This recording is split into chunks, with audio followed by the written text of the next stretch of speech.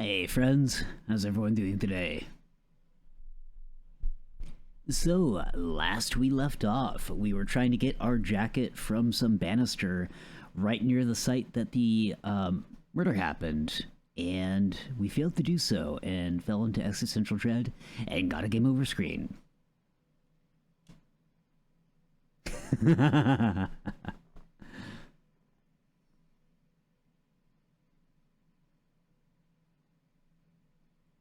That being said, I think instead of trying that again... Oh, hold on. There we go.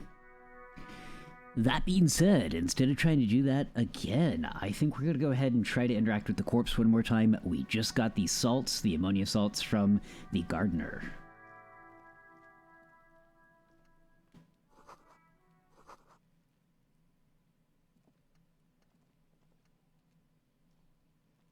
There he still is, looking right through you with his white eyes. The body below is entirely dedicated to that corpse smell. Emitting it is all it does now. The ammonia only makes it worse. The combination of ducts.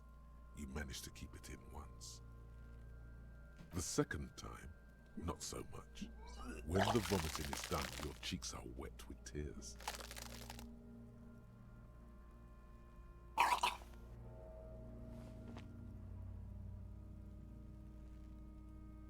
Nor does the wind right now. I've seen strong men turn themselves inside out for hours. You are facing tough odds here. Alcohol withdrawal makes it considerably harder. Why can't I keep it in if I've been a cop my whole life? This is bullshit. I don't want to do this anymore. I don't want to be a cop. Can't we do something else? Hey, Ring King, how's it going, buddy? Thank you again for the very, very, very cool icon. Folks, if you notice in the bottom left-hand corner of the screen, I now have a really, really, really cool-looking icon thanks to Ring King here. Thank you again, friend. I really appreciate it.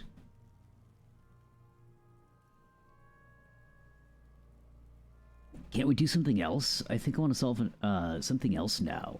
Do it with Mount... Go ahead and choose the first one. I've seen captains puke their guts out. It never gets easier. You never get used to the smell. Every Monday is cadaver day. Throw up, investigate. Throw up, initial autopsy. Throw up, baguette. Oh my gosh. Then drive to the station. Maybe throw up on the way there if you didn't bag the thing tight enough. I think I've lost my sense of smell. A white lie. Not being hungover helps too.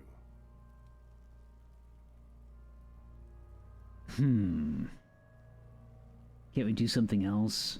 I think I want to solve something else now. No. This is a two-man assignment because it needs 2 officers to complete. I need your help. He withdraws his hand, looks you in the eye. You need to get your shit together. Okay. We should go talk to the locals. Find something else to do while the wind changes. It's pretty bad right now. Thought gained. Volumetric shit compressor. I'm sorry, what? I'm sorry, what?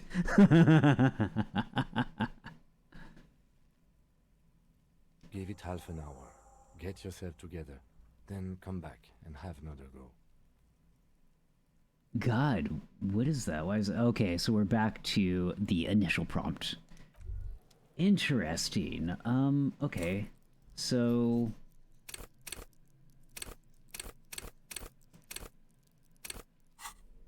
give me a few moments to get my bearings on the menu navigation, because I actually don't remember.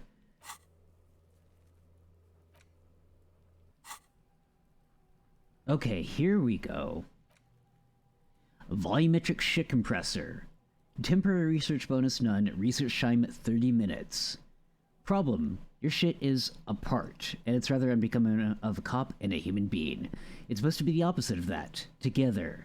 Compressed in a small area. To achieve a solid level of shit compression, squeeze your butt cheeks together for 30 minutes. Do something similar with the 2 hemispheres of your brain. talk to people. Maybe that will help. Huh. All right. So I guess now we're going to go ahead and start navigating and, I don't know, exploring, I guess. Let me a quick save really quickly.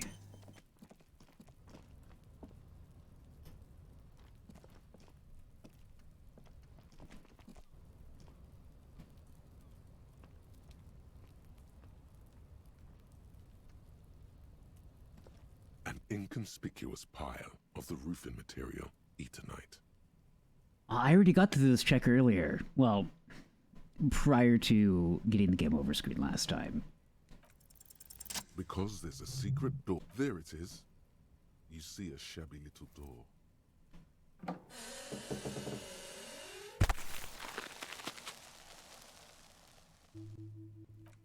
Okay. What is this then? I'm going to try to get through this little area very quickly, just because I have been here before. Like two baby crocodiles.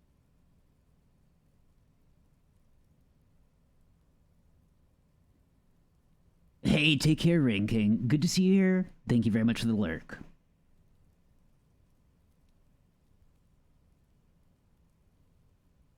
It's pretty clear a normal cop is not what you are. What's up, Marky?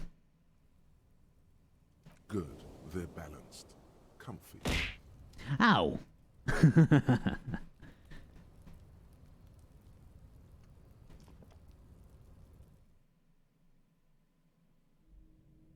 You know, ever since the, oh, hey, thank you very much for the himbo shirt. I appreciate it.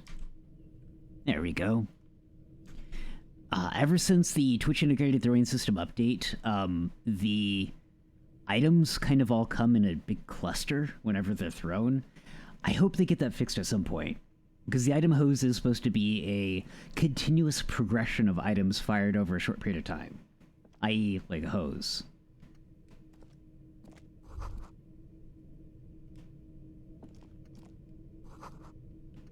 Okay, so we've seen this already. Let's go ahead and head upstairs. There it is.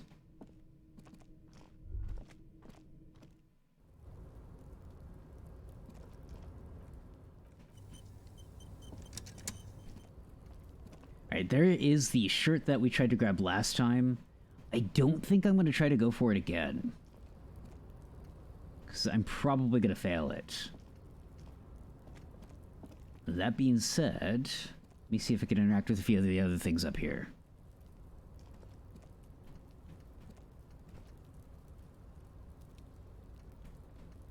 I want to interact with the little, water tower, if it lets me. I don't think it's going to. Nope, it won't. That's okay. Pardon me, Kim. Thank you.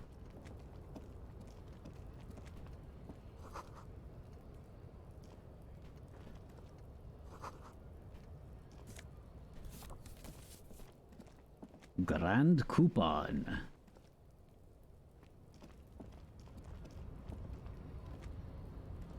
I can't see myself.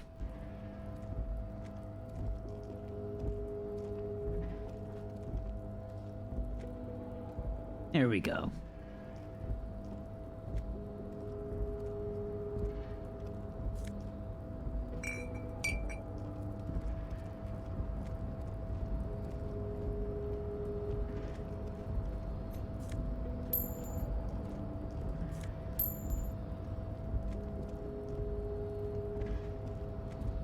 Not sure there's going to be a whole lot else I can interact with up here, aside from trying to grab the coat. Which, you know what? You know what? Let's go ahead and do it.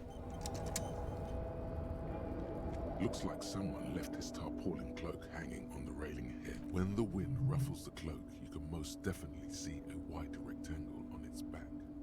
You son of a gun, it's a cop cloak. Yes, it's probably yours. It bears the RCM insignia, and you have a habit of being careless with your equipment. You could probably make the jump. You look like you've done some track and field in your day. The wind is aggressive up here. The lieutenant looks at the enormous crane towering in the distance. That machine is a Kvalsund 1020 HK. Is it? Qualson makes a lot of heavy equipment, but this is phenomenal, even for them. But I digress. We were focusing on your cloak here.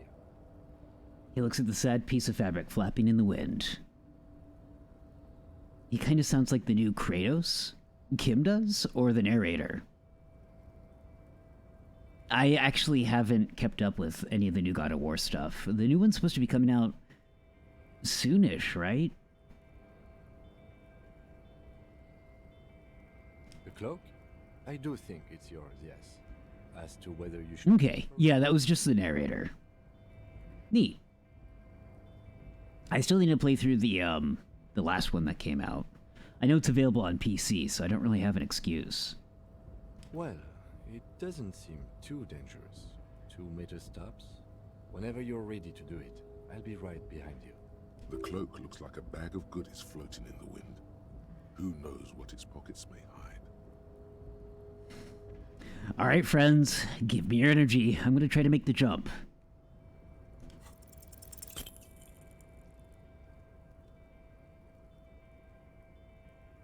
Go, go, go, go, go. God damn it. Nope, no. That's still too high. What were you thinking? You're not a gymnast. You're a boxer. And you've climbed way too high up here. You could have died there. Shit, shit, shit, shit. I'm failing you. This wasn't part of our deal. Okay, how do I get to my equipment screen?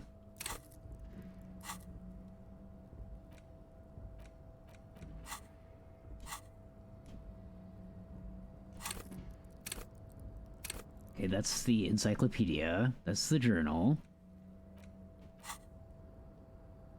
It's my thought cabinet. Like, it's not... Yeah, the satchel's grayed out, so... Hey, hey! What happened? Oh, I have to wait until I'm outside of the dialogue. That's obvious. Okay, gotcha. I understand. We can always come back when you are feeling... Okay. There we go. So we want to do what? Interact?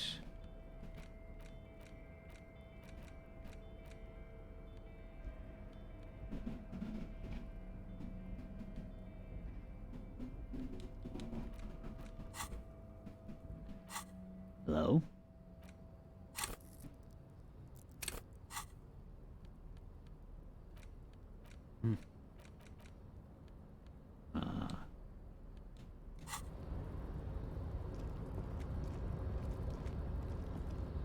Oh, I see. No, I don't see. Okay, never mind. Huh, okay. Well, it's whatever. So I picked up the item on the way up here that's supposed to be for healing myself. I thought it was going to be in my inventory, but apparently not.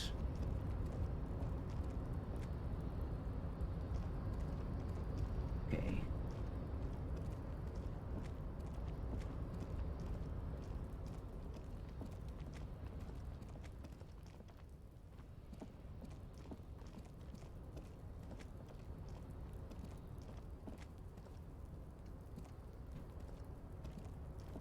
No, don't go back up there. Like, it's right above me. Just stick your arm up and grab it. Oh, well, whatever.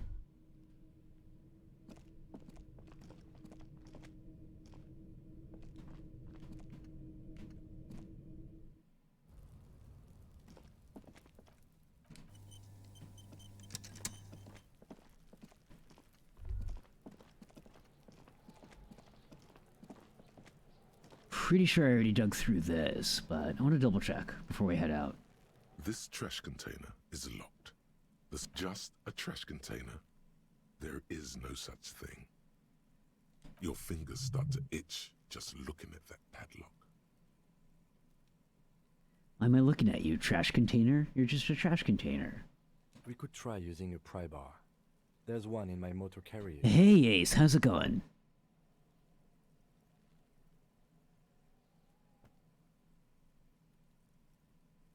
Or, Lieutenant? Or we could ask for a key from the manager of the Whirling in Rags. He probably has one. Sounds like a good idea to me. He might also have information. This is better than the pry bar idea. Okay. The letter R wears a crown. On a ribbon below. A light above descending.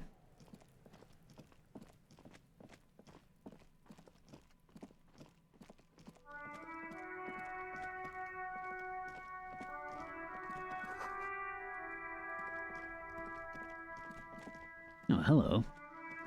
Hello, sir. Step right in. The store is open. Young girl with chubby red cheeks waves at you, smiling. Her nose is also red from the cold. I am the law. Hello. Are you interested in a new and exciting book? She stomps her feet to feel warmer. What kind of store is this anyways? Is it okay if I ask you some questions? Okay, sir. I'll try to answer any questions you have. I hope they're about books. How's the game? So far, pretty spectacular. I'm only, I think, maybe 3 hours into it. A good chunk of it was arguing with a little kid that called me some pretty bad words.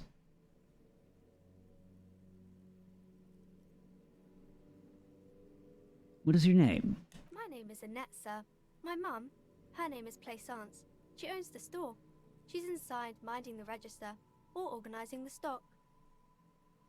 The girl gazes at the window that suddenly jolts, her eyes wide as if recalling something. Feel free to step in and browse our wares. You're standing out here in the cold because? I'm signalling that the store is open. Otherwise, people might not know. They'd miss out on the crime, romance, and biographies of famous people. I should have a word with the store owner, maybe. You're such a good trooper you are, already learning the value of hard work. I could help by brutally dismantling the free market. Oh no, sir. I'm happy to help Mum by luring in customers. Besides, I have some hot juice in my vacuum bottle to keep warm. What is your name? Shouldn't you be in school or something? What is romance? I do my studies at home at the moment. I have to help Mum keep this place running. Isn't going to school more important than this? Mum says it's necessary to do both because it builds character. Mum says a proper worker is dutiful. That's how you get ahead in life. You succeed. There is stress and unease behind these words. She's reciting etiquette. How's the business going? Mum says it's peachy. She was a little afraid at first. There's talk about this house being cursed. Cursed? In what way? Good to hear it's going well. I'm sure there's nothing to worry about. Cursed in the way that makes them say that no business has ever really thrived here, sir. That they all go... Hey, Kisa, how's it going? Let me give you a quick shout out.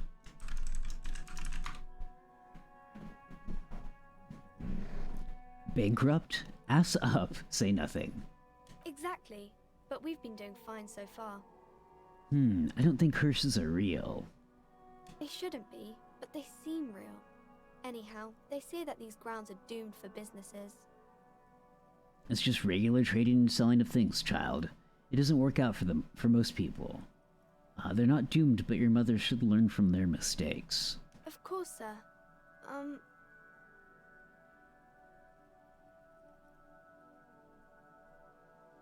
Okay, bye. See you around, Annette. Hey, Luna, how's it going? Building is on fire. Not yet it isn't. I haven't gone in.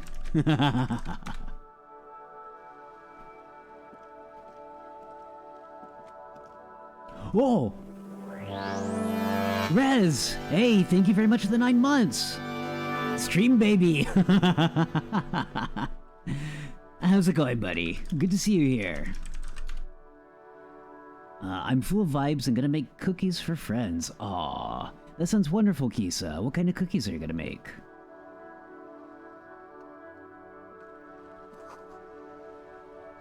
This book has a rose, a pistol, and a half-naked dame on its cover. Nice. This book is about pate. Ew. This book, you don't really understand what it is about, nor does it seem important. A book about Viadero culture. It promotes freedom and roaming upstream.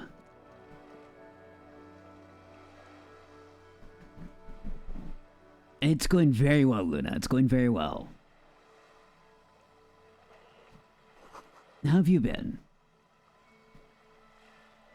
A book about the future. The government reads your mind using radio technology.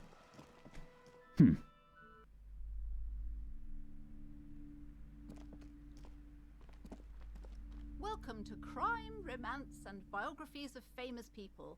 My name is Plaisance. The clerk extends a greeting. Be welcome, and please take responsibility for the energy you bring into this space. Excuse me? Before we go on, you seem to be well off enough. Can you give me some money? I feel there won't be an opportune moment to ask later. Oh my goodness. So, are you the owner of the store? I am the proudest owner of our little shop of culture. Aw, I love that, Luna. That's really cute. What if I want to buy a book? The girl outside mentioned that this place is cursed. Your daughter's the one standing outside the store, right? Then why are you talking to me? Everything is on the shelves to browse. Don't you feel compelled to buy anything? See those shelves there? Go. Be drawn. Everything is on the shelves. Take a look yourself. The shelves compel you, don't they? So, what type of books do you have? Everything is on the shelves. Ah, okay, it's just gonna She repeat. smiles and nods, seemingly relieved. Annette, yes, my daughter. I hope she wasn't slacking off again with her nose in science fiction. Tell me, was she at her post, doing her job like a proper girl? Yes, of course. Wonderful. Did you talk to her? Yes. Great. On a scale of 1 to 10, Oh my how God. compelled were you to buy books after talking with her? Then she's certainly very polite and helpful. I'm not going to grade a human being. I don't do that. I mean, I want to help out the little girl. She did a really great job. I liked her excitement and energy. But at the same time, like, the last one is the proper response, in my opinion. Come now, it's not personal. It's about proper sales practices and market research. I expect an answer. Okay, fine. 10, obviously.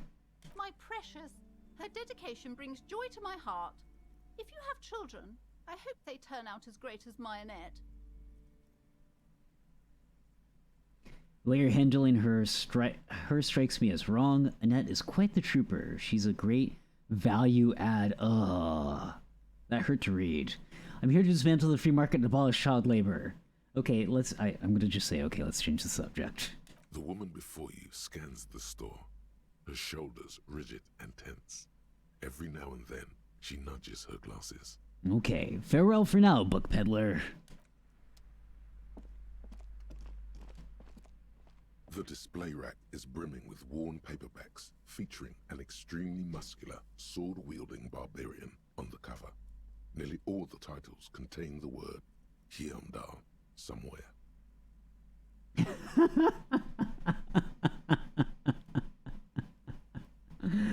Storekeep, tell me about the Muscle Man books.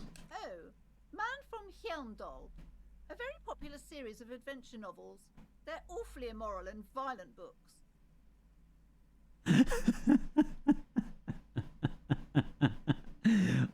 Why are they so popular? Blood and violence, scantily clad women, epic narratives, all those mystical things he encounters. They're bound to grab those with little imagination and nothing to do.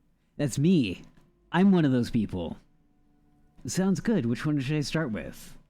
What does it matter? They're all the same. However, the customer is always right, they say. Yeah, I'm always right. If you're a novice of the series, I'd recommend Hyundalaman, the man from Hyundal. It's supposed to be a good introduction to the series. I don't have enough money. Okay. Rows and rows of Hyundalamen blur your vision. You make out some titles. Man from Hyundal and the Mammoth Riders. Man from Hyundal, Return to Hyundal.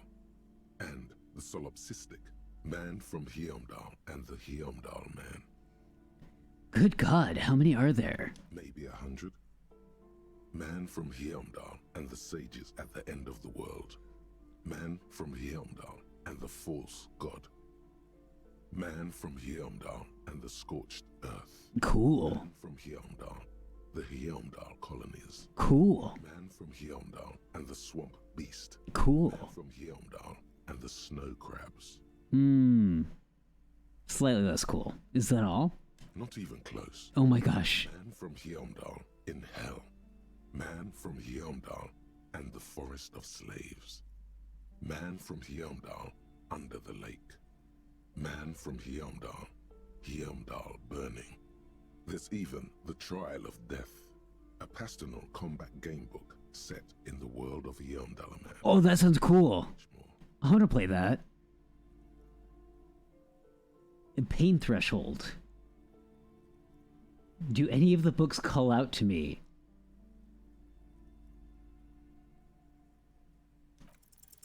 Nothing of interest. Only silence and the cosmic background pain radiation.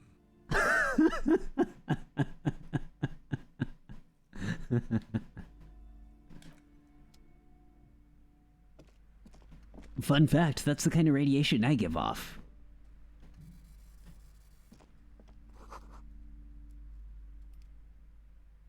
Hey, Carmine, how's it going, buddy? What kind of cop are you? Apparently a really shitty one.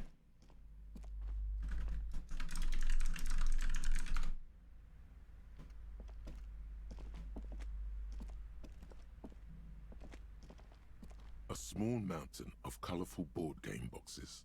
There are numerous types of games for all ages. A lot of shelf space seems to be taken up by Wirral-related merchandise. Storekeep, what board games do you have here? Wonderful board games, sir. The Viticulturist is a classic for sure, or perhaps you'd like Archipelagos of Insulinda, a very educational game for those interested in geography. So for those that don't know, I'm actually really into board games. Like, I've got a very extensive collection. Both of those sound like games I'd probably actually love to play. Browbritter is a fun game of economic competition, but can get quite intense after a while. We have games for the whole family. You can play with your children. Look at me. Who'd want to have children with me? I don't feel as if I have any kids. Yes, kids, friends, chicks, I have all of those. Friends are technically like family. For playing with friends, I'd recommend Suzerainty. It's a civilization building game where you build a civilization, then set off to brutally colonize and repress other civilizations. That's at a cost of half the hour. So what about all these whirl things? Lousy auras there. No, role-playing games are popular among those types. You know, who are into those kind of things. Personally, I don't like it. Not at all. I love role-playing games. Hey, Valcora, how's it going? I've heard they turn people into occult enthusiasts. That they have rituals where they try to summon entities. Highly immoral stuff. You can still buy them, though. Do it, summon entities. An endless variety of source books, lore books, and codices. That's me, I'm entities. The topmost book is titled Welkin Compendium, 2nd edition. There's also a large hardbound tome with intricate cover art, The Hunters of Katawak, Boreal Creature Compendium, and a Pick Your Path adventure gamebook titled Tales of Wirral, Cavern of Velkrag. Velkrag. I'm doing great, Valcora. Books in a board game section? Who wants to read books? Anything really catches my eye? Maybe I'm not really into this binoclard stuff. There's a box that says Wirral, 3rd edition Mega Setting Supplements Module. The side panel notes, a fantastique adventure board game, new maps and miniatures. A sticker on it displays 25 real. That price is steep, but then it's the 3rd edition Mega Setting Supplement, so it makes sense.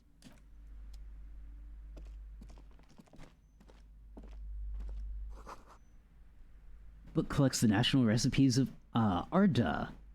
They're all about lake trout. Ooh, I do like fish.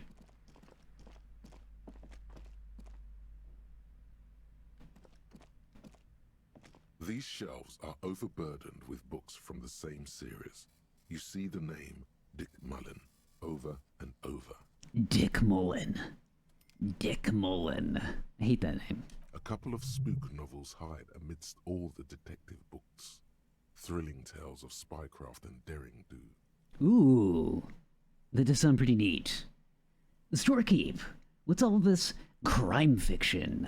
Oh, crime, robberies, murders, even sexual crimes.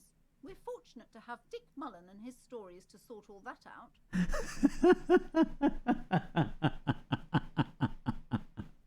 You're a police officer, apparently. You should buy all of these. They really do teach a person how to be a proper detective. Crime fiction is a disgrace.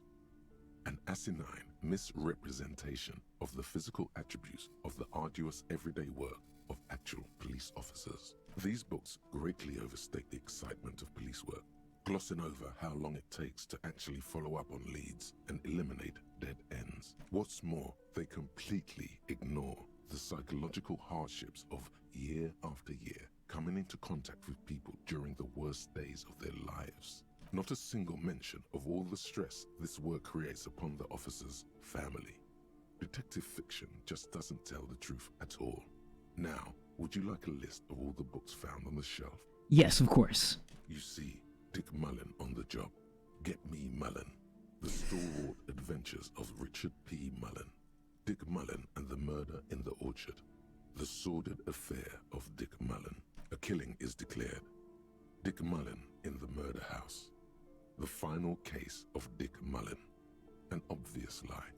Dick Mullen in the Clock Tower. The Ordeals of Dick Mullen. Dauntless Dick. Dauntless Dick. Dick Mullen's Funeral Pyre. The Murder of Dick Mullen. Yes, there's also The Dame Who Did It. Farewell, My Mullen. Faking death seems to be a common trope in the Mullen series. The morbid tales of Dick Mullen. A dark tide turns. Tragedy calls for Dick Mullen. Another one with fake death. And, of course, Dick Mullen, the murderer. In order to catch a murderer, Dick Mullen must become the murderer. Ooh, that sounds cool. After all this, you still haven't found the answer to the one question that matters. Who is Dick Mullen? Your quick eye notices a small caterpillar crawling across the spine of a book. The title reads, Dick Mullen and the Mistaken Identity. What do we have here? Mistaken Identity. A worn paperback from Dick Mullen's classic hard-boiled phase. Ooh. The premise seems to be that Dick Mullen is framed for the murder of his best friend and has just a few days to prove his innocence. Why does this speak to me? Could it be the motifs of unstable identities and shocking betrayals? That's probably right. I'm a complicated guy, full of contradictions. Then this is the book for you. Ah, I'm poor. Gosh darn it. I came just in time to hear about Dick. I'm happy for you, Falcor.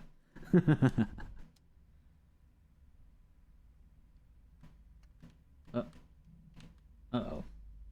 Game?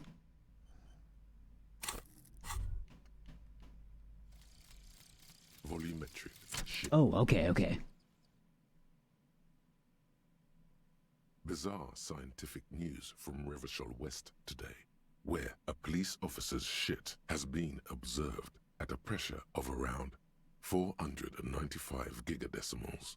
These metallic hydrogen levels of shit togetherness were thought to exist only at the center of collapsing stars. Like the one I was born from. Officials. It remains to be seen how long the shit singularity lasts.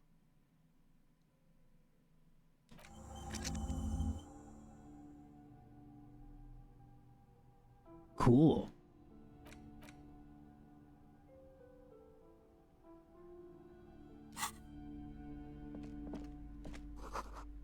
quaint picture book brochure, very colorful. It's a tome of fascist magic, rather candid. The plaque on the shelf reads, Biographies of Famous People. You see a large variety of names, none of which ring a bell. Storekeep, anything of note on the shelf? I would say... The Greatest Innocence. Yes, most certainly. It's an important educational tool, delving into the depths of history, religion, and their relation to innocentic power. Who or what is an innocence? A very influential historical figure. But surely I don't have to tell you that. You're a law officer, and law officers have at least some education. Yeah, definitely. The book is also very daring. The author aims to re-examine the universal understandings of the innocentic system, creating a fresh vantage point and a shift in the tired order of things. I thought it was about which of these innocences is the coolest and greatest. So you recommend it? Certainly. It's prudent for a person to have at least an elementary understanding of history and society. Imagine the chaos we'd be in otherwise. You feel like you should get this one. Definitely. It's important somehow. There's something personal inside.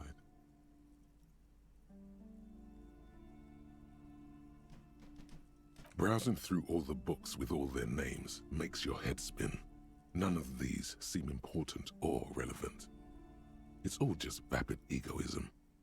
Suddenly, a particularly odd title catches your eye. It reads, High Speed Love, the tragic true love story of Jacob Irv and Alfie Delatraz, by one Cecilia Averbrook. High Speed Love chronicles the romance between two of the finest tip-top tourney racers in history. One of them is the madcap driver, Jacob Irv. His blonde mane graces the cover. Next to Irv's life story, you see a slim biography of an Occidental rock star called the Anti-Star. Oh, that's a cool name. Shooting morphine into one of his eyeballs. Oh. And cocaine into the other. He sounds rad. Next to that, Rivasholian radio personality Guillaume Bevy stands in front of a rundown drug den. He's a permanent fixture on Channel 8, reporting on real-life crime and ruining cops' days. I really must insist you buy one of the books. Reading them is not for free. Do still browse, though, but not too long. I'm sorry, I did not mean to rush you. You are browsing. Go ahead. Take your time. Time is commerce. This bookstore is not strictly about crime, romance, and biographies of famous people. There's also a wide range of paranatural literature. Storekeep, what books are these? Sir, please, no browsing in that shelf. That wisdom is not for free. I can't have you end up, like, opening a police store next door and stealing my customers. Oh no! Amidst the various books, you find one written by someone named Matthias W. Dundas. It's about wholeness, unity, balance. These three things are very important to the working class mind. The point of the book, and many others on this shelf, is to give people medicinal advice in situations where they don't have access to paid health services. Interesting. Various paranatural books still litter the shelf. Another boring book, just discarded here. Okay, well, we got our volumetric shit pressurizer, whatever it's called. So I think we're set to head back to the corpse.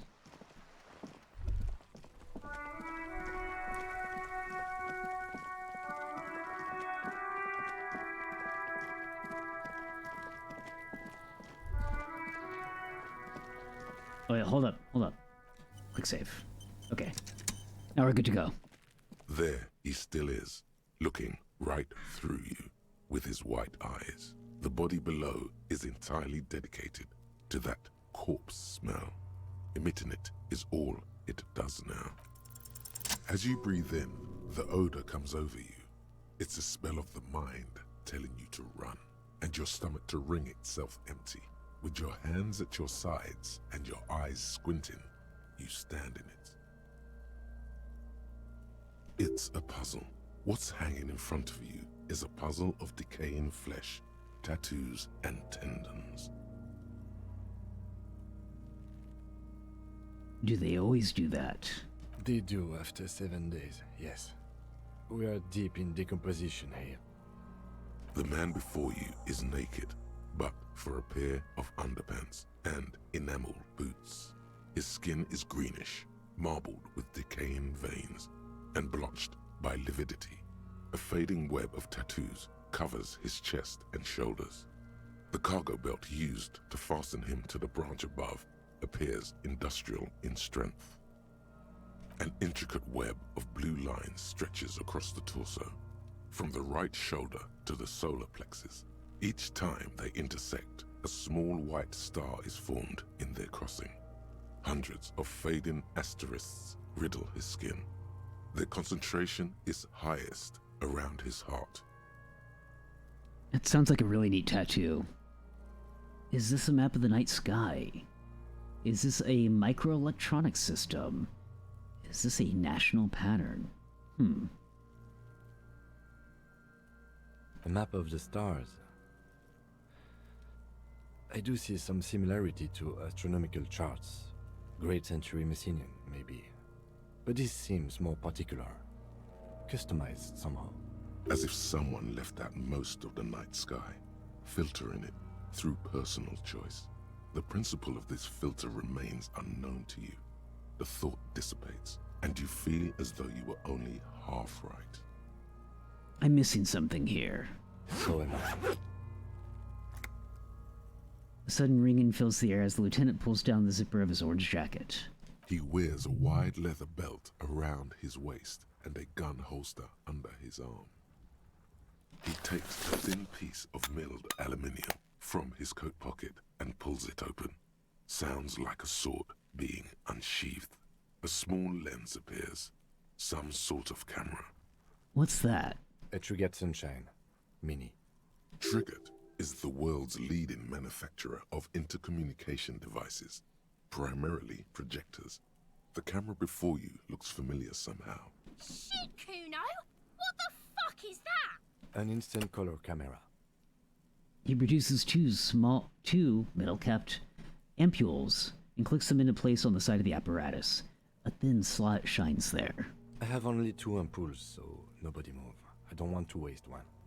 He points the camera at the corpse, peering into it. The lens needs adjusting. Then, A sound, a shrill flash, followed by the breaking of a small ampoule of glass. You see streams of color pour onto the thick, glossy piece of paper, rolling out. neat. In case we need it. The lieutenant says and shakes the paper, letting it dry in the cold wind. On it, a color-perfect copy of the dead man's tattooed chest. It contains insight to the victim's person. By his build, I'd say this was a man of physical violence. The story he wanted his body to tell was important to him. It is his letter. To us. Someone should decipher it. We'll need to show it around. Can I have it? I should look at it later, without the corpse smell. I'm gonna let him keep it. I feel like I'm probably gonna lose it. Here, a souvenir. Don't lose it. Oh. Okay. The glossy-eyed corpse looks by, his mouth mute and his skin as colorful as the chemical rainbow on the photo paper, teeming with opportunistic organisms. The hangman's knot is pulled tight by the weight of the corpse below. Yellow, hard-edged polyester cuts into his neck. Above, a sliding buckle ties the belt to the branch. This is a steel-reinforced cargo lashing belt, big brother of the regular cargo belt. It's used for tying cargo under 6-rotor airships. Don't ask me how I know, but this is a lashing belt used for airlifting cargo. Airlifting. I thought it was used on lorries for strapping cargo to them. Apparently this is the reinforced kind for the air transport. My brain tells me so. The local harbor uses 6 rotors to shuffle containers around. I get the sense they use whatever was on hand, without paying much attention to not incriminating themselves. We're assuming dock workers from Harbor did it. They sure wanted him to stay up there. The rope is reinforced with steel wiring. The brief suggested as much, politically motivated by the ongoing strike. Did you not get a briefing? Yeah. No, they might have forgotten to brief me. My past has undergone total annihilation. Nothing remains. My mother, the love of my life, certainly not a briefing. Okay, you should ask me for one the first moment we get. I was afraid it would be. Thin steel wiring, parallel strands. This makes getting him down more problematic than I had assumed. How did they even get him up there? A noose is one of those things that's easier to use one way around. He points to the buckle, tying the belt to the branch above. I think they lassoed the branch, then pulled on the belt. Buckle closes. It's what I would do. Seems easier than climbing up there. Could be. The shape of the branch supports the theory. The cadaver hangs from the cargo belt, limbs limp and torso covered in tattoos. Hi, NK. How's it going? How's your movie?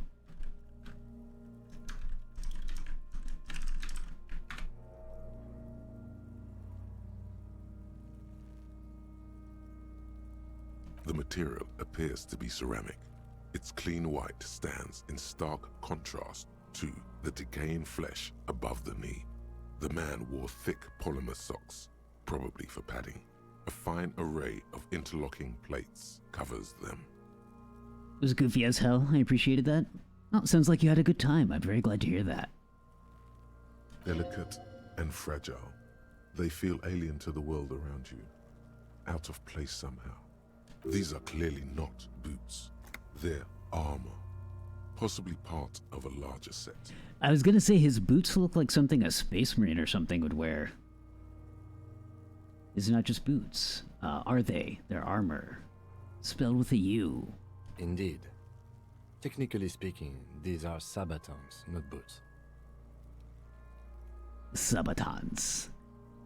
Oh, the lieutenant uses a memo technique, A6. That's not just any notebook. It's a classic. Forget about the notebook. Tell me about the armor. Thanks. Super useful to know. It's all you, baby. What kind of armor is this exactly? Ceramic plate. Zirconium dioxide, most likely. This is where the make would be. Where? Under the heel.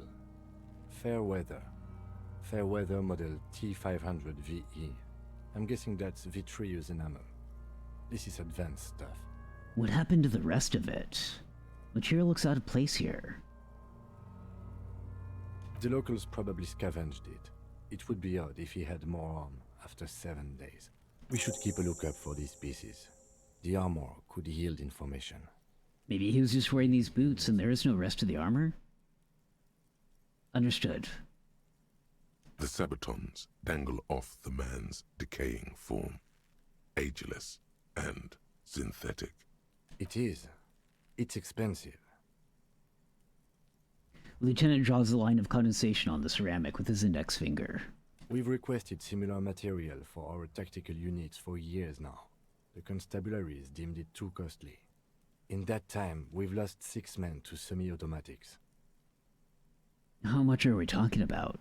For a full set, about 4 years of wages. Oh my goodness. For the northwest region of Revachol, an officer's average yearly income is 5,500 real, unadjusted for rank. Wait, my yearly pay is 5,500 real? Not too much, yes. Pathetic. I need to hustle more and hate less. It sounds puny. No wonder I can't pay my hostel bill. It's a sorry situation, I agree. How could this man afford such expensive hardware? That's for us to find out. Mr. Gart implied he was security personnel for the harbor company. This confirms my own assumptions. Initial report? It's like pretty advanced for a security guard. Just something I scraped together from my station. An area report on Martinez. I'm sure you did the same. I agree. This equipment is way beyond what a guard can afford. A small bell-like sound fills the air, like tapping on the side of a porcelain cup. Sounds fragile. It's anything but. This material is a kinetic redistributor. It spreads kinetic energy horizontally, from plate to plate, dissipating it entirely. See? Faint, organic lines cover the plates where they separate into smaller ones. These plates then divide into smaller plates until there are hundreds of them altogether, like whirls of floorboards. The design looks organic, influenced by highly resistant wood materials, like lignum vitae and ebony perhaps. What does this remind me of? If trees were made of porcelain, this is what their cross-sections would look like. The smooth, glossy surface fractures into ever more intricate interconnections, peaking on the right sabaton, where you notice the whirls are in the shape of a letter and number combination: E50, 100, 1000. Looks like there's a serial number on the right sabaton. Ow. Hey, Chad, how's it going?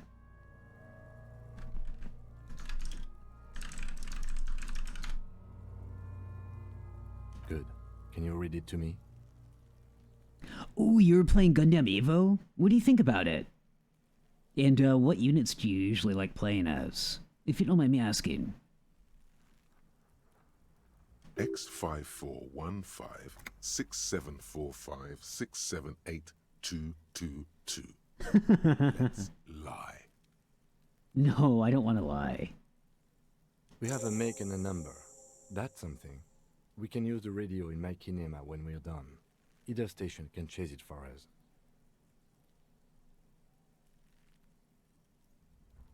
The stench fills your nostrils. As you push downward, an ominous creaking sound comes from above. Stop! Lieutenant's voice is sharp. He looks at you with the boot under your arm. Pig's gonna pull his head off. Brutal! Oh, this is a bad idea, isn't it? I'm gonna let go of the boot. What's wrong with you, asshole? Why is he letting Goku know? I don't know, baby. I don't know why he's such a... Oh. It's fun here and there. Yeah, I agree. It's not a game I'd take seriously, but it's fun to play with some friends. I really like using the Pale Rider and I think it's the Ashimir. I play Guntank a lot, but haven't really clicked with any of the Gundams. Guntank is surprisingly fun too. Officer, if I may ask, what were you trying to achieve by putting on the deceased foot? Nothing. I wasn't thinking. The cadaver slowly twists on the cargo belt, his torso covered in tattoos, and extremities blotched pink and blue. His eyes are milky white and blind to the world, protruding comically from their sockets. There is no one home, just subaquatic terrors there. Dark brown hair grows on his head. His face is ready to explode from the organic processes inside. The death's head grin has passed. What remains is an unrecognizable mess. The corpse is dead silent. You have no idea why you just said that. Who is he? He is male, 40 to 50, with an athletic build. The corpse looks right through you as you distance yourself from its stench. Eyes like a shark.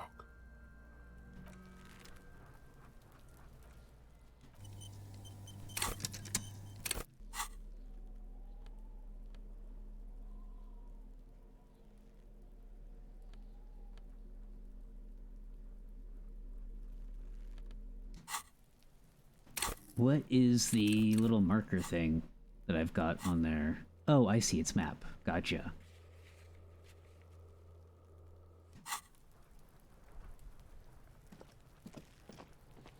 Okay, I'm gonna quick save, and then I'm gonna talk to this horrible little child again. Fuck does Kuno care? You found Kuno's secret door to Kuno's secret shack. It was closed for 5,000 years. How the fuck did you get in? I phase shifted through the roofing material. I pushed the panels aside, Kuno. And then what? You fucking there?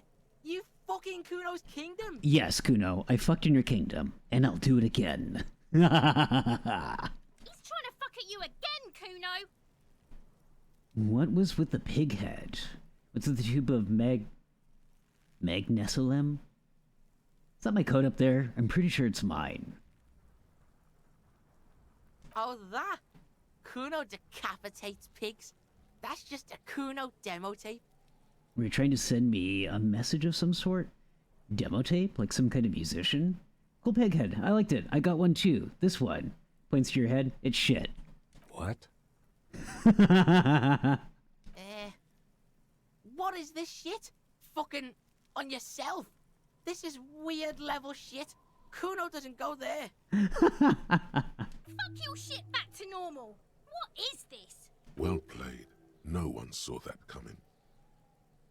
It's a vitamin pig? Don't you know anything? Looks like he looks at you like he just pointed at the sun and asked what it was. You could use some. It's magnesium, right? Yeah, it's the mag. You fucking need that shit to stay on top of your game. Kuno goes through like a tube a day, rips mag like a motherfucker, and you could use a battle. Oh, don't teach him, Kuno! He's gonna use it against you, Kuno! Come on, it's just magnesium. Don't mystify it. You're not getting this, pig. It completely takes away the hangover. It's like you didn't do anything. Like you stayed home playing with your choo-choo. Fuck you, pig! Don't do mag! You're gonna OD and you're gonna fucking die! Is it? You got pretty fucked. Kuno's surprised you've still got your head after all that. After all, what? Don't sweat it, drunk pig. Kuno will keep your nasty secrets. Kuno's not snitching. He's saying you climbed up there. He probably saw you do it. Yet, that conclusively explains how the coke got up there.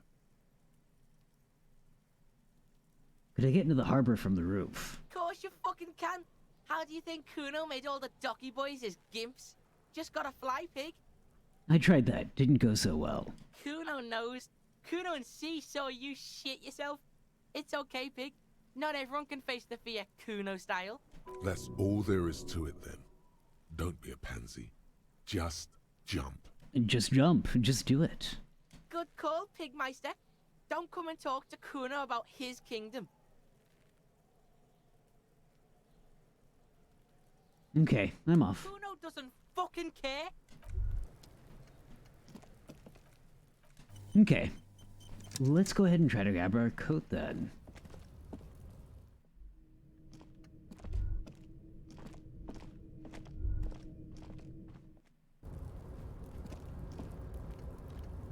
Is it gonna automatically walk me up there? Yes.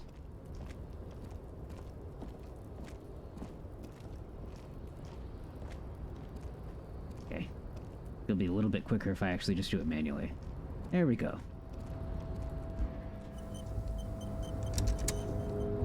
A tarpaulin cloak with possible RCM markings is still caught on the railing.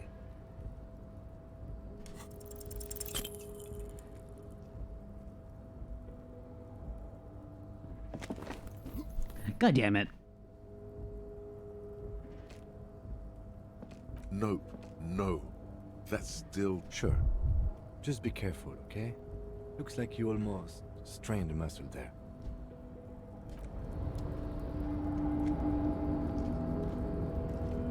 A tarpaulin cloak with possible RCM markings is...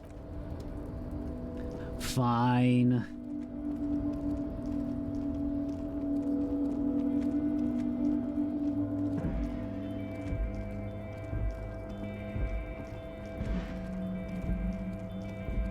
Okay, we'll head back down, we'll go inside the hostel, and we'll talk with the manager guy behind the counter again.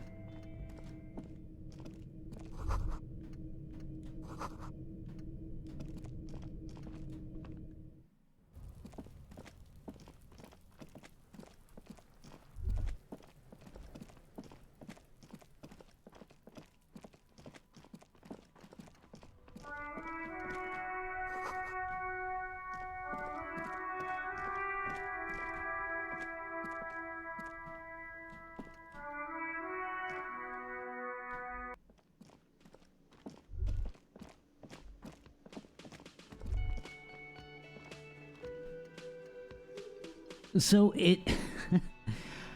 You could basically just walk underneath it, and at least from the game's depiction of it, it looks like the main character should just be able to reach up and grab it, but I don't know. Can I help you?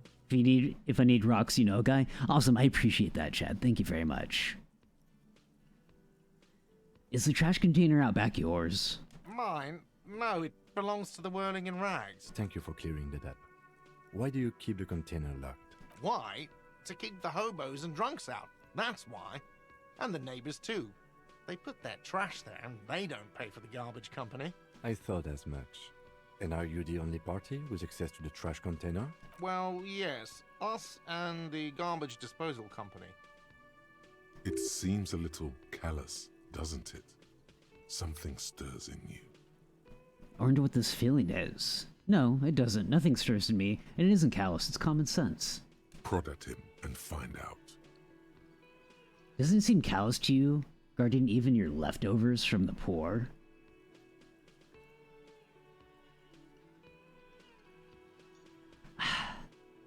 I've got a theory on what's actually going on, or at least who the main character is, but I don't want to say anything because I don't want to risk, like, being right or anyone potentially spoiling anything. On that note, to anyone who has played this game, please, please, please, please, no spoilers. Callous? What are you? Kras Mazov? Almost all establishments in Revachol keep their trash locked. The Whirling in Rags is not special in that regard. Krasmazov, nom de guerre, was an economist and a historical materialist. He was a leading figure on the Graz side of the Centennial Revolution, where he headed the 9-day government. Mazov is considered the father of scientific communism, Mazovian thought, or Mazovianism.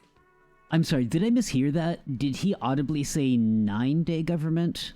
Because the text says 11-day government. Am I mishearing things? Did I make that up? Yeah, that's what I thought, Carmine. Yum yum, tell me more. He killed himself. Oh. Maybe, am I Krasmazov? What are we talking about? Was this not about the trash container?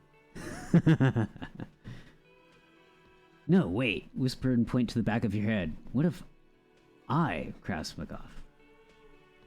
Was there something you wanted? We need those keys. What for? Mazov? Are you planning to nationalize my trash container? It concerns the case. Please cooperate. Just bring them back once you're done, please. See something here at the Whirling Guard. I think I need to talk about. What thing? Saw a sign that said the mess hall is reserved for the Union. Oh my goodness! Des, hey, how's it going? Hi Raiders, I'm Votum Still Armed, Eldritch Starbeast, and your favorite squatted space dad. Today we're doing our first playthrough of Disco Elysium. Carmine, can we please shout out Des? Des, how's the rest of Dead by Daylight? It's time to get hydrated? Hell yeah! Actually, that is probably a good idea. One moment.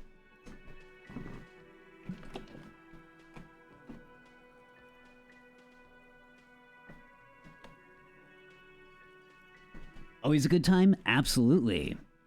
Were you playing as a survivor or killer mostly?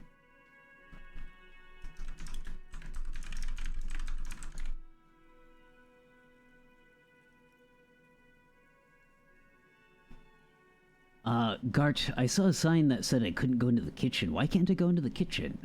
Something else I want to talk about. Let's do the first one. Yes, not the whole damn Union, thank God.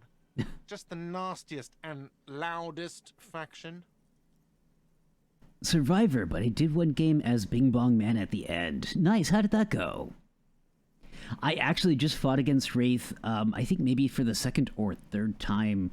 Actually, it was during our collab that we were doing last week. He's very scary, very scary. Oh, they're very cute though, and hooked on you. Body blocking saddens me, but it went good. Aw. They come here in the evenings. Dumb, unruly types. think they're big shit. But they're good customers. They place big orders and always pay on time. We should find out who this Lord faction is, occupying the booth. Loudness means talkative, and we need info. How do we find them? Is Wraith considered is he like a popular killer? We don't. We have to wait. They'll show up sooner or later. Men get hungry, even striking men. If not today, then they'll be here tomorrow. There are these things called days. You sleep between them. He's saying they'll come after you've slept. Just making clear you got that. What are you, a cook now? That's none of your business. Yeah, since I've only really played against my friends, I don't really have any good bearing on what some of the more common or popular killers are.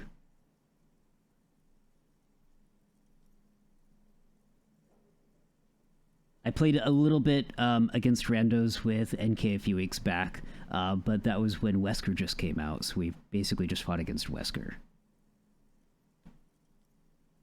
Maybe I am a cook. I have a search warrant. But there might be something pertinent to the investigation in the kitchen. He wasn't pan-fried. He was lynched. What could the kitchen possibly have to do with... He changes his mind. Fine, okay. The kitchen is closed until 1 p.m. because the cook is working. You can snoop around after that, if you must. When I played, he was pretty popular in average play, but was a unicorn killer in high levels. What is a unicorn killer? What?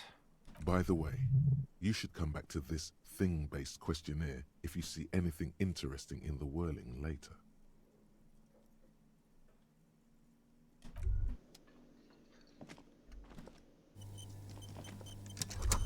Menu has been wiped clean. Only the word Monday is written on it.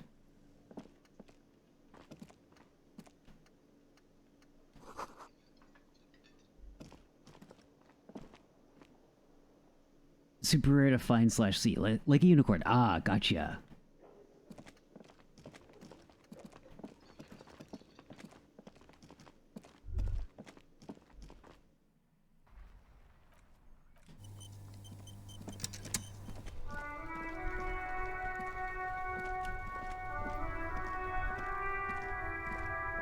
Before you stands a motor carriage. The bodywork is covered in blue and white livery, bearing the number 57. Vapor emanates from the large engine on the back of the vehicle. It hasn't had time to cool off yet. This must be the infernal machine that tore you from oblivion. The Caprice Kinema motor carriage. In the cabin, you are welcomed by a set of steering levers, a radio microphone on a hook, a pull-out toolbox under the seat, and the soft glow of the fuel preheater gauge. A scent of leatherwork and heavy fuel oils washes over you. Pick up the radio. Pull out the pull-out toolbox. Run your fingers over one of the steering levers. Tap on the fuel preheater gauge. The frequency tableau lights up, and the green button labeled Prime Line glows like a feline eye. And then you hear something. The soft purr of electrical kittens. Radio waves cast far and wide over the metropolis. A woman's voice greets you through the static. This is Precinct 57. Hello, Lieutenant. How may I assist you? Hello, Alice. Please assist our colleague from the 41st Precinct here. I'm putting him on. Operating the radio is easy. Just be confident. You've probably done it 1,000 times. Come in, dispatch. Come in, dispatch. Come in, Delta 10. This is Firewalker. Copy. Hi, Alice. This is Officer from 41st Precinct speaking. Nice to meet you. This is Officer Alice Demetri, Precinct 57. How may I assist you? Under the green Prime Line, a yellow saved button catches your eye. You wonder what the Lieutenant's default radio station is. Could you connect me to the 41st Precinct? I have something I need to report. I need you to connect me to a civilian. Sylvie, she may have reported a murder. Could you run a serial number for me on a pair of armored boots for me? Sure, officer. What's the number? And the make of the armor, if you know it. E50.100.1000. The make and model of the armor is Fairweather. T500/VE. Got it. I'll contact the ICP database immediately. Call back tomorrow. Hopefully they'll have dug up something useful by then. The International Collaboration Police, ICP, is an inter-Isolari law enforcement service, the crown jewel in the moral intern diadem, alongside EPIS and the coalition government. Just a second, officer. She puts you on hold, the static crackling softly like a bonfire. After a while, you hear an old man greet you from the radio. His rattling voice is oddly familiar. 10-2, 10-5, this is 41st, come in, over. The man uses relay code. You've got this. You're a cop, and cops know relay code. 10-4 station 41. I've got a urgent business, over. 10-4, message received, 10-5, relay message, what's your status, over. Just reporting in, over. 10-18, state your message, sir. I need to report my badge missing. I'm in dire need of financial assistance.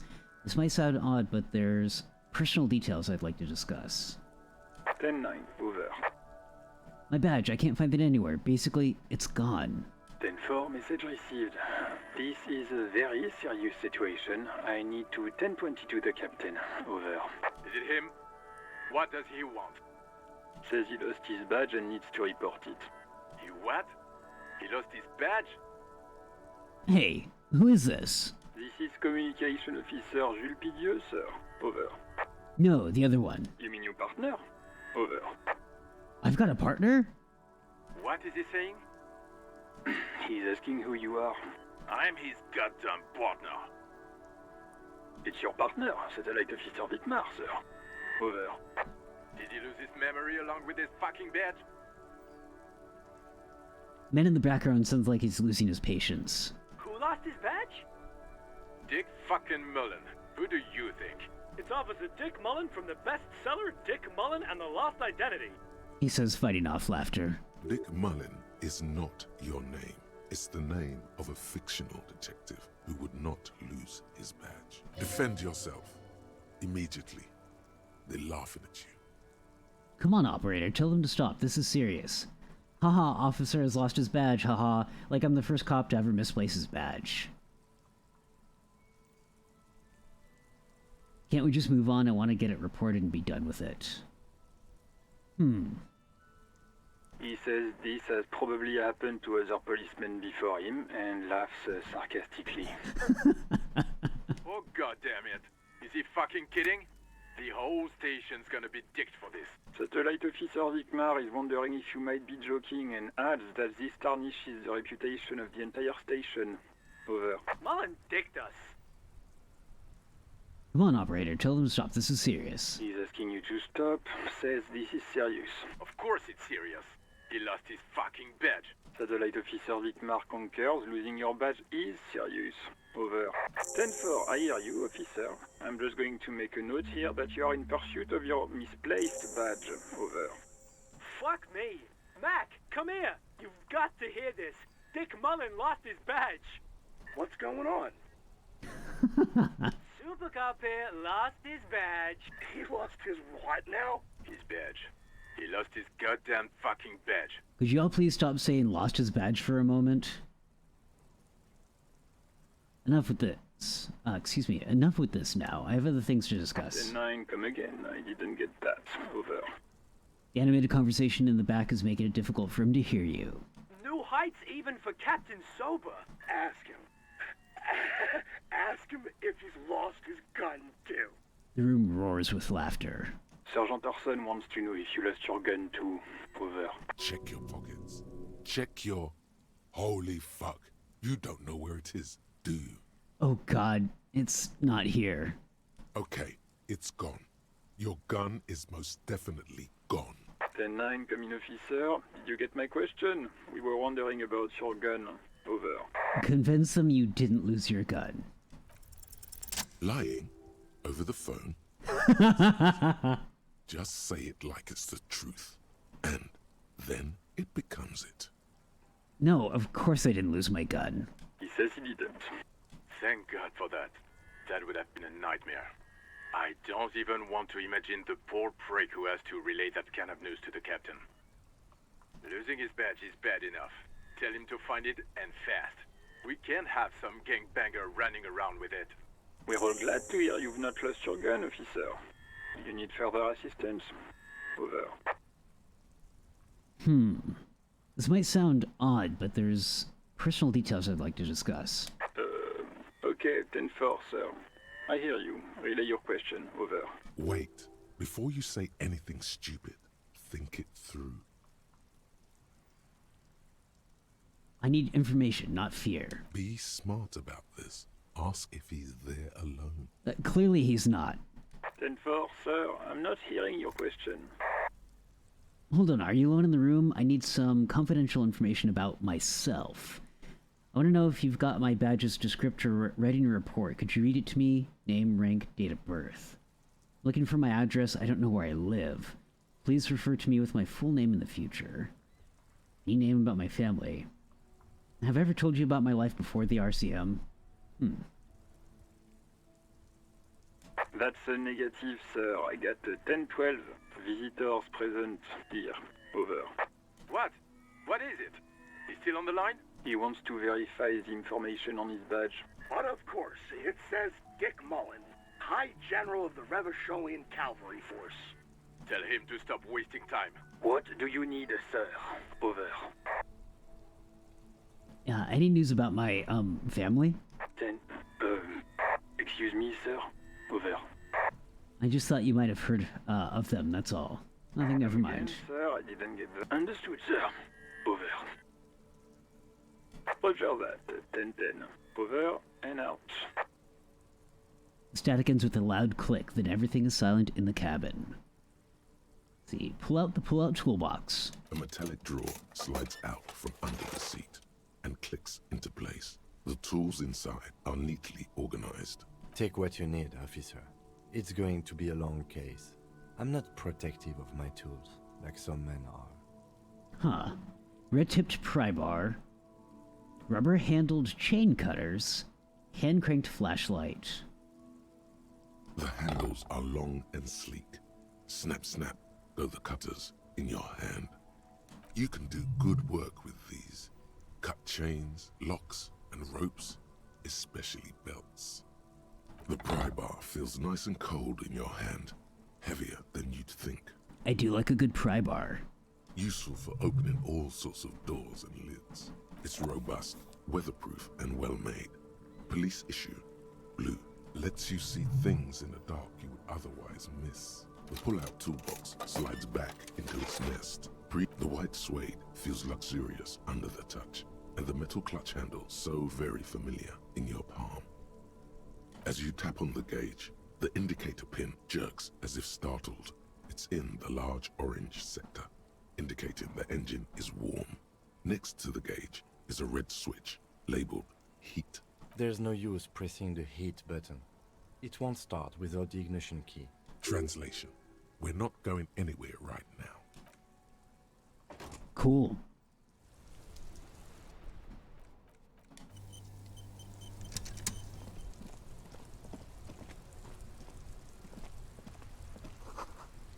Some great tectonic forces cracked the pavement like an eggshell. An ancient fountain. It doesn't pump water anymore. There's a tree in it. Tire tracks leading onto the roof. The slush and rain has almost washed them off. Oh. Can I walk around?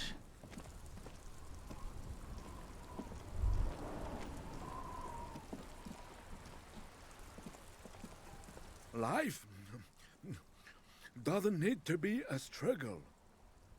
He covers his mouth to hide a burp. I'll be with you in a moment, officer. Let me just finish my sandwich. Talk to Angry Hog René first. Okay. Have you no shame?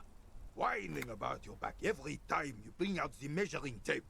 René, you're a man with a fork in a world of soup. Excuse me? Just try to enjoy the game, all right?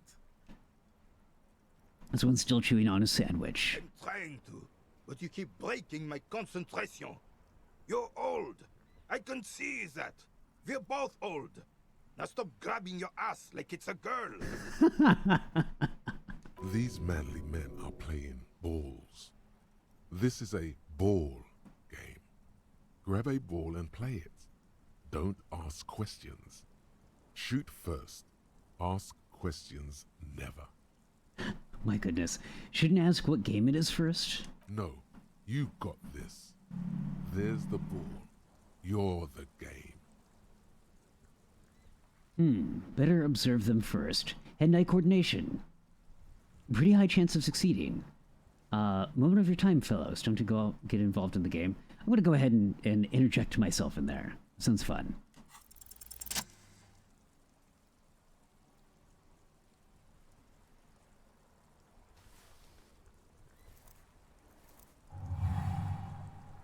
You are immediately surprised by the ball's lack of weight. No matter. You'll make it work. Take in the surroundings. A chilly breeze ruffles your hair as you stand there, feet firmly planted. All sounds, smells, even the wind, everything fades until the only thing left is the union of man and ball. Feel the ball. The cold metal ball is surprisingly smooth against your neck. It has a pattern on it. Probably a sponsored ball. Yours would only be covered with bumps of learning and scars of victory.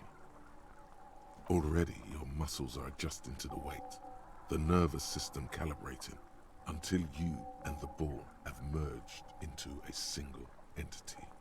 The man ball. Man ball. Ready. Man ball's ready. Man ball's ready. I've got you for 3 minutes, freak. It's time for one last glance inward. Who am I? An embodiment of pure motion. A fine-tuned locomotor running at maximum efficiency. Oh, this is like an actual game. That's really neat, NK.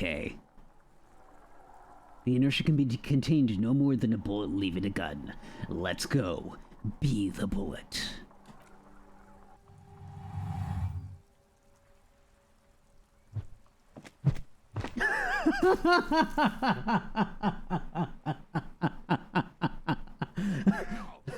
Bordel de merde!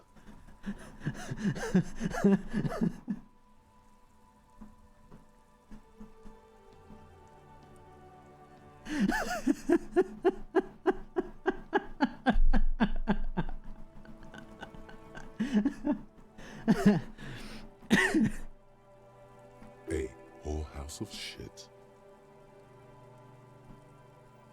It's called Pet Q. I don't know how to pronounce that. I'm so sorry. And you definitely don't throw it into the sea. It wasn't whorehouse of shit. The shot was at least 23 meters, probably 24, and then some. Nothing to be embarrassed about. Pet Tunk. Okay, that's really neat. What the hell is your problem? Not weak triceps, that's for sure. I don't care if you are a cop. You do not just ruin someone's game. It's so goddamn disrespectful. I'm sorry. You vandalized our game, son. We can't play petanque with 5 pool. Sorry, an honest mistake. Are we good? No, you don't. Our petanque game is ruined. We want our bull back.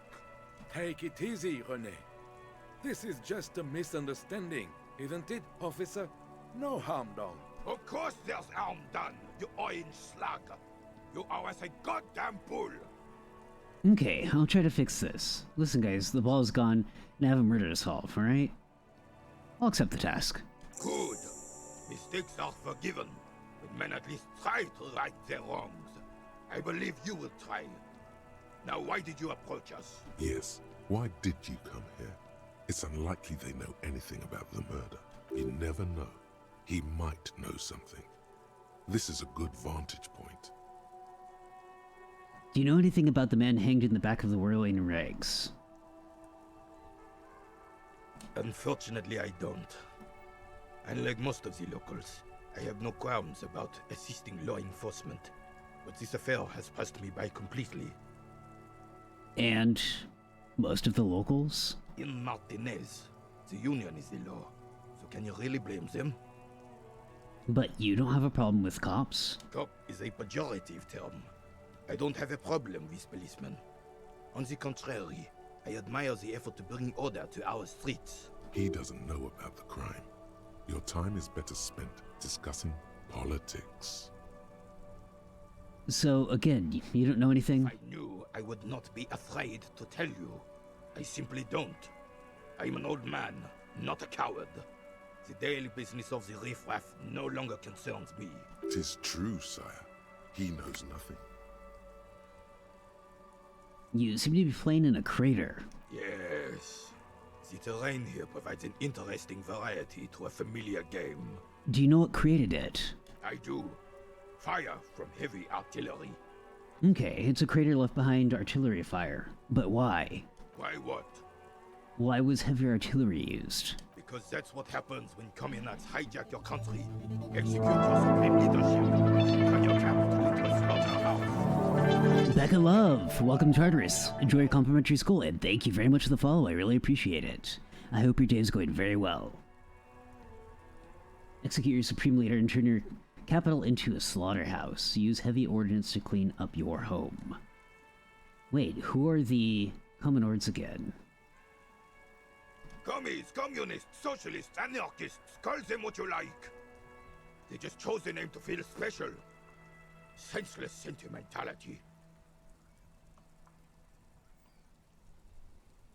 Did you use heavy artillery against them? Sadly, no.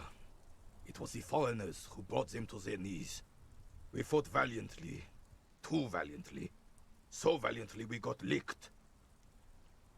He had squeezing a bull in his fist. Should have fought dirty, like they did with their suicide sex cult propaganda and mad anarchist women strapped to shrapnel bombs. Goodness. We didn't though, and we lacked caliber. God bless him, but the suzerain's cannons simply weren't big enough. It was probably a bit more complicated than that. Why shell them here in Martinez? They should have chosen a place away from people and buildings. Because this place is a damn beachhead. Had to soften the commies up first. The beachhead? Yes. The military coordinated amphibious landing to take back Revachol. Martinez was used as one of the 3 footholds in Revachol during Operation Deathblow in 08. The other 2 are off in Stella Maris and the Delta. Deathblow? Sounds grim. Not that way and turn northeast. This here is Blood Ground, where coalition boots first made landfall and cleaned those rabid dogs out. Most likely, we're playing pétanque on their mangled corpses. I'm doing very well. How about yourself? Blood Ground. You got old René going there. Like he isn't hungry enough already. Hold on, the coalition? Don't get me wrong, officer. I hate those foreign dogs, but the enemy of my enemy and all that. They're the lesser evil. You're doing good? I'm very glad to hear that. Is that why everything is so bombed out? Damn right, son. They laid the fire of hell on the city before they stormed it. And it worked, too. There's a strange gleam in his eyes. The rest of the city got cleaned up, but Martinez they keep as a monument. And now the Union Socialists are practically running the place. Well, it's your own damn fault. You, we, the coalition, Revachol, whoever you want to blame, never finished the job. Officially, the party never surrendered. Of course they still all influence. Huh. You don't even begin to truly understand the players at the table, let alone the specific circumstances surrounding the... What do you think? He stops mid-sentence and turns to you. What do you think? Thinking men have opinions on these things. Present one.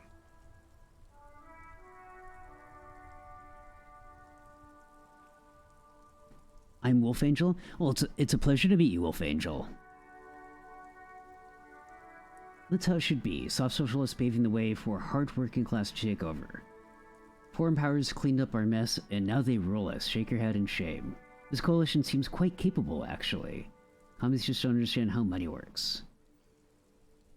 Nothing, I don't think, I just do. I'm sorry it had to be them. After 8 years of fighting those hyenas, boiling cats for food and drinking piss in the mountains, I would have preferred if the Right Honorable King Guillaume returned through Revachol, or even if that damn clan Frisell had risen from the grave and led us. Sadly, that was not the case. Instead, all that is just, holy, and beautiful in the world was wiped away, and now it's neon signs with toothpaste ads everywhere. Foreign influence peddling garbage and stupid music on the radio. You're working today? I hope work goes very well for you. This is just what the commies wanted. This was their plan all along. This is what they wanted to replace the role of the suzerain with. You mentioned Guillaume? A true king in both blood and mind led Revachol before Frisell. He would have been better, but the damn commies drove him into exile. Some manner of self-deceit is present in his thinking. Sounds like this Guillaume abandoned him, and he doesn't want to admit it. Who is this Frissel? Damn Frisell. He was the king we couldn't protect. The Carabineers failed him, and the crown. He died in the hands of the Hyperlay, in a very public execution.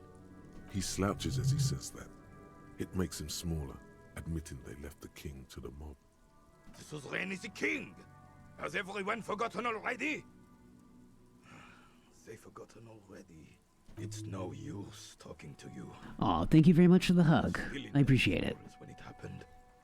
When we took our last stand against the filth and rode the cavalry straight into gunfire.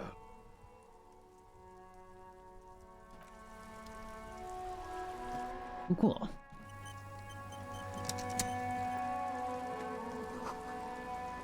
Coin-operated Veer has been banged up, inoperable.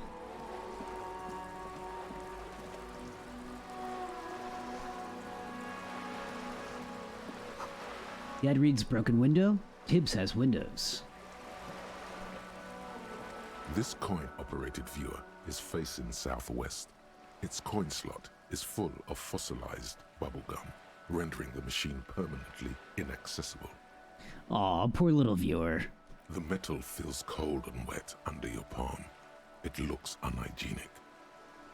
Let's look inside. A thick layer of graffito covers the lenses. You spell out the word Onuk written on the other side, with N and C scribbled backwards. Aw, thank you for the kind words. That's Kuno on the lens. Shift your focus to the background. Under the graffito, a sea of blues and greys appear. Behind the water lies a coast, studded with concrete and reeds. On it, a church on stilts, lanky weather-worn wooden planks, an X-shaped cross topping its tower. You know this to be the star of Pericarnassus, or the Cairo. The central symbol of the Pericarnassian church, a star, a great moral height to be strived towards. Around the large wooden building you see chunks of sea ice gathered on the beach, and a small tent set up on the ice.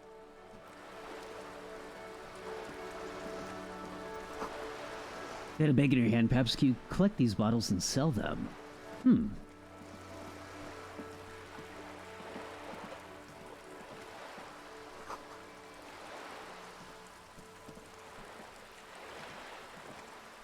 Ah, street signs.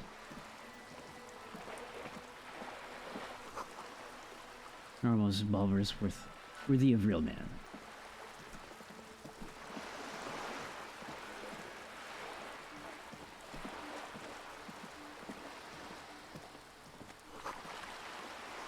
Lonely Cornemont surveys the sea, indifferent to your approach.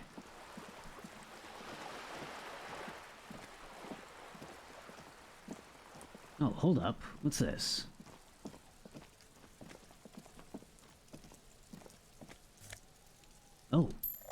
Cool. That reminds me, we actually got some, I believe this is character points to spend.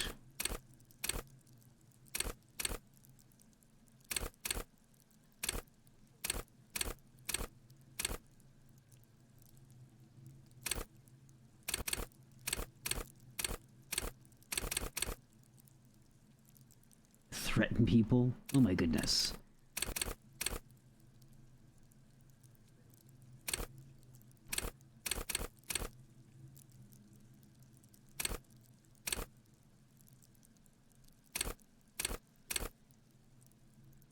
Play the puppet master.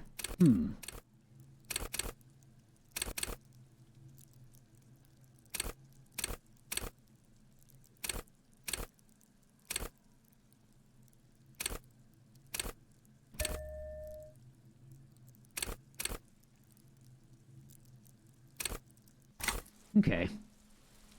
Hopefully that will help us get a jacket.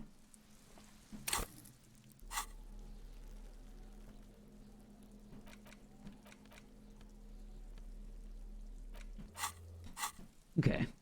Need to do a quick save.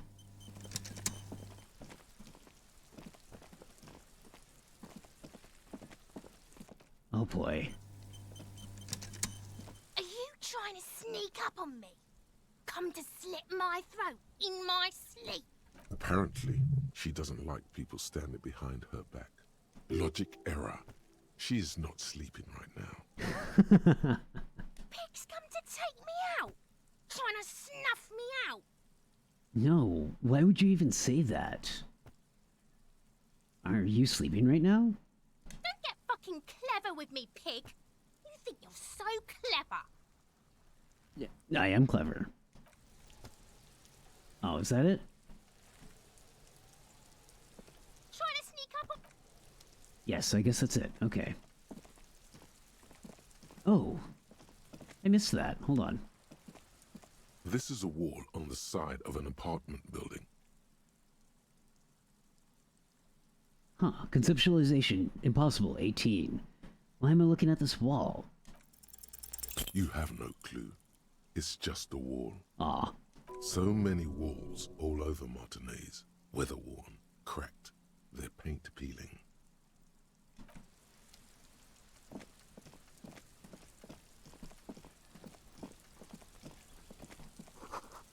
Chairs and tables eaten by rain and rot.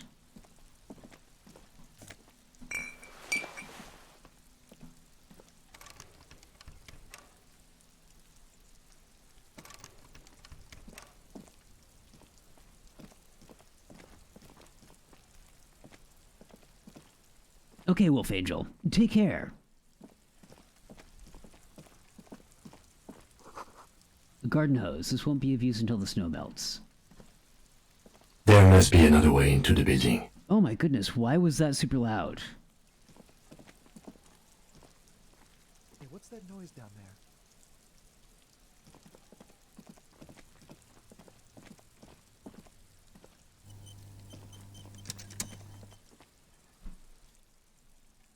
Goodness, that startled me.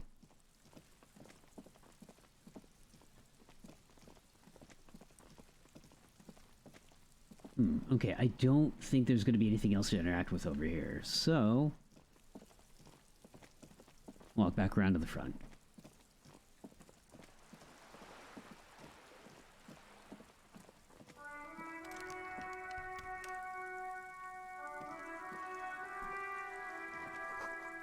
Inside the frame of a motorcycle to repair, and the tools used to assemble it.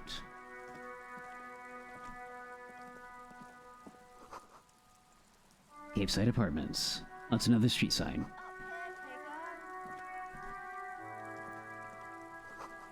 There's a girl up there. Did she spill the paint? A sturdy metal door guards the southwest entrance to the apartment building. It's locked. The door rattles against your knuckles, but there's no response. The door rattles again, but this time you hear an elderly woman's voice calling out from inside. Stop banging on the door! I'm not letting any more strangers inside. Hold on, who am I speaking to? Doesn't matter who I am. Now go on, get out of here. From within comes the faint sound of a broom sweeping across the concrete floor. This is the police. Open the door. The police? Everyone knows the police don't come round here. The hallways echo with her cackle. Please let me inside. It's cold out here. But I'm not joking. No, I already told you. I won't be responsible for any more strangers getting into the building. Go check the backyard door. Maybe someone there will. She trails off, leaving the sentence unfinished. Backyard door. There must be another entrance to the east.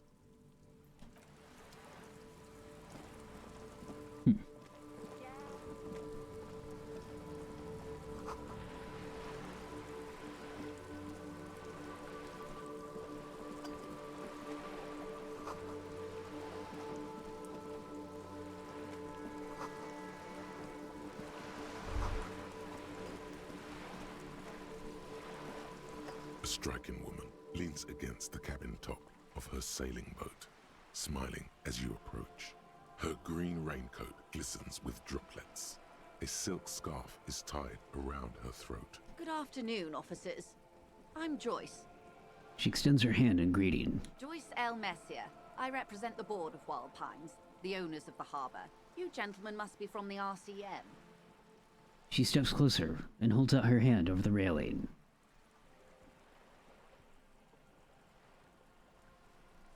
I'm glad to see you here. The grip is tight and cold. Like steel. There is strength there. If she wanted, she could sink her nails deep into your skin. I was dispatched to handle a strike, not a lynching. Anything I can do to assist the RCM in this matter, I will, gladly. That is good to hear, madame. My colleague will take the lead on this interview. I should let you know that he is recovering from an unusual medical episode. Very unusual. But I can assure you of his ultimate competency. Hey Mocha, how's it going? Let me give you a quick shout out here.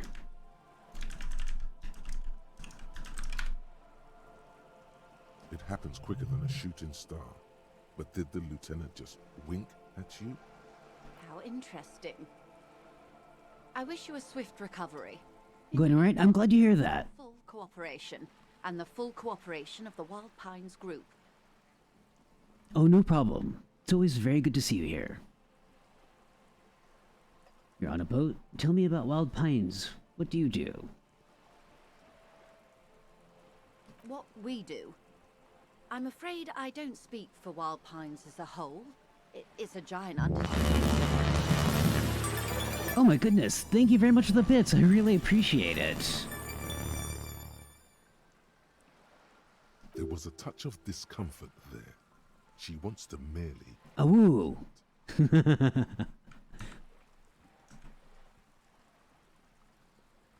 So what did they do? The Pines' core competency is logistics. Container shipping, freight, that sort of thing. See those airships there, blinking? Those are the shipping side of things. Thank you. And that is the terminal. Another subdivision deals with energy, oil and gas exploration, offshore platforms. The Wild Pines Group is one of the original Revacholian Indo-tribes. Companies awarded royal monopolies by the king, the suzerain himself, centuries ago. The king is long gone, but several of the Indo-tribes remain. Who are the other Indo-tribes? You're in good company, it seems. How much money does Wild Pines have? Son-Baptiste, LUM, an unknown entity known as Brightest Star. You're in good company, it seems. Why, thank you. She has not registered the real meaning of the remark. She nods. What can you tell me about the strike? Everything. Right up to, but not including, trade secrets. Oh, wow. Wait, what if I want to hear... what if I want to hear about trade secrets? What is your role in this precisely? I believe the official title is Senior Labor Negotiator. In practice, I'm a grocery clerk. I relay the union's demands to Wild Pines and return with Wild Pines' counteroffer. And how are the talks going? They're not. That's the problem. The union stopped all negotiations a week ago, after that awful lynching took place. Wait, she just admitted that the lynching and the strike are connected. Now they won't even let me into the harbour. There's a 2-meter-20 racist behemoth blocking the gates. Tell us more about this behemoth. So the strike is connected to the lynching. What can I say? The union employs a giant covered in tattoos. A racist giant. I guess that's part of their big tent organization now. Yes, I believe there is a connection. But that's a subject for later. Her eyes narrow.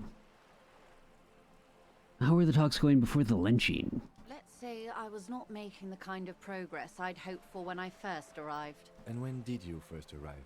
I arrived 3 weeks ago. Yes, in the middle of February. The bay was still partially frozen then.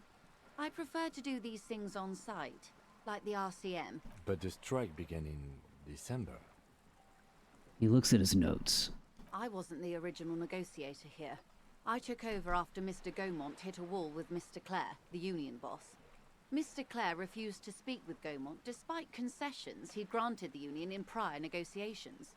This isn't the first time the union has gone on strike? Heavens no.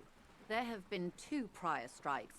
Both times the union won significant concessions, including overtime pay and a medical plan.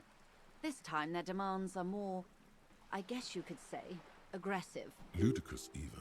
It's meant. What happened to this Gaumont? What are their demands? Tell me more about this union boss, Mr. Clare. Mr. Clare told him to... how did he put it? She pauses to compose herself. Fuck off, midget. Gaumont is short of stature, you see. Huh. Okay then. Yes. Keep in mind, this is a negotiator Mr. Clare has worked with before, and who was more than fair with him and the union. What are their demands? There are leaflets everywhere, and banners. What did they say again?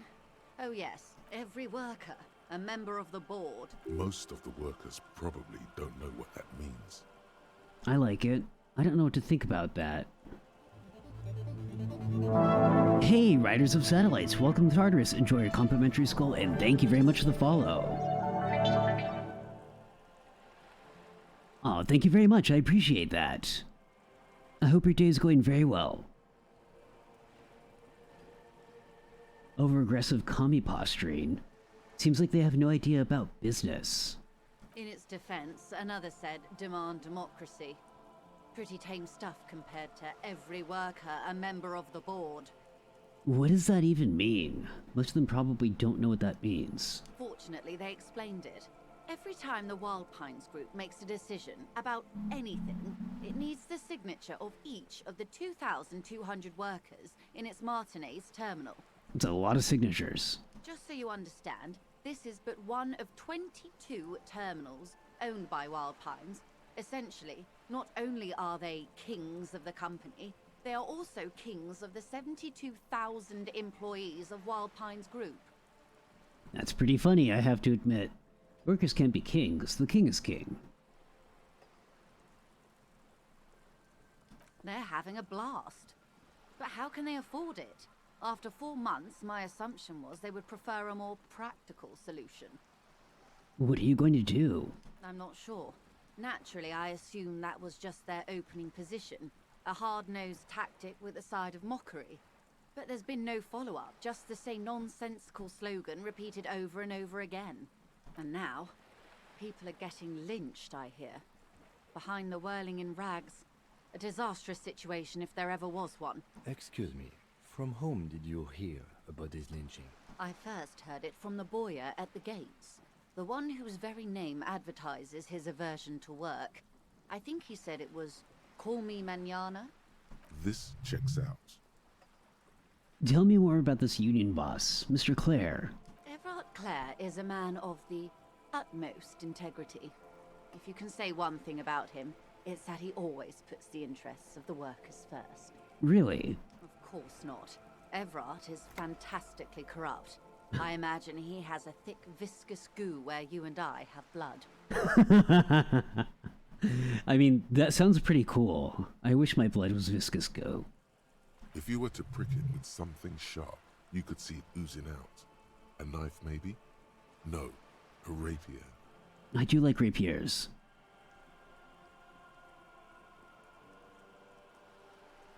He is the most corrupt individual I have ever seen, and I deal with men like him for a living.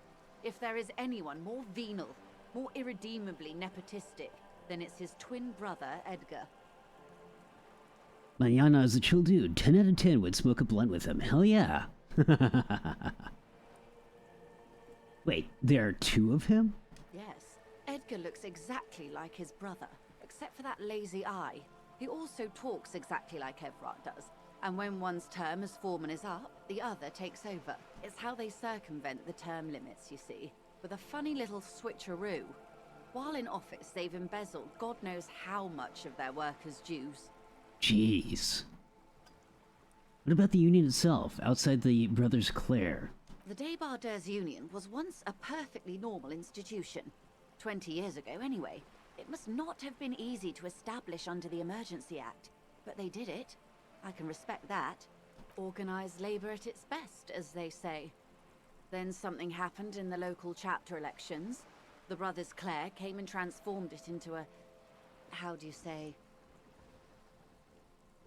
She hesitates, looking for the right expression. A mob. The Débardeurs are a crime syndicate. Sad as it may be, I suspect we'll be forced to cooperate with them. Oh, wow. Refreshingly honest, officer.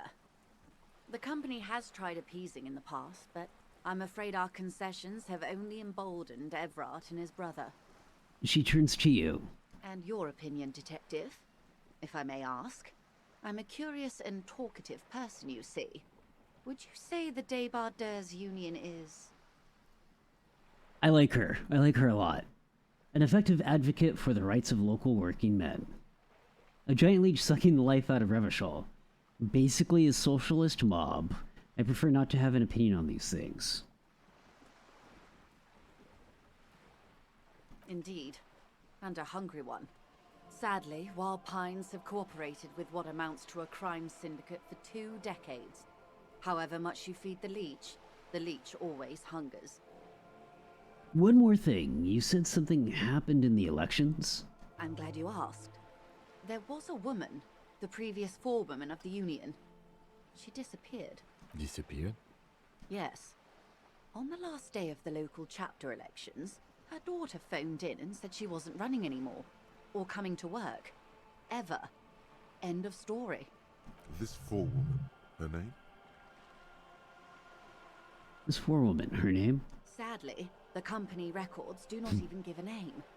She's just forewoman in private correspondence. Holly. I don't even know if it's a sir or given name, and I don't have access to the Union's files. Eerie. Downright haunting, if you ask me. The Wild Pines suspected foul play, but what could they do? It was a Union matter. The point of the presentation is, these kinds of things happen around the Clares. Watch out when you're dealing with him. Thank you for your concern, man. We'll be just fine. That's all I need here. Let's change the topic. Of course. How else can I help? You're on a boat. Why, yes I am. She looks at the deck under her feet. Green and white sails flutter overhead. Not a lot of people on boats, are there? Of course there are. We're on an archipelago. How else are you supposed to get around? Wait, we're on an archipelago? Yes, we are. We are on Le Caillou. Le Caillou. Technically, the neighboring Ozone and Fas Alamer island groups are archipelagos, while La Caillou, by contrast, is a single fertile landmass, the 4th largest island in the world. It is not an archipelago. Wait, I thought Le Caillou is one big island. Okay, if you want to get technical. The point is, we're all on islands here, and sail is still the most expedient way to get from one island to another, especially when you're in a hurry to resolve a strike. Understood. About this boat of yours. She nods attentively. Does she have a name? The boat? No. It is called Cordelati. 19, because that's the type of sloop it is. Yeah, this writing is phenomenal, writers. This is my first time playing through it. I was expecting it to be quite clever because I've heard nothing but good things about it, but I am absolutely taken aback by just how fun it is. Okay, but what kind of boat is it? How do you like it? My sloop? I like it a lot. It's the eel's hips, baby. Ooh, I like eels. And I like hips. I'm enjoying this part of the interview. It has so little to do with the murder we're investigating.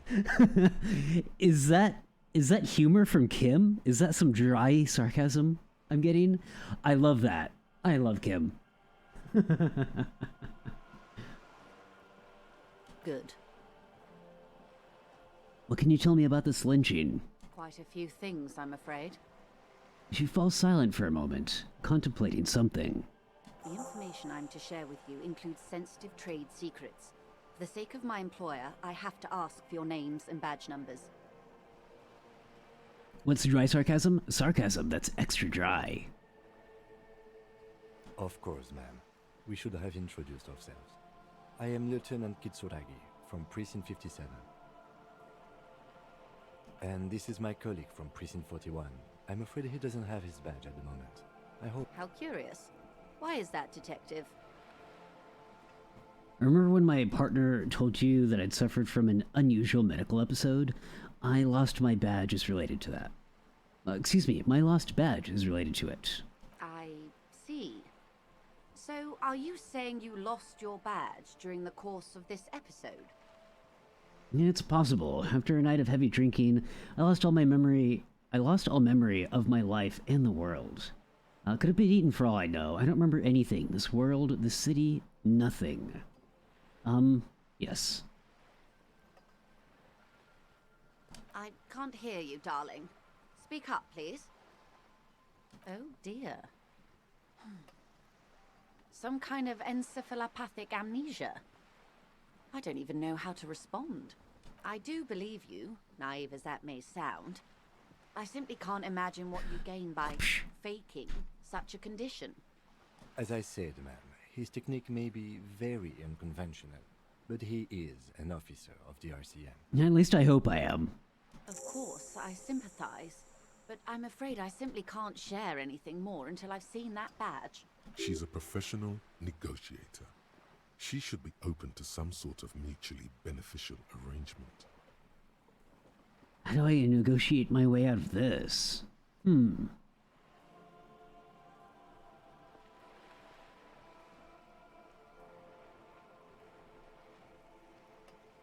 Of course. But before we do, officers, let me be perfectly clear. The situation is extremely volatile. The sooner we can speak about this lynching business, the better for all of us. Do you know something about these tattoos? That's the man who was killed. I'm afraid this is a discussion for once we've cleared the lynching question. Do you know something about the tattoos? Better not tie the forestay to the backstay on this. I hope there is something else I can help you with. Okay. That's the man who was killed. Better not tie the forestay to the backstay on this. You seem smart. I need someone to give me a lowdown on this reality we're in. Hey, take care, writers. I hope the rest of your day goes great. This reality. She pulls her hood closer around her neck. Yes, reality is your side case. An experimental side case. I'm conducting a personal investigation of the world I find myself in. It's related to that medical episode. I have trouble remembering even the most basic terms of reality. Ah, yes. The episode. Sounds like an acute case of encephalopathy, now that I think of it. She puts down her thermal cup and looks at you. Don't be phased, madame. He functions perfectly well. He only needs a lowdown on all of reality. We may be here a while then. Ask away, officer. I'll help however I can. All right, we're in. I know these all look good, but begin with the first, okay? Okay. Where are we? We're in Martinez, baby. And what is Martinez? Martinez is a district of Revachol. A very small district tucked away near the industrial harbour, north of the 881 and Jamrock. You would be excused for not knowing about it. Unimportant, they say. Forgotten, even. Shelled to smithereens during the Revolution. It has its charms, just not this time of year.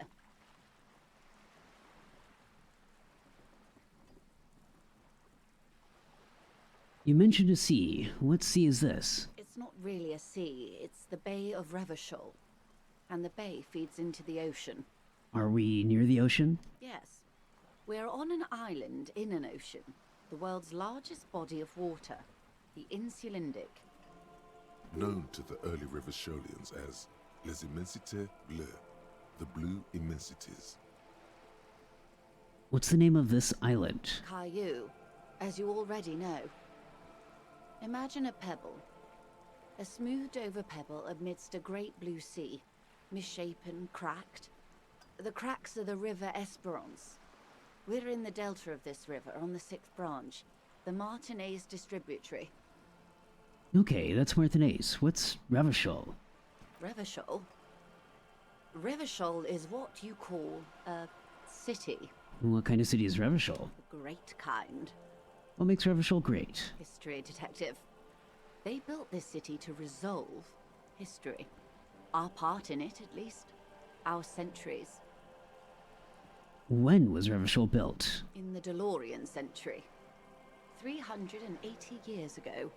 Okay, who built this city? The nations of the Occident, or migrant workers from Seminine and Ile Marat, depending on your creed. And why will it resolve history? They say it's where the terrible questions of our time will be answered. The tensions are highest, the fault lines deepest. By that I mean conflicts. Ideological conflicts. The stuff of men. Why here? We are standing on a fertile, self-sufficient island able to sustain up to 200 million people. In the middle of the Insulindic Ocean, the world's connective tissue. It's where the money is. So we're in an unimportant part of an important place. So we're pretty much at the center of the world.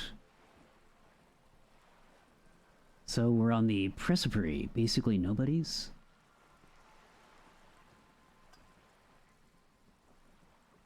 Oh, we're quite a way off. About...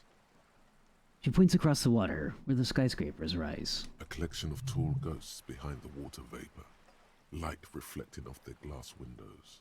22 kilometers from the center of the world. That soldering iron is the Bank of the World building. The bottom floors are Insiacom. Coalition government, Insulindian Mission Command. Look to the sea. Silence.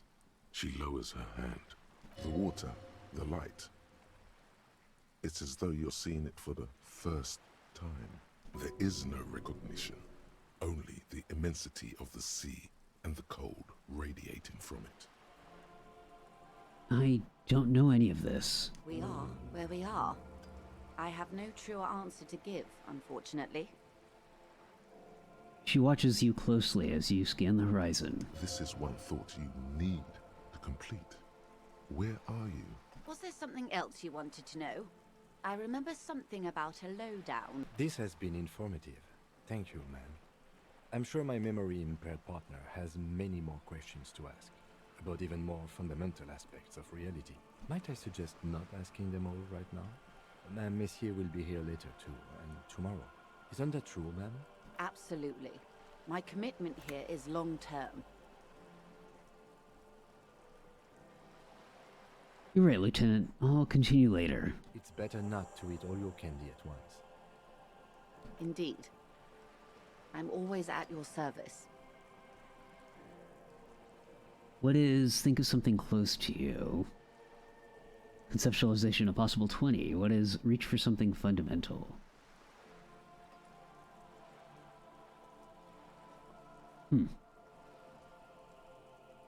Glad to have been of assistance. The little that I know. Anything else? Thank you. That's all for now. Of course, Detective. Take care.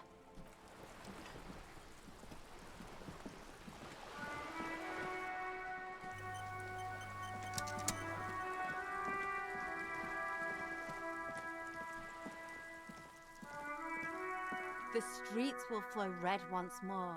A great torrent rushing down Rue de Esperance. You wait and see. The girl stares at the sailboat by the pier. The streets will not flow red with anything. Who are you? I'm Cindy the fucking Skull. What else do you want to know? Date of birth, blood type, the last time I was tested for Hep C. We just need to know your name, little lady. No need to get defensive.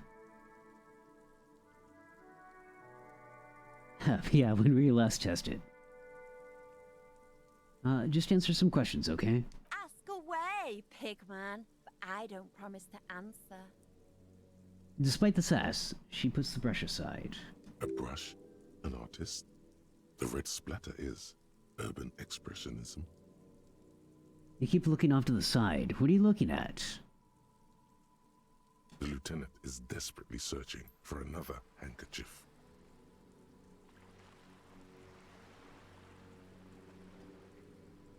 Hatred, disgust. It's difficult to tell which of the two is more present in her girlish features. The woman on the boat does not notice her staring. That is on her. Someone's got to keep an eye on her. You mean Joyce? On a first name basis with her, are we?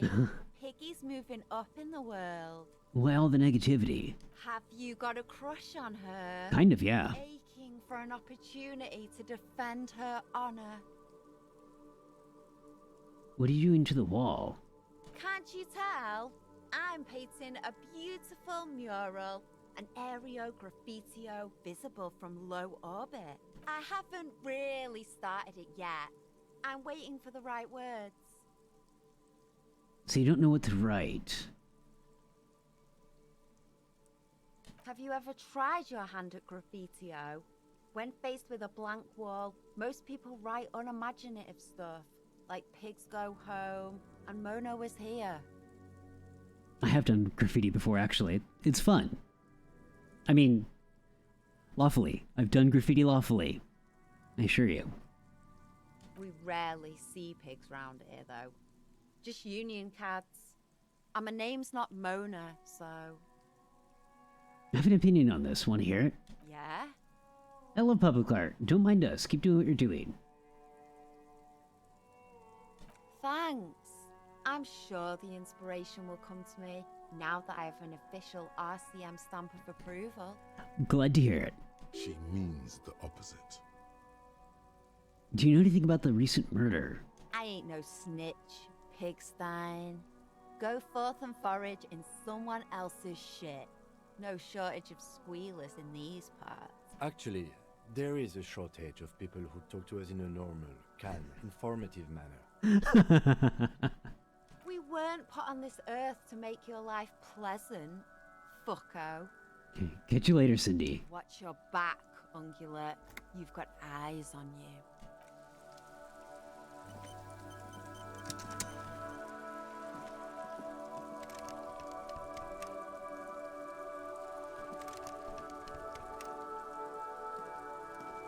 Okay.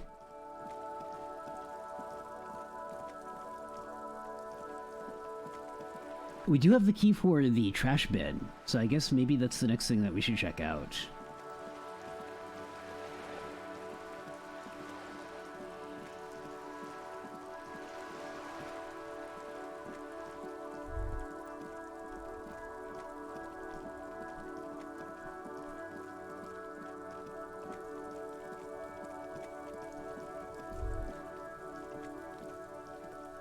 This trash container is locked.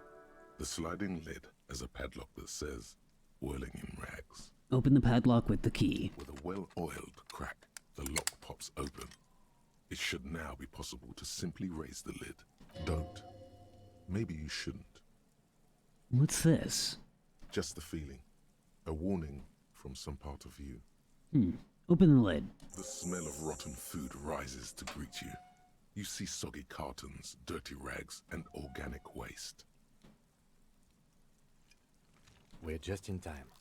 This hasn't been emptied for over a week. Look under the boxes of carton, pick at the rags, search the food waste. You see milk and egg rest with one broken egg in it. Some pasta wrapper. Picking up the soggy packages somehow feels familiar. You've done this before. The movements are recorded in your elbows, the methodology in your fingers. You're used to this. Used to what? Dumpster diving? No, searching for evidence in the trash. Hmm. A box falls into pieces in your hands. Batiste Soleil cereal. There are plastic pasta packages below, and turbo noodles. Nothing of note, however. Pick at the rags. Among the threadbare kitchen towels, something catches your eye. A pair of denim trousers. Grab them. As the legs of the slime-covered jeans begin to unspool from the garbage, a rank corpse smell fills the air. The victim's clothes? Cadaverine odor is faint. If these belong to the deceased, they were removed when he was still in the early stages of decay. Drop them in here, officer. Lieutenant produces a black plastic bag marked evidence from his pocket. Bag the trousers. Guitar marked blue jeans. Pockets empty. Or emptied. He wore them with a belt, too. A white belt. The loops appear stretched, but... He looks into the container. The belt is missing. That's it. Do you see anything else in there? I have another bag here. Something slimy catches your eye. Reach for it. A drab, long-sleeved shirt, olive-colored, appears from the food waste, dripping with pus. Bag the shirt. This is a military-type overgarment. No label or serial number. This is the kind of rib-knit shirt that's worn over light armor to conceal it in an urban scenario. Anything more? The rest of the rags are just kitchen variety waste. A yellow old mug that catches your eye. But other than that... Thrown out towel, a mug, that's all. All right. We should go to Gart again and ask if he knows who put the clothes in the trash. It could be as simple as someone from the hostel cleaning the yard. Or that one. I'd advise against confronting that force. Yeah, we need to ask the kid who put them here. Think someone from the whirling might have been involved, maybe? Not really. All we know is the victim's clothes are in the trash. The lid was locked, and his establishment had the key. It's just a small loose thread. Okay. The lieutenant nods, then looks back into the trash container. Search the food waste. It's just organic waste, cold and slimy on your hands. Apple and potato peels, mostly. Unidentified sludge, and the occasional chicken bone thrown in for good measure. But hey, what's this? What? A blue piece of plastic sticks out from the apple peels. It's shiny. Looks like the corner of something.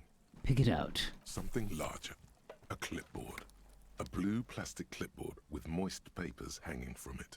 They look badly damaged, but you can still make out forms and notes, written in a man's handwriting. Officer, is that your paperwork? No, it can't be. I don't know what this is. It is. Look, the plastic has the RCM street grid on it. You've even got an autopsy form in there. Miserable looking slip of paper sticks to the board. If you don't mind me asking, how did this get in the trash? Must have been cramping my style. It has a foreboding quality to it. Maybe I needed to lose it for the great bloodletting to begin. I think I didn't want to be a cop anymore, so I threw it away. Someone from the whirling rig threw it in the trash? I don't know. I'm boring. Officer, this is an official piece of paperwork. It probably contains notes on numerous ongoing investigations, and could even list undercover operatives, informants. I suggest integrating it into your style, for all our sakes. Easier said than done. How could this pathetic cabbage of copy paper and plastic ever become très disco? Challenge accepted. You should be on the lookout for stylistic elements that elevate this cabbage to heights unforeseeable. Alright then, seems like a good idea. Right after the garbage, of course. Good choice. Soggy carton and some kind of food sludge welcome you back, invitingly. Officer, this is sensitive information. You need to take this seriously. Okay, I'll do that. It would also not hurt to start taking notes on the case. Now, tell me what your eagle eyes see. Or are we finished? The mug. I'm getting that mug too. You pick out a broken mug with an oddly racist depiction of the yellow man frolicking in saffron. An antique? Only in its social sensibility. Oh my goodness. Take the mug. I'm sorry, Kim. I really am. The container sounds a muffled gong. That's one thing off the list. I think we got it all.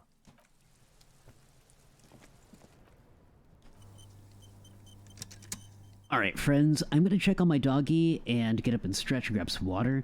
I'll be back in about 5 minutes. Don't go anywhere. Thank you, NK. I really appreciate that. Let me double check my volume really quickly. Okay, cool. We're good.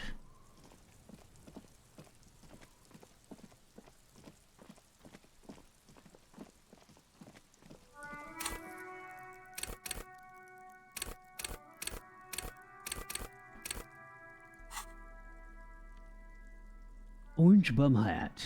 An orange beanie with a couple of big-ass holes on the side. Looks like it might have been used as a mask during an armed robbery. +1 reaction speed. Feeling twitchy. -1 rhetoric. Bum brain.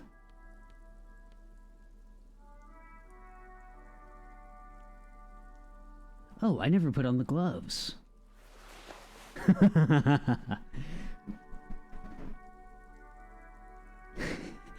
I'm wondering if I find all of the right equipment if I could do a good Dexter's mom cosplay.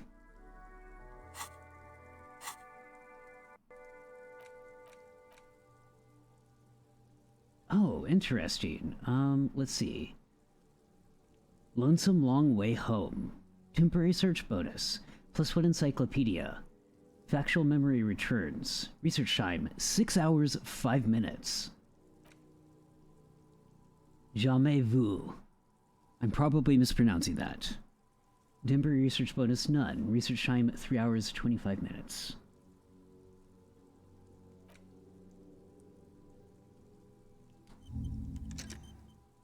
Huh, interesting.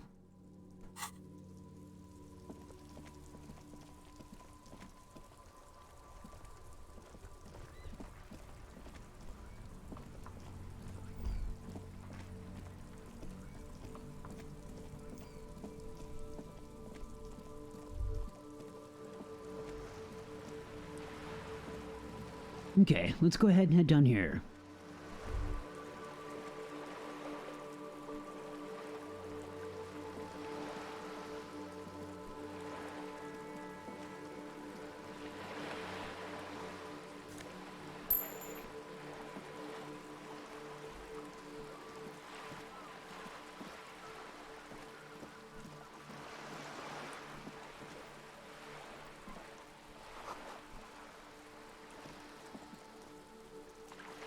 Doesn't seem like there's much of anything down here. Okay. Oh, also, hi, Shimron. I'm sorry I didn't say hi earlier. I hope your day's going well, buddy. Let me give you a quick shout out.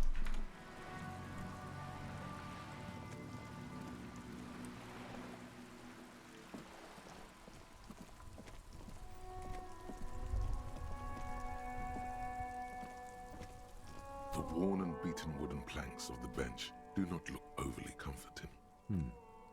We can sit on benches after we've solved the murder. Let's go.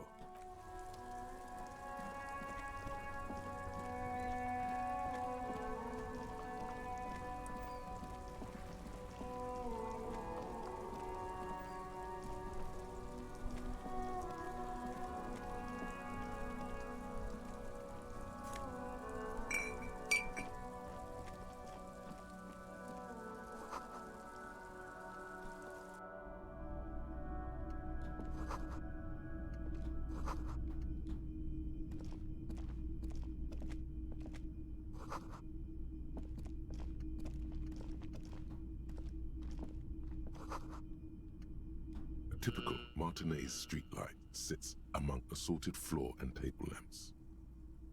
Let your gaze run over the streetlight. Is that a streetlight? Yes, officer. As you see, it's in perfect working order. His manner is casual, but his speech is careful, measured. He wants you to know that he has nothing to hide. Let your gaze run over the streetlight. The light pole has been carefully cut, and the wiring has been redone and attached to a standard indoor plug. The light buzzes faintly, but persistently. This would make quite a statement in your living room.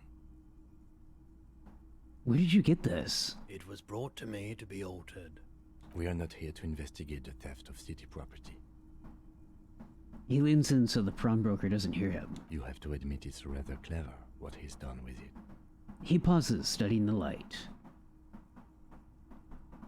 There's nothing else you need to know about the light. It's not often that I see officers from the RCM in my pawn shop. Man at the counter turns to you slowly. What can I do for you?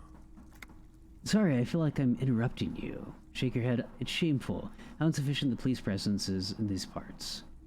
Now the RCM is here. Tell me, have you had any trouble lately? Oh no, not at all. I guess I haven't had many customers lately. RCM or otherwise. Who are your customers usually? All kinds of people come through here. Locals, travelers, people looking for a deal, people looking for a keepsake, people who are terminally bored. As you can see, I have a wide selection of goods for everyone to choose from. Quite the collection indeed. Typical of Vacuous? Consumerist objects. Honestly, I think some sort of selections are more tasteful than others. This displays all over the place. Quite the collection indeed. It keeps me entertained. His attention is drawn once more to the play of light and shadow on the walls behind you. He's well composed, but underneath it you sense psychedelic processes bubbling. Some kind of drug, maybe. Is Roy high? And if yes, then what is he on? Vacuous. To be empty. Thank you, Carmine. I appreciate that.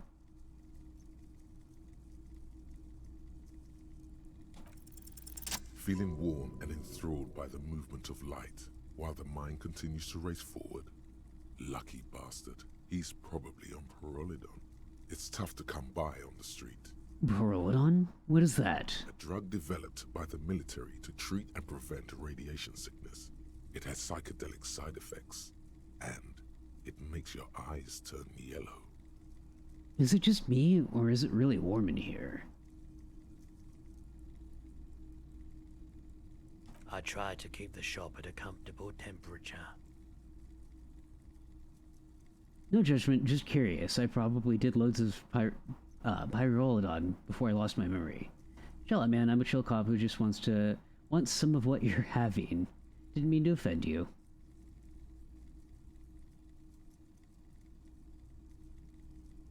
I've had to take it. You know, since the People's Pile cleanup.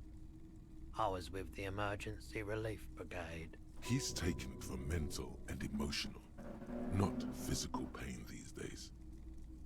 The People's Pile? What's that? A bad idea. Some poor leftist built a particle decay generator in hopes of bringing affordable electricity to underserved communities. It malfunctioned. Radioactive waste everywhere. Probably some of it in you too. Oh wow. The People's Pile was a Type U particle decay generator that failed immediately after entering service, releasing radioactive waste into River Esperance. What's a particle decay generator? Why is it called the People's Pile? A primitive nuclear reactor. Oh wow. Also called a pile. Construction began during the Commune of Revachol.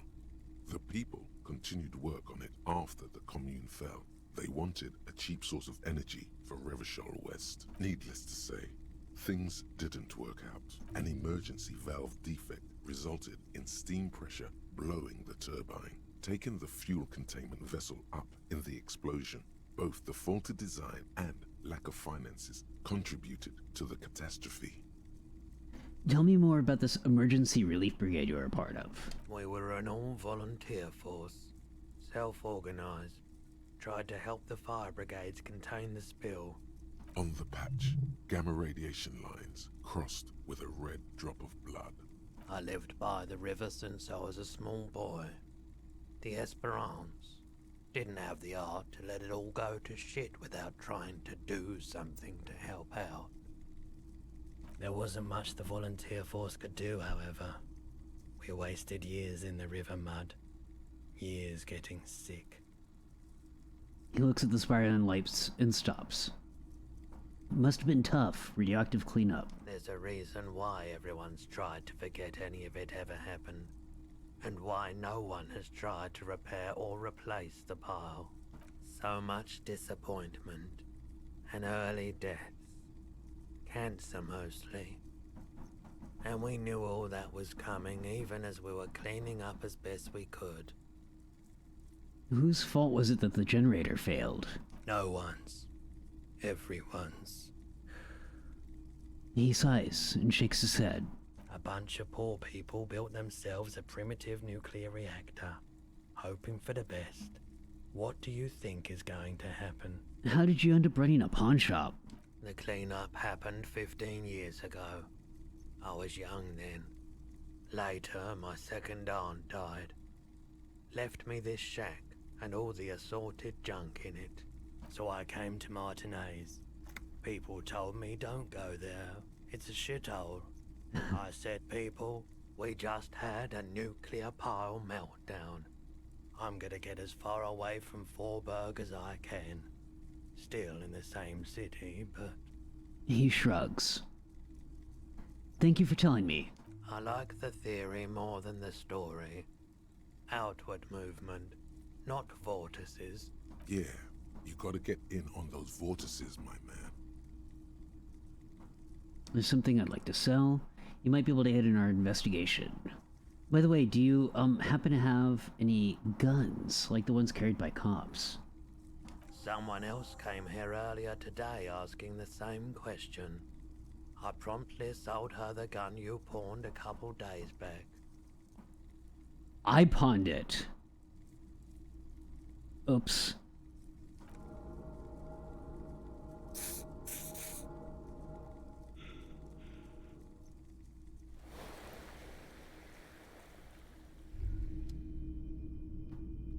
Oh, did I heal the wrong thing?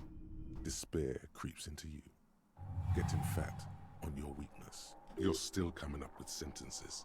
That's a step up from total annihilation, right? I don't dispute that you have been charged with protecting the people of a particularly challenging district. Nothing you can say. Cop gives up. Shit.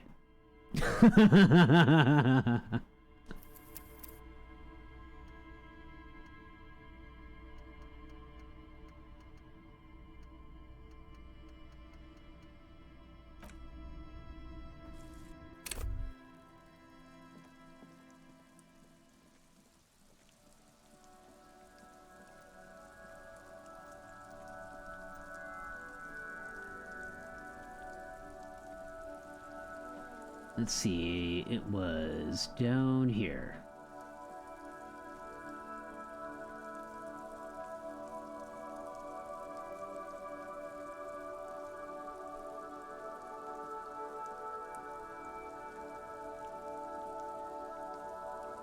Yeah, next level up, I will go ahead and do that.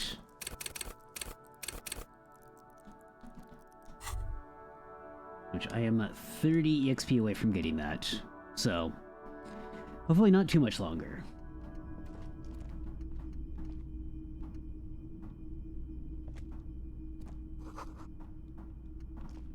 A typical Martinez street light. Yes. His manner is casual. We are not here to... You have to admit it's red. 700 real. A bargain, I dare say. Hey, I don't know where it came from, but it's not every day you get to buy and sell something so extraordinary. The light pole. This would make quite a statement in your living room. The boomboxes on the shelf look well-loved and well-traveled. Chipped, dented, they stare at you with the unblinking eyes of their tape reels. Ooh, cool boomboxes. Stand on the tips of your toes to see more. Especially catches your eye. Deep gold and amber plastic with a big old handle on top. A classic boombox that says Stereo 8 approved. Just make sure it works before you buy it. Shopkeep, the Stereo 8 approved machine here. What I really want to know is, could this device come in handy with my police work? Is the Harman Welsh W2, made in Vespa, designed in Seoul, plays all reel-to-reel formats, 2mm, 8mm, 12mm. It's even got a little radio in there. Are you sure this is all in working order? Absolutely. I've tested each one myself with recordings of speech, found sounds and music from a variety of genres, even though I don't really like music. That's odd. Why doesn't he like music? You don't like music? Then what do you like then? The stuff I record myself, silverware shaking in drawers as motor cars race by, nocturnal animals climbing on the roof, airship rotors, that kind of thing. Maybe you should ditch music as well. Get into these more experimental sounds he's describing. If police work means playing tapes, sure, you can use it for that. Or any other time you'd need to play a tape. Okay, let me talk to you again. Oh wait, hold on. Close. Wow, a very large red t-shirt with an impressive print stands out from the other garb. Oh yeah? Oh yeah. The print depicts a muscled man striding toward you, a giant sword in each hand, encircled by burning embers. Behind him is a cluster of cabins engulfed in flames. Beneath him are the words, Hjelmdal burning. Hell yeah, that's awesome. Sniff the t-shirt. Just give it a little sniff snort. That's a rad Man from Heimdall t-shirt you've got there. Hell yeah, man. I don't usually carry printed tees, but this one was just pure exemplar. Must be a serious Man from Heimdall fan. We have a lot in common. I'm a big fan of Man from Heimdall too. I wouldn't go so far as to say that I'm a fan, but I do think the Hjelmdalaman saga is an integral part of our shared reality. Most people don't think that the man from Hjelmdal really existed, but they're wrong. What do you mean the Man from Heimdall is real? I mean, even if the man from Hjelmdal didn't exist before the adventure novels, the stories have made it so that he has. It's simple, really. He's got a point. Okay. He sounds incredulous. You sound skeptical. It's not that complicated. All that's required is a more robust understanding of cause and effect. Besides, I've been to Kotla, though not quite as far north as the Hjelmdal, and watched northern lights travel across the sky. Very unique, energetic tides there. Aww. It's for the best, because Hjelmdal is not a real place, and thus he could not have gone there. His theory isn't exactly incoherent, but its logic does suggest some unusual neural activity. Interesting. Anyways, I'm gonna smell the shirt now. Smells like worn cotton, and a little old sweat there. Worn cotton with a side of flea market or trash bin. Sniffing is okay, but please don't try anything on. Can't have you leaving your photon emissions in the fabric of things you're not going to buy.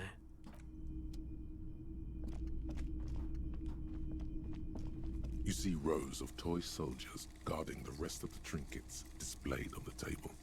Some on horseback, others in rags, others yet in bright blue uniforms.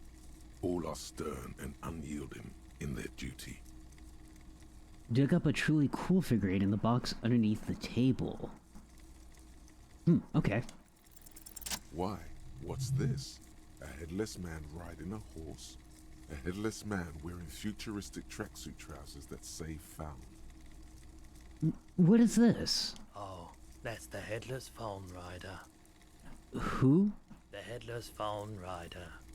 It's an urban legend about a man who rides the streets of Revachol sporting a fawn tracksuit.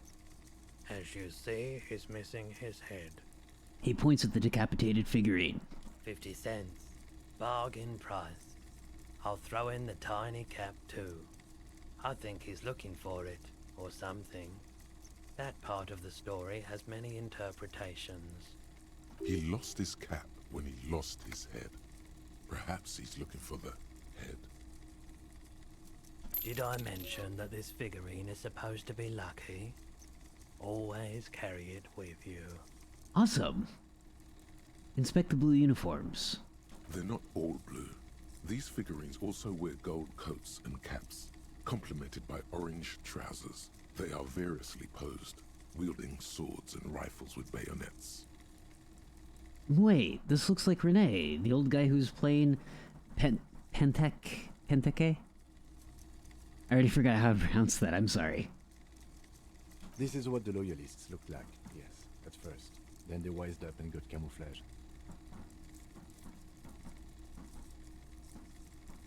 Hey Tonk, thank you. Thank you, Carmine. NK had already corrected me earlier, but I'm very bad with Latin-based language pronunciation. Especially French. Especially French. Ironic considering I actually took a semester of French in college. Which ones? Ah, royalist soldiers from the time of the Revolution. The uniforms are painted a bit too brightly, I suppose. Inspect the knights on horseback.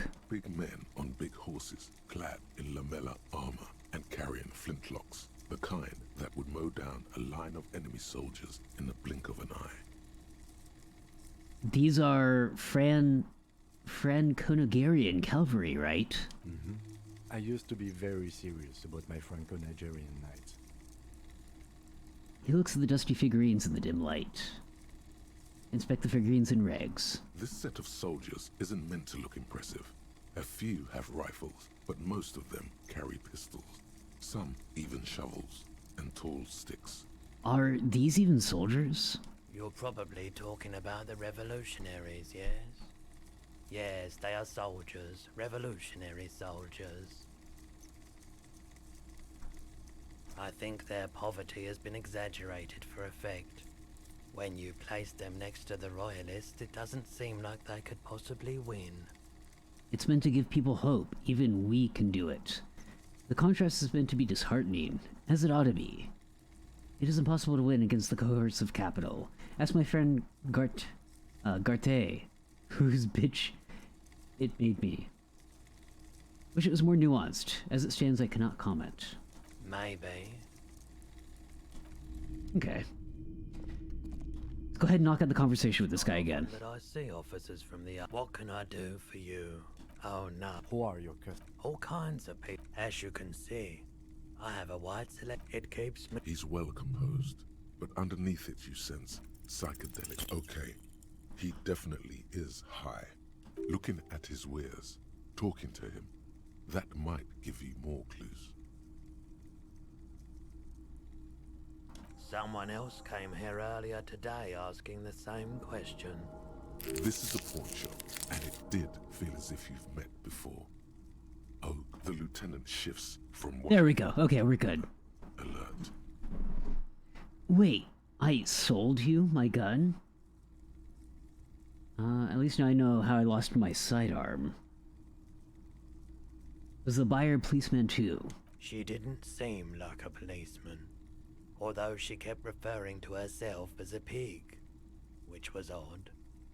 I found her interest in the gun a bit obsessive, but I was just happy to get rid of it, and of her. Truth be told, she was terrifying. Right, so let me get this right. You sold your sidearm, issued by the citizens' militia, and now a civilian is running around the streets of Martinez with it? There's only one explanation. She must be one of my rabid fans. Maybe she's a vigilante. Wants to prove that she can do our jobs better than we can. I don't like it either. What if she intends to commit a crime and blame it on the citizens' militia? You're right that she could cast aspersions on the force. We have to find her. Any idea where I can find this buyer? My apologies, officer, but I have no idea where she was coming from or where she went. A needle in a haystack. There is nothing you can do about it now. You'll just have to hope you luck upon her somehow. You were adamant about getting rid of it, officer. Said you were undeserving of a service weapon of the Revachol citizens' militia. And I don't like keeping guns around the shop for long. Off the charts photon emissions. The unhealthy kind. He is right. You don't like the off-the-charts photon emissions. Those are very dangerous. Of course.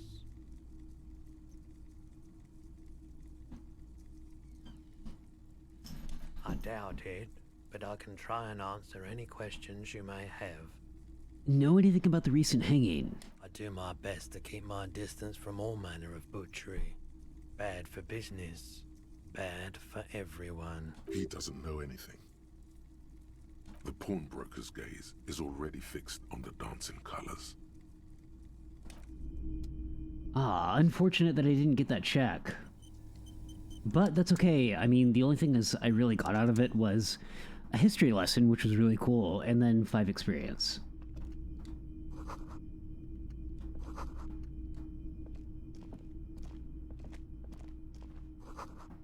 And I don't really want to, like, scum save my way through this game, because that seems kind of disingenuous in my opinion.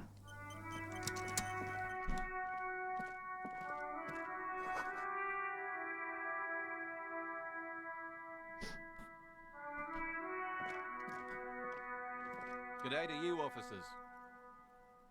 A burly man hangs out by the waterlock, carving up a generous serving of salami with an old hunter's knife. His eyes are fixed on a man stranded on the other side of the waterlock and on an enormous billboard that has fallen down into the canal. Yo, Spieler, how's it going, buddy? I'm doing great. How are you? How are you? Carmine, can we please shout out Spieler? First things first, what are you doing here? Man on the waterlock? Do you know what caused this wreckage? My friend Barry the Butcher is stuck on the other side of the waterlock. I'm keeping him company and eating their salami. From the corner of your eye, you see a man in a yellow shirt and grey overalls waving at you from across the canal. He seems disappointed about the wreckage on the waterlock and the salami. Aw, now I really want some good, like, dry salami. Doing well, just taking a quick break from editing. Ooh, what are you working on? Very good stuff. Anything I can do for you, officer?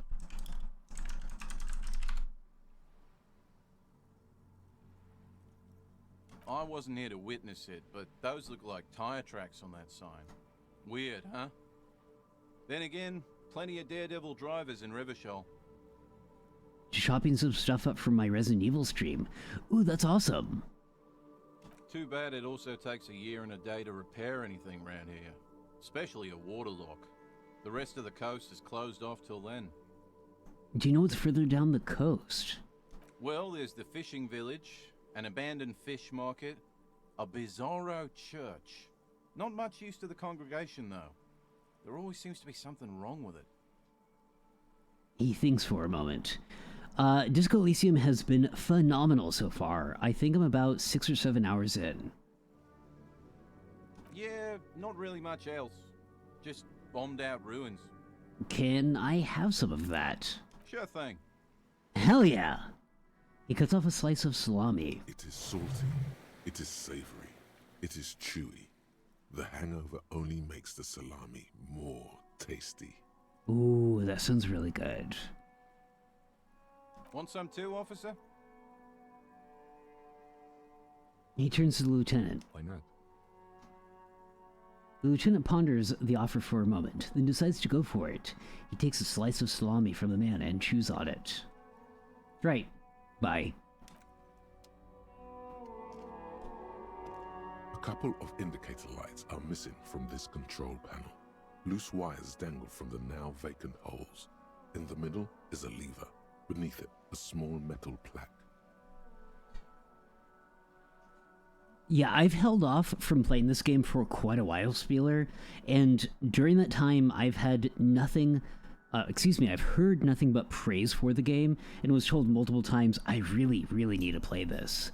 Like, this is one of those games that just really changes people's perception on what games can be. And even though I'm very early on in the game, and as far as I can tell, so far, I get it. Its writing is really good, it is extraordinarily unique, and it doesn't shy away from being pretty brutal at times. I know Carmine earlier during this stream had mentioned that he's played through it twice, and I think after I finish this playthrough, I'm completely serious, I might just turn around and play through it again. This panel usually closes the water lock, turning it into a bridge that lets you cross the canal. But there's a crashed salmon and butter sign in the way. Pulling the lever probably won't do anything. I might do it again on stream. It depends on how things pan out. You pull the lever all the way up until the metal clicks against the contact pins. You hear a soft clunk. Then nothing happens. Obi, hey, how's it going? Eggs and toes, the two things we love the most. Hi Raiders, I'm Votum Stellar, Eldritch Starbeast, your favorite Skull to Space Dad. Today we're playing our first playthrough of Disco Elysium.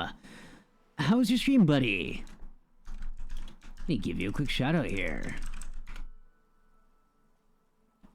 Are you smarter than a 5th grader? What? What is Are You Smarter Than a 5th Grader? What is that? How's your stream? But what is that?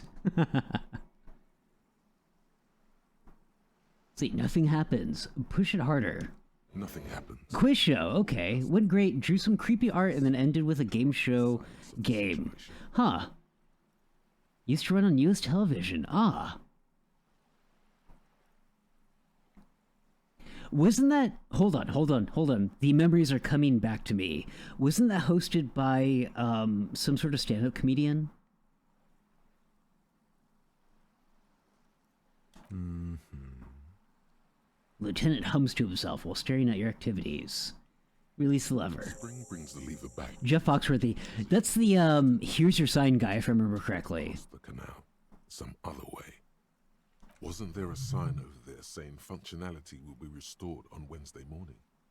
I remember that. Vaguely so, but I do remember that. My ex-girlfriend back in college actually liked his work quite a bit.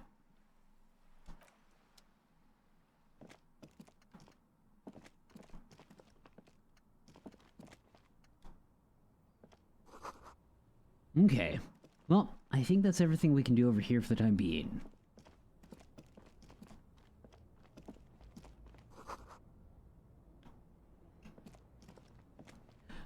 So I'm about, I don't know, what, like 4 or 5 hours into the game. It's really good. Like, I've held off on playing this game since its release, and so far I am absolutely enthralled by it.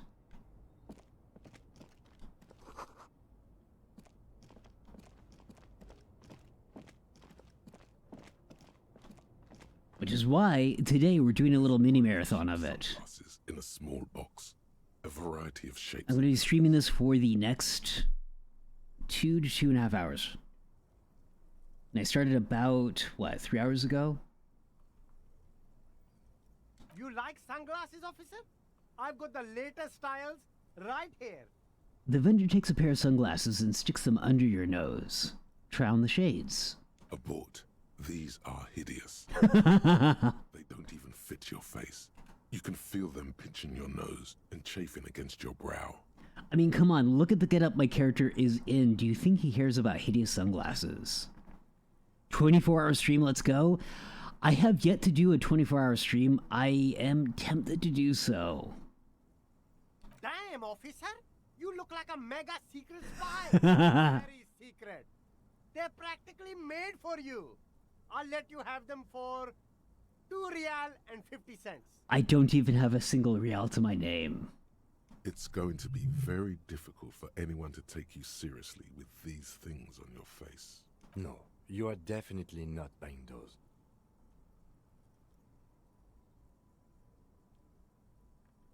Are you sure? But they look so good on you. You should think this through, officer. Let's rummage through the box. These are all boring. Boring third-rate ho-hum sunglasses made of cheap Syrahese plastic. The kind of plastic that melts in the sun. Those UV stickers are almost certainly just there for the show. If anything, these lenses probably direct more UV light into your pupils. A UV magnifier. Ooh. These are all first-rate sunglasses. Premium design, super material, very cool. UV resistant. Very cool. Your eyes safe and cool while doing your dangerous police work. Give me the shades you recommended. Try them on. Ooh, 58% even. Try again. Maybe you can find some interesting sunglasses in the box. No luck. Damn. All you find is this lime-colored cellophane visor, produced by a bargain sportswear brand called Amphibian, apparently. There's a malformed green frog on its bent cap. Aww, a little foggy friend. I kind of want those. Oh, that visor is perfect for you, officer. Sun out of your eyes while you're shooting criminals. Bang, bang. And all for a mere 6 real. Hey, at least it might actually offer some protection against the sun. Not like those cheap plastic shades. Kim, are 5 right something we should be prepared for? I hope not. He says, looking up from his browsing. You don't like it? Sure, Square Joe. No problem. Let's get you some real shades. Aw. I like this guy. He's fun. You see 2 lowly, defeated speakers, thralls, slaves basically, perched atop them like conquerors surveying the land. A pair of found, durable wear sneakers, ultra serious. I can see you've a taste for luxury, officer. Can't keep your eyes off those sneakers? A pair of found ultras. The design is impossibly sleek and simple. A futuristic silhouette with a sleek monochrome colorway, a jet black upper, and a silver-lined midsole. Those sound like shoes I'd actually wear. Those sneakers, mister. Those sneakers are the latest found sneakers. Super air, super fine, super cool. Super cool. Only? That's madness. Fun ultra. Wear the future. You remember the slogan from some magazine. These once respectable speakers have been conquered, reduced to a mere prop by the indomitable found ultras. Atop them, a small heat emboss on the veneer reads, Solidarity Aid from the People's Republic of Samara. The speakers themselves don't seem to display any magical qualities. No, don't look at the speakers, officer. Look at the sneakers. The sneakers are the stars here. No, don't pity them, officer. Old Samaran garbage. Don't even look at them. Check out these super cool, fun ultras instead. Samaran trash? That sounds like they're from the Samaran People's Republic, produced under the dictatorship of the proletariat. No way, officer. These aren't for sale. They're bad speakers. Low-fi socialist junk. But I need some speakers. That's why I want them. I think I might be lo-fi socialist junk myself. No, officer. You're a high-class policeman. Nothing less than the best. Lucky for you, I've got the best on sale. You don't know what I am. I don't even know it myself. I want the speakers. Wait, what if I do deserve more than a lo-fi socialist sound system? You do, officer, you do. Remember, we don't have to resort to socialism. We can have nice things too. At socialist prices.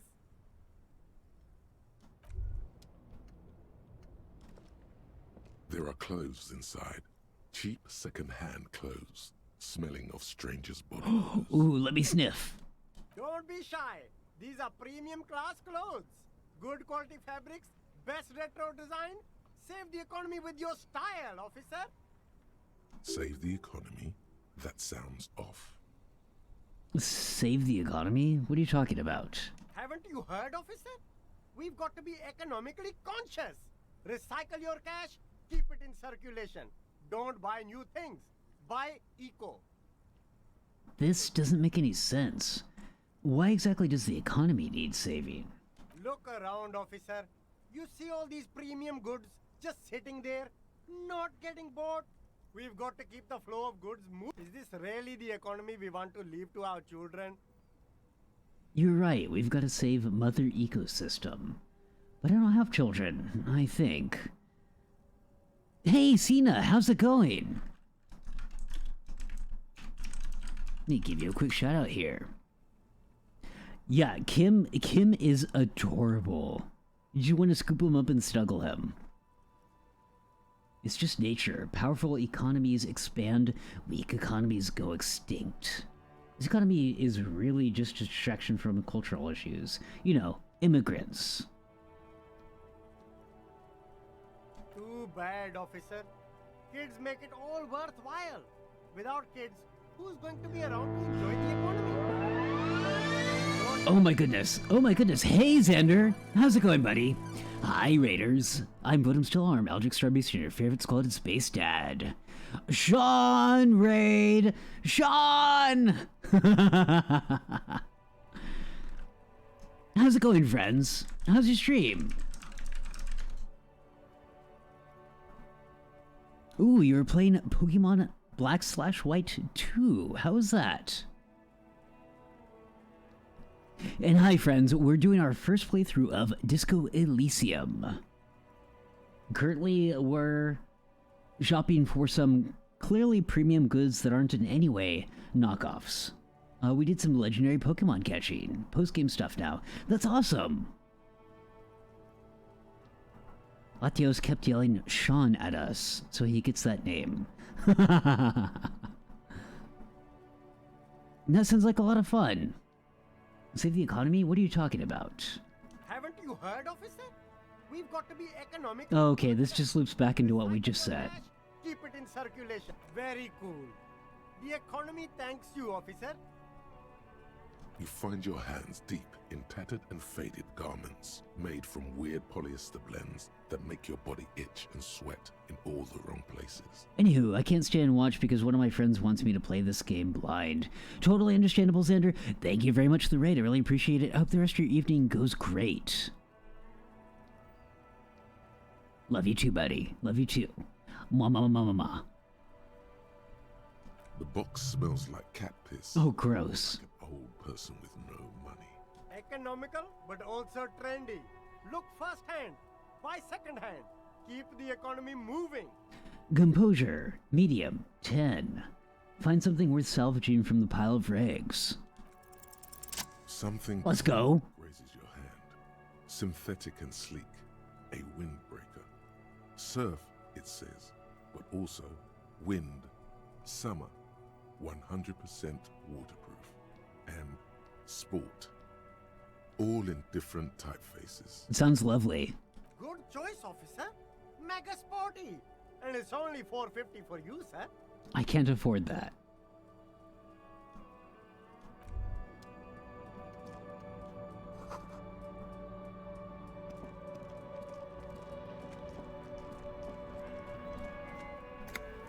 Oh, quick save. Ooh, hello.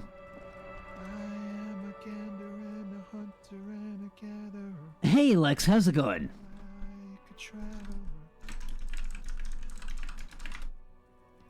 A simple little cadence. He seems to be making it up as he goes. Keep listening. From another planet. Hey there. What's going on here? It's the jam, my man. He motions towards the sprawl of lorries with sweeping gestures. Hey, Artie! Thank you for the head pets. I appreciate it. The air from the east is thick with the smell of crude oils, heavy metals and other byproducts of the modern era. You could almost taste it. What's the jam? It's a traffic jam for the ages. Harbor gates up the street are shut tight, no explanation given. Workers on strike, scabs agitating, an all-around clusterfuck. Meanwhile, we're all stuck here in long-haul limbo for days upon days upon days. He glances south, down the road. Limbo, huh? So that's where I am. So, how long have you been here? Feels like forever. Like I was born on this here roundabout and this was all I ever knew. Just me and the metal and the tires, the oil and the fumes of mazout. This is the guy ever. I like his mustache. Mazout is an antiquated term for heavy fuel oils. This man has a barely suppressed performative streak, or he just likes unusual words, or both. Or both. I dig your style, man. I mean, I do dig his style. It's pretty good. Extravagantly phrased, but I can roll with it. I don't quite understand what you just said. Yeah, imagine. It's been a whole week already. He snickers in appreciation of the digging of his style. So tell me, what do you need? Care to spare some change for working stiff? Tell me more about this strike. Know anything about the dead man, the one hanging behind the hostel there? He ain't one of us drivers. I know that. All accounted for. Otherwise, I haven't really asked about that. Been wasting time right here. Keep him busy. It's easy to see he's telling the truth. He's kept his nose out of the dark stuff. Busy with what? Analyzing the fundamental structural and psychological conditions of being stranded in the midst of a sea of motor lorries and their sad, despondent chauffeurs. So true, V, so true. Ask for his conclusion. And your conclusion? A sense of surprise there ain't more bodies hanging from more trees. Tell me more about this strike. It's like whatever's going on over at the docks. Workers got a blockade set up, making demands, no way in or out. Going on strike would probably help you dodge a bullet or two. Maybe I should go on strike. What's Eden demanding? Some pretty wild stuff, I hear. Like a giant new power crane in half the company? I forget what exactly. Good on them, I guess. I've heard talk there's a company rep in town, too. Like a strike negotiator type. They'd know what's up. Precise demands and so on. And she is pretty wonderful, I must say. What do you think the company wants? They want to keep that money flowing in, my man. Ka-ching. He makes a ka-ching sound. He doesn't blame them, but he's not on their side. That's for sure. Anything else I should know? Anything else? Yeah, this ain't really my area of expertise. I just do my job and get paid. I have things to do and places to be. All of us do. All of who? Us lorry drivers. Camionneurs. You still hang around here waiting for this mess to end. Most have scurried off somewhere to get drunk or high. Or laid. Not that I blame them, really. Not you? Not my thing. Chasing transient pleasures is a drag these days. I prefer the examined life now. Thinking, reflecting, observing. He glances down the road towards the horizon, a glint of something in his eyes.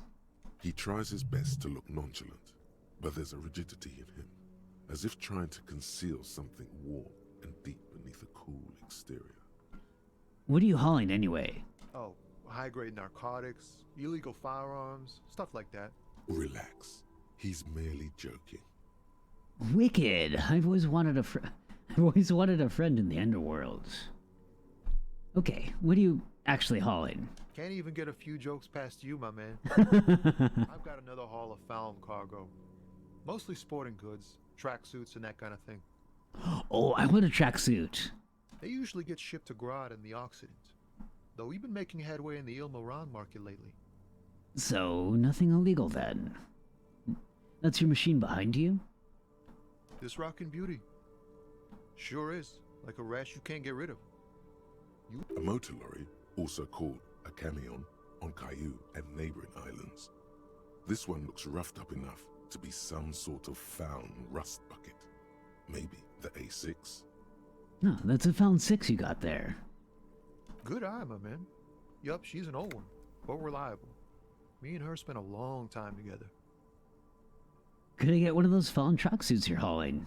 We're pals and all, but I can't just freely hand out the merchandise. The bosses won't be happy. So, nothing legal then? Not unless they've illegalized sports equipment while I was on the road. Right. I had another question. The man taps his fingers rhythmically against his arm. Ooh, empathy, formidable 13. What do you see in his eyes? Chat, should we go for it? 3%.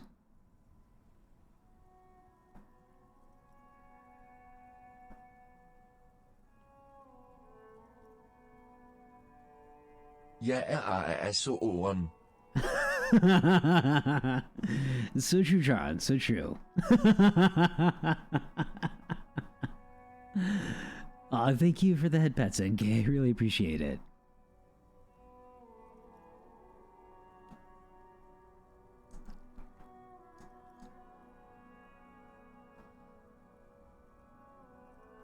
I don't see any penalty to taking this, so I'm gonna go ahead and do it. Ease into it. Don't go too far. This seems like a personal matter. I'm okay, man. Just... the jams got me down. The fumes, the chemical rainbows, the tarpaulin stretched on the frames and the dull engines off. The man recedes into his daze of words. Maybe the full-on direct approach wasn't correct. Damn, it's tricky business looking into someone's eyes and not doing it wrong. Aw, I'm sorry, buddy. I'm good for now. Good talk. Don't be a stranger. He gives us a salute with 2 fingers.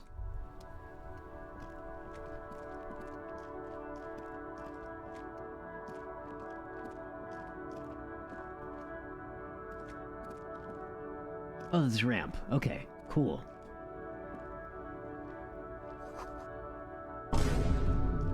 Ah!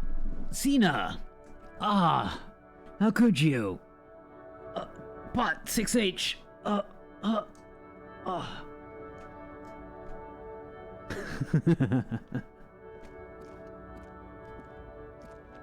old monument stands in the middle of the traffic island, pointing toward the sea.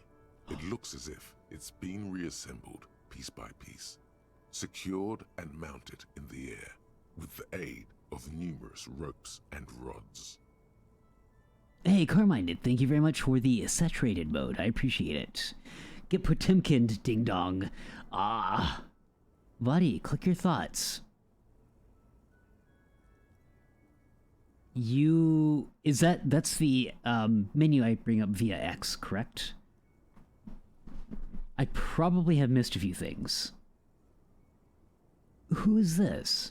A silver plaque on the statue's pedestal reads, I am Philip III, the Squanderer, the greatest of the Philippian kings of Revachol, son of Philip II, the opulent, father of Philip IV, the insane.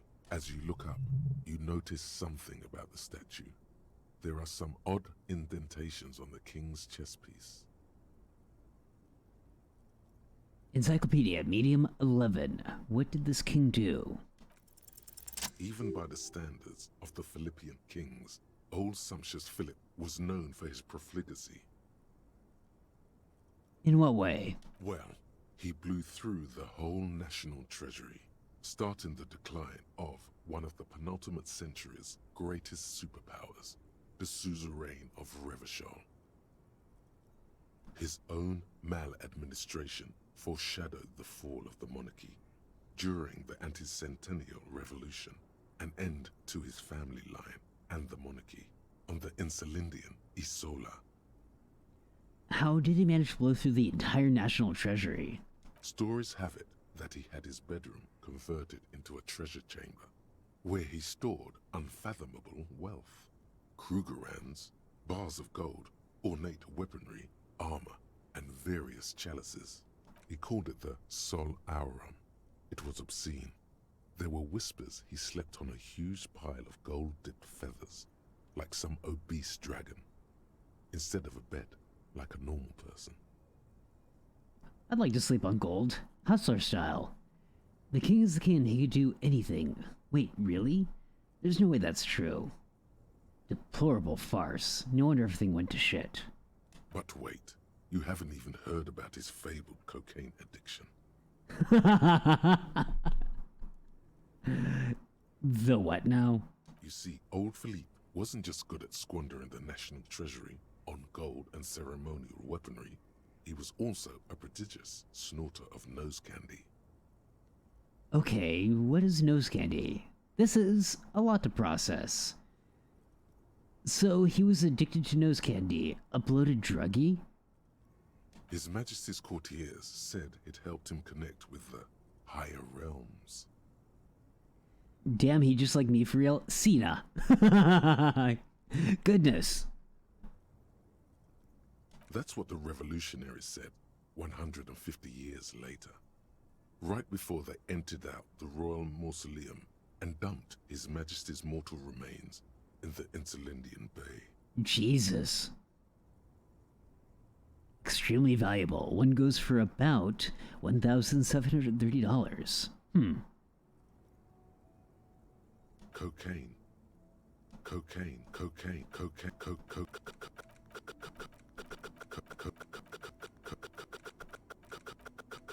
cocaine, cocaine, cocaine, cocaine.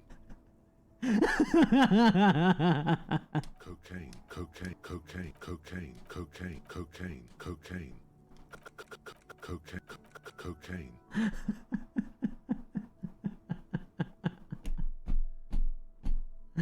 I'm dumb. I'm sorry, guys. I'm really sorry. That is really, really, really funny to me. Beneath the cold waters of the Insulindian Bay, thrown there by the revolutionaries after they cleaned out the royal mausoleum. What happened to the statue? The original was blown apart by communards, then further damaged during the landing of the coalition's airships during the turn-of-the-century revolution, when Martinez was leveled. Most historians think the coalition's hasty landing may have ultimately saved the statue. If the communards had more time, they would have reduced it up to even finer pieces. Who restored the monument? Some years ago, a group of liberal, artistically inclined individuals, designers mostly, thought it would be ironic to restore the statue of the most wasteful ruler of Revachol in the poorest part of the city. The statue is supposed to capture the moment it was blown apart, like an instant frozen in time, a rare butterfly trapped in amber, floating on a sea of shit. Thank you, Carmine. I really appreciate that. Yo, Soul, how's it going, buddy? That's brilliant. So funny and nihilistic. People in Martinez tend to disagree, as do many prominent art critics and thought leaders with more nuanced social awareness than the young ironists. Wow, it's just like a Banksy. Those critics might have it wrong. There's more to it than just ironism, but you can't say what precisely. Perhaps this art mystery will be solved at a later time. I'm prepared for a battle. Hell yeah, me too, buddy. Me too. This is why I went full dummy strats. Huh. No, stats, excuse me. Philip III, the Squanderer, however, with his bronze face up in the air, doesn't seem concerned about what the hoi polloi think of him in death. Not that he ever did in life either. What indentations? What do I see? Something with great kinetic energy seems to have impacted the cuirass, around where the heart is. A bullet? I ended up wanting to go the intellectual route with this character because I kind of wanted to play him like Agent Cooper from Twin Peaks. Someone shot him in the heart. Interesting. Lieutenant, has someone shot the king? Point to the indentation. Okay, I can't see it, but I take your word for it. Well, Martinez is riddled with bullet holes. This place saw a lot of action during the revolution. But the statue is recently renovated, so maybe a joke? Target practice or a political statement? Yes, a practical joke. Target practice. Political. It's a king and he's shot. Why not? What this shows us is guns aren't too uncommon here, and people still shoot them, sometimes at kings. He takes a note in his notebook. The king stands high above you, surveying the bay, mute and indifferent to your sightings.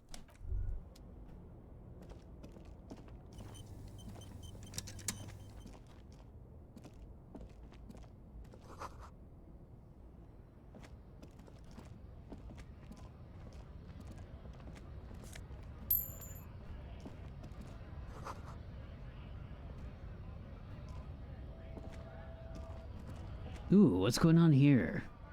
Oh my goodness. Hold on.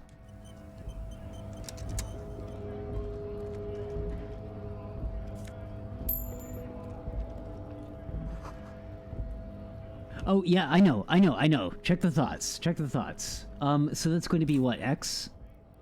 And then here? Thing around your head. Are you not talking about the menu? Thing around my head. Oh, gotcha. Okay. Who? Me? Yes, you. Word on the street is you're ready to start building communism again. Again? Yes, you're ready to start building communism again. You've built it before. They've built it before.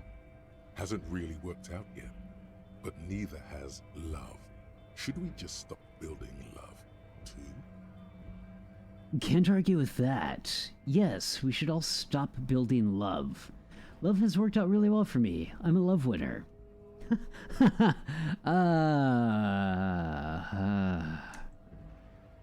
No comment. This conversation isn't really about love. Try to keep up, okay? This is about the communism you've promised to build. Word on the street is it's going to be 10,000 times larger than any communism previously attempted. Is that true? How come there's word on the street? You keep saying things like, down with the bourgeoisie, eat the rich, sodomize the landowner. Hell yeah, sodomize them. All people who have more than 25 I mean, wait, what? in their pockets. Literally murder all human beings, regardless of their political beliefs. Kind of stuff. I really wish I remembered the entirety of Divine Speech in Pink Flamingos.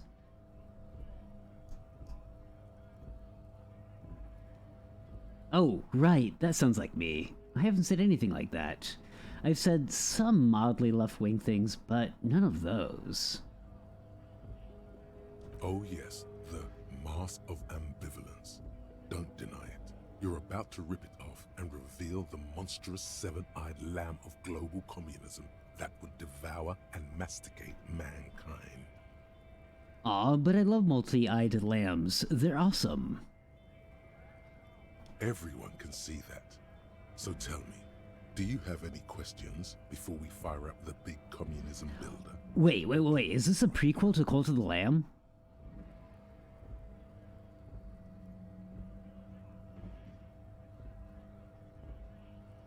Wait, first, what's this communism even about? Roll up your sleeves and start building communism. Opt in. It's too tiring. I don't have it in me. I'm beat down and broken. Opt out. Failure. It's about failure. I don't do failure. No, I think I definitely do. Yes, abject failure. Total, irreversible defeat on all fronts. Absolutely vanquished, beaten, curb-stomped and pissed on. Until you came along. You will reverse the fortune of the workers of the world. You alone, against every living thing, against every human alive. 800 trillion real in the hands of an impossibly well-organized ruling class. Towering city blocks of bankmen who have the ears of prime ministers, million-headed armies of nations, and the love of your own mother. You against the atom, the charm and the spin, where the whole world failed. Matter failed to bend to human will. Human will failed to get out of bed and tie its laces. You alone, single-handedly, will rebuild the dreams of the working class. You are the last communist.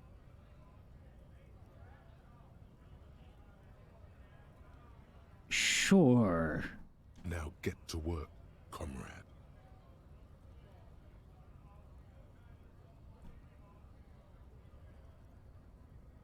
Oh yeah, get the firing squads and the animal wagons ready. Wait, what? Firing squads? You didn't say anything about those. Too late to back out now. You can't make an omelette without breaking a few million eggs. We're making the mother of all omelets, Jack. Roll up your sleeves further and breathe in the pristine air. Finish thought.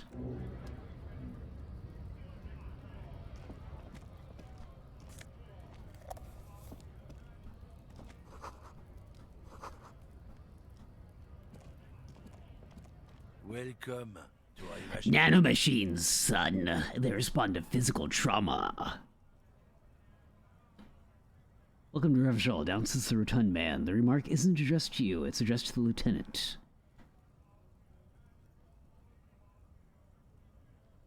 I hate this man. Oh no, what did he do, NK? Why are you addressing my partner like that? Hey, I know Revachol. That's where we are. Don't you welcome to Revachol me.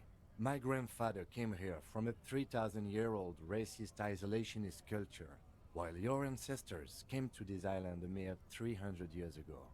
Every school of thought and government has failed in this city, but I love it nonetheless. It belongs to me as much as it belongs to you. What's happening? You sound angry, Kim. It's men like you who keep Revachol divided, making it that much harder for everyone to climb out of this post-war limbo. What he means is, fixation on the Revacholian nation makes it harder for Revachol to actually attain self-determination. He's right. You're undermining our best shot at real self-determination. Stop reading in this guy. He's just really proud of being Revacholian. Limbo, what's going on here? Oh, come on, man. I just said welcome to Revachol. It's a lorry driver thing. I know exactly what you meant. You think my kind doesn't belong here, that I should watch myself and behave. Damn. You go, Kim. But you see, I'm an officer of the RCM. It's actually my job to make sure you behave. I would advise you to remember that. Silence. The air between them becomes tense. Your partner needs backup. Now's your moment to shine. Fucking A, Kim. I've got your back. Give the lieutenant a punch on the shoulder. Probably that choice, but let me see. Well, I think we've all learned something here. Smile at the lorryman.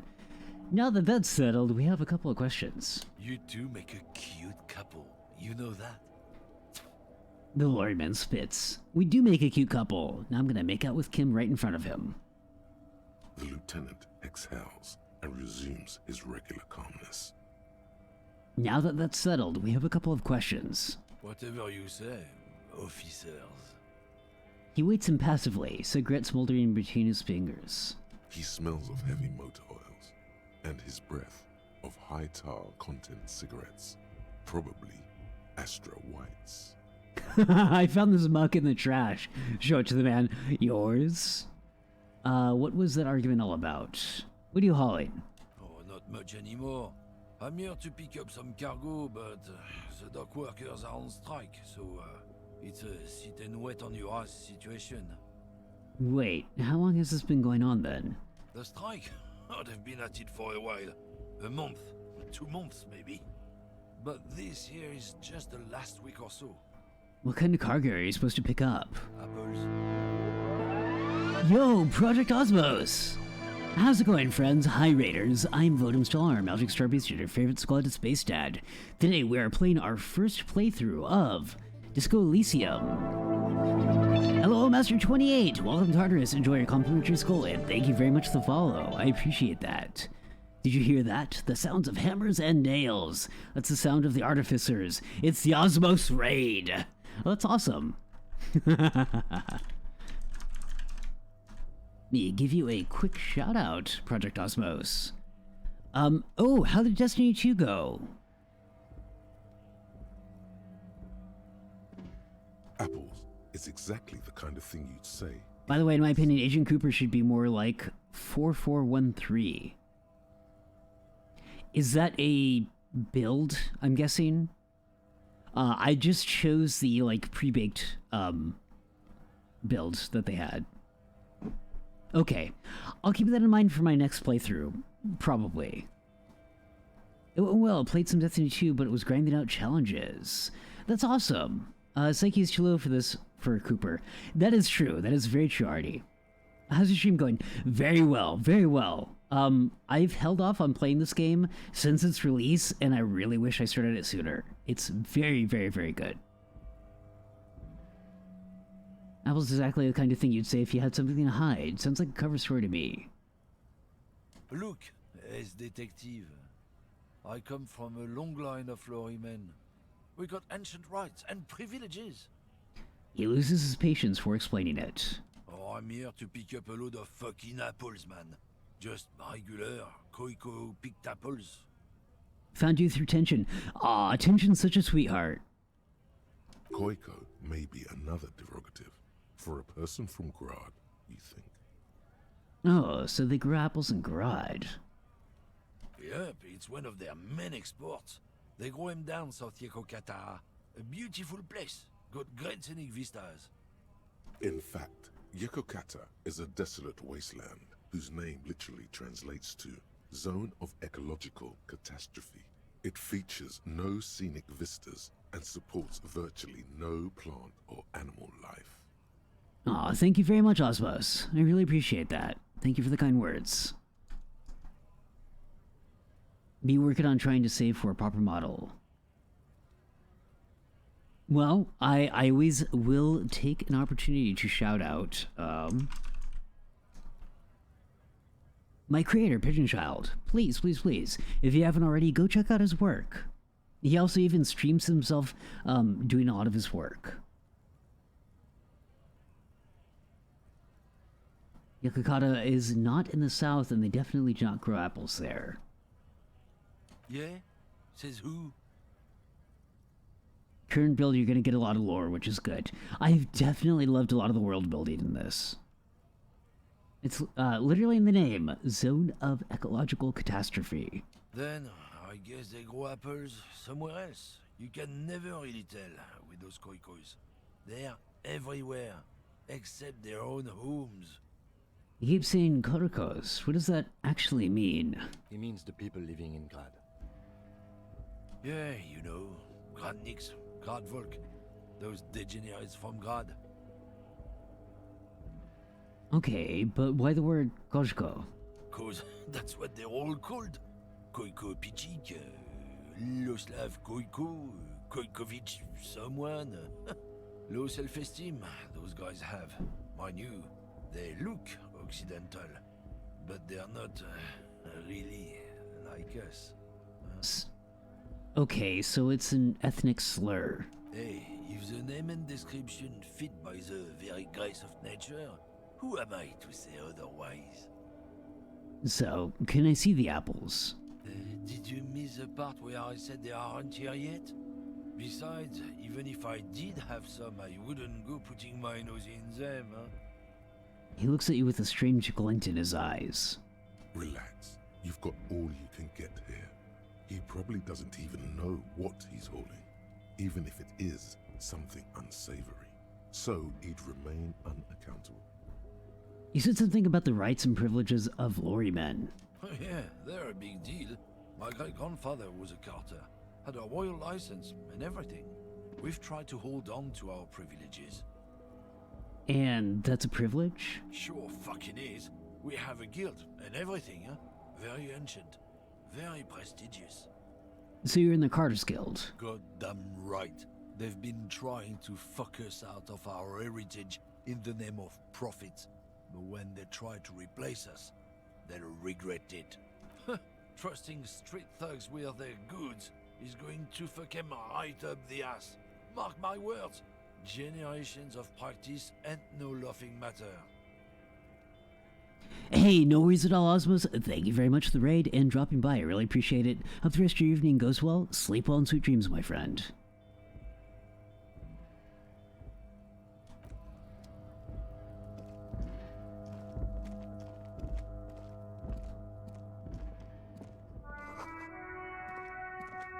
Okay, this actually looped back around to our starting area. Cool, I'm gonna go ahead and quick save here. And let's go ahead and check this area out.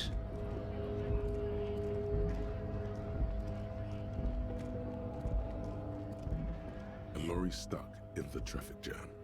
This big, heavy Grad-made machine is well kept for such an old machine. The windows are clear. They've been recently washed. You can see a lorryman's cabin with personal belongings, stickers, insignia. What kind of stickers and insignia? The driver has adorned his space with a substantial collection of peculiar paraphernalia. Proclamations about honor, strength, and purity are glued to various panels. That doesn't surprise me in the slightest, Artie. That being said, this is definitely a game that I can see myself getting sucked into for long periods of time. A large metal pendant hangs from the rear view mirror. The pendant features a sun crowned with wavy rays. Ooh, neat. It is the seal of Royalist era Revachol. What about the back seat?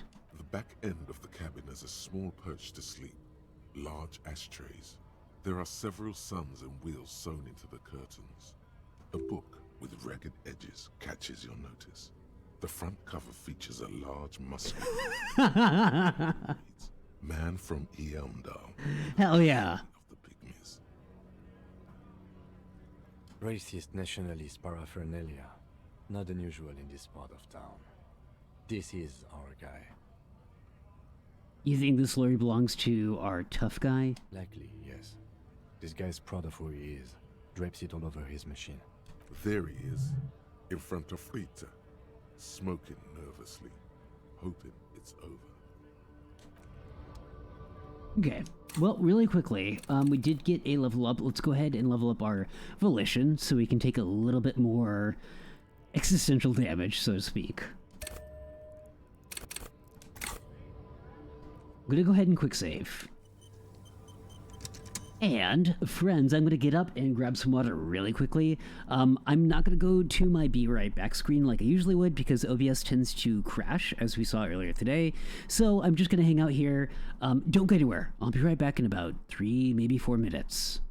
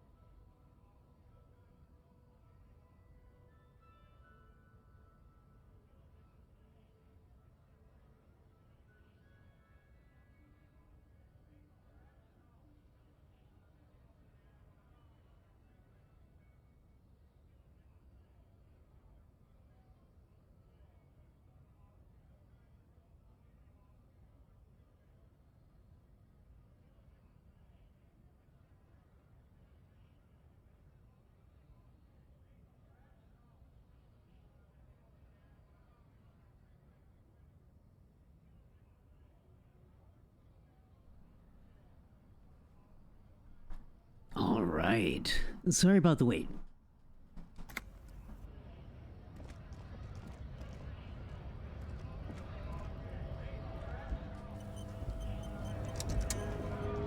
Bastards! We have a right to work!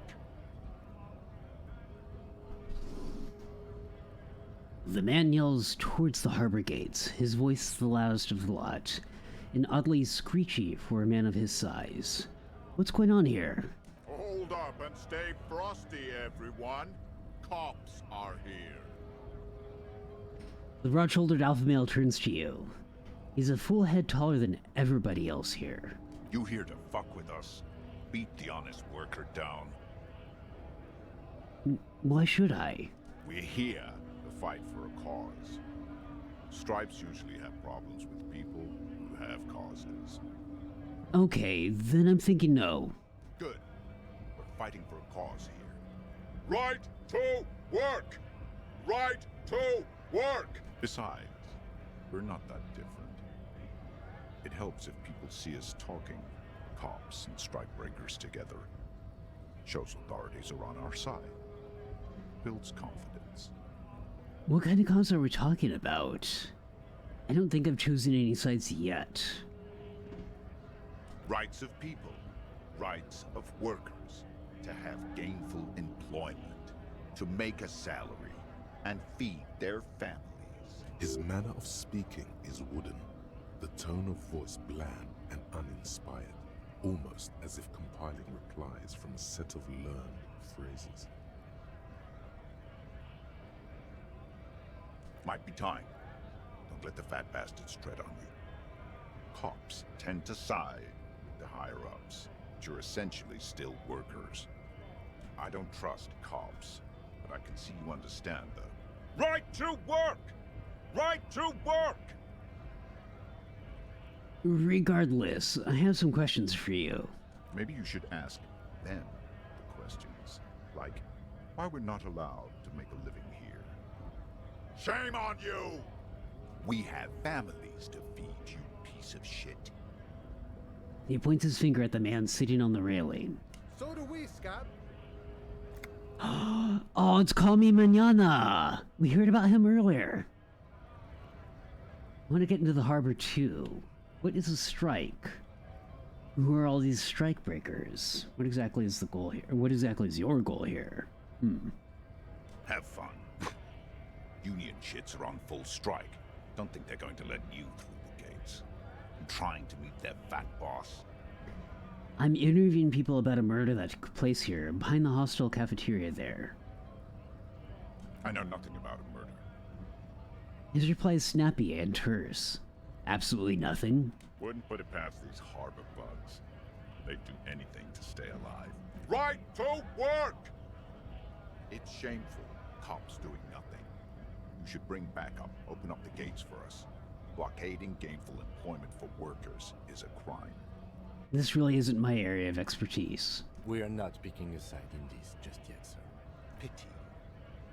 Let us work! Honest men and women with rights to work, to be useful, not toys for corporate interests. The man runs a hand through his steadily graying military haircut. We came here to help the harbor run smoothly in time of crisis. If union fucks don't want work, they ought to let in those who do want work. I have a question. Why do all these men follow your leadership? You think they follow because I'm big and loud? No. They follow the rules of the market, the rules of the economy, because they were given a job to do! We were promised work. We'd be in there, working, if the bastards hadn't shut the gates. And you were unable to breach the entrance. Main gate's locked. Would take heavy ordnance to bust it open. Could try to get in through the secretary's office. Door's locked. The guard's blocking the way to the access panel. And I don't mean the scrawny mess punk either. I mean head measurer. Or whatever he is. Wait, head measure? Huge Seminese guy standing up there on the overhead passage. Won't let anyone by.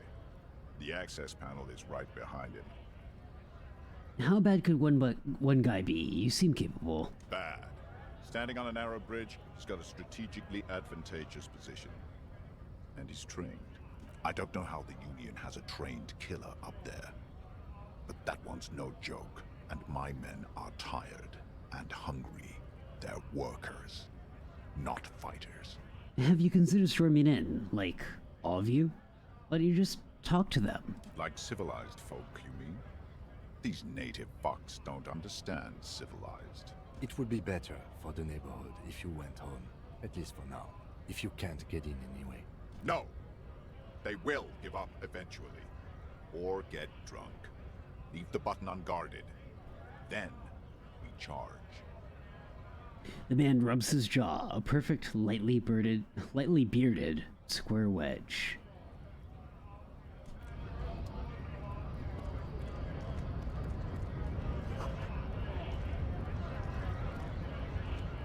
Scab?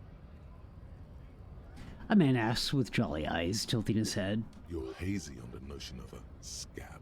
Smells like politics, though. Maybe it's got something to do with the flask he reaches for from time to time. What exactly is a scab? Yeah, I'm a scab, poor and downtrodden, waves your fist, right to work. A kind of a worm, content with mere survival. They come, they want to do our job for shittier pay, screwing over both themselves and us. Everybody loses. Hold on, where did they all come from? Beats me. Somewhere in the ground, I think. You don't seem to like them much. Gotta be bloody stupid or freaking evil to scab. Or I guess scared, maybe.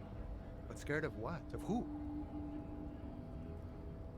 He looks at the mass, squinting his eyes as if trying to ascertain what they're scared of. Personally, I'd rather beg than scab. If the gentleman shouting on the street came begging, maybe they'd have gotten something. Have you tried talking to them? It's better than begging. Come on. We've explained the matters, but they don't listen. This lot would be reasonable and go home if the big guy wasn't riling them up all the time. Big guy. He means the leader of the scabs. I'm not a scab, I'm a cop. I was just messing with you. No one's ever seen a cop scab. Imagine, you cops going on a strike, but then another cop comes in and says, let us cop for less money. He chuckles, then realizes. Speaking of, what brings the RCM here? To the Wild North? Come to see the strife? I've come to Martinez investigating a murder. I need to know who's behind these gates. I'm exploring. I mean, that's technically true. What's the strike about anyways? Yeah. You know, serious business. I'm sure the big boss will be glad to tell you. You'll have to ask him first. He's a chatty guy. Wants to talk about the strike too. Just can't break the command structure and tell you now. You need to know what's behind these gates. I'm exploring. My friend, I respect the right to roam. Range awaits. He gazes over the roundabout with a glint of longing. What does this mean you can't let me through the gate? Oh, does this mean you can't let me through the gate? I don't operate in that capacity. I'm not a granter of passage. He takes a swig. Itself. Oh. Takes a swig and points up the stairs with his flask. If it's so simple, why did the scab leader warn you of the guards blocking the way? That simple? I just walk in. Aye. Walk right past Measurehead and go in. Past Measurehead? Yeah, the 2.5 meter tall Semini supremacist there. Walk right past him. Right. Then press the button to unlock the door. Uh-huh. Then go past him again. Okay. And you enter the arbor through the office. Está. So you're saying it's actually quite difficult. Don't worry, I'm sure it's not completely impossible. For example, you could best measure head in a physical confrontation, or you could convert to a Semini supremacist worldview. Or, maybe it actually is completely impossible. Has anyone ever bested him in a physical confrontation? Has any of the scabs tried converting to his worldview? There's two other ways in. Oh, okay, that's good to know. Jean-Luc himself would say the philosophy has proven overly heroic for the scabs to convert to. Not enough intuition. Artie, how many times have you played through this game? Because I know you have been talking quite highly about it for a little while. 3, okay.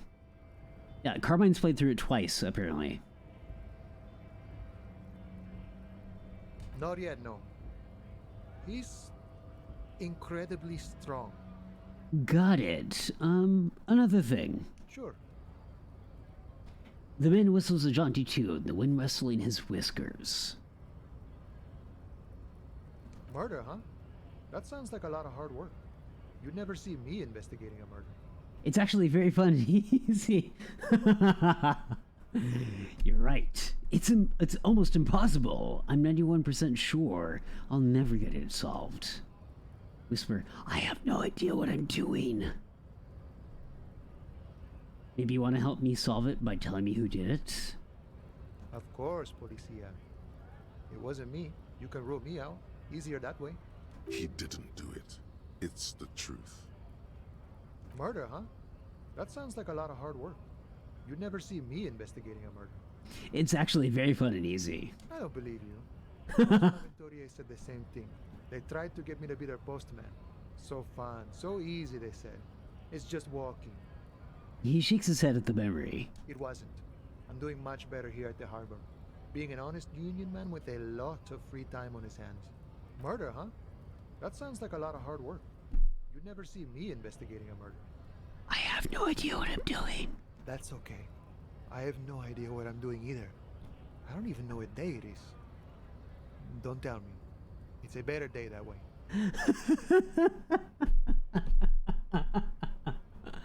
I love this guy so much.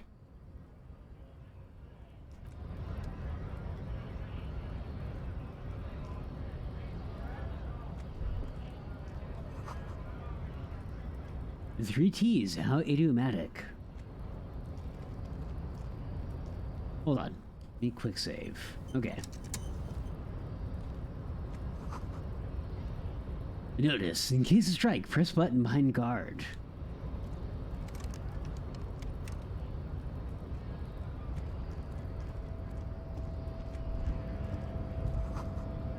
Greater Rivershore Industrial Harbor.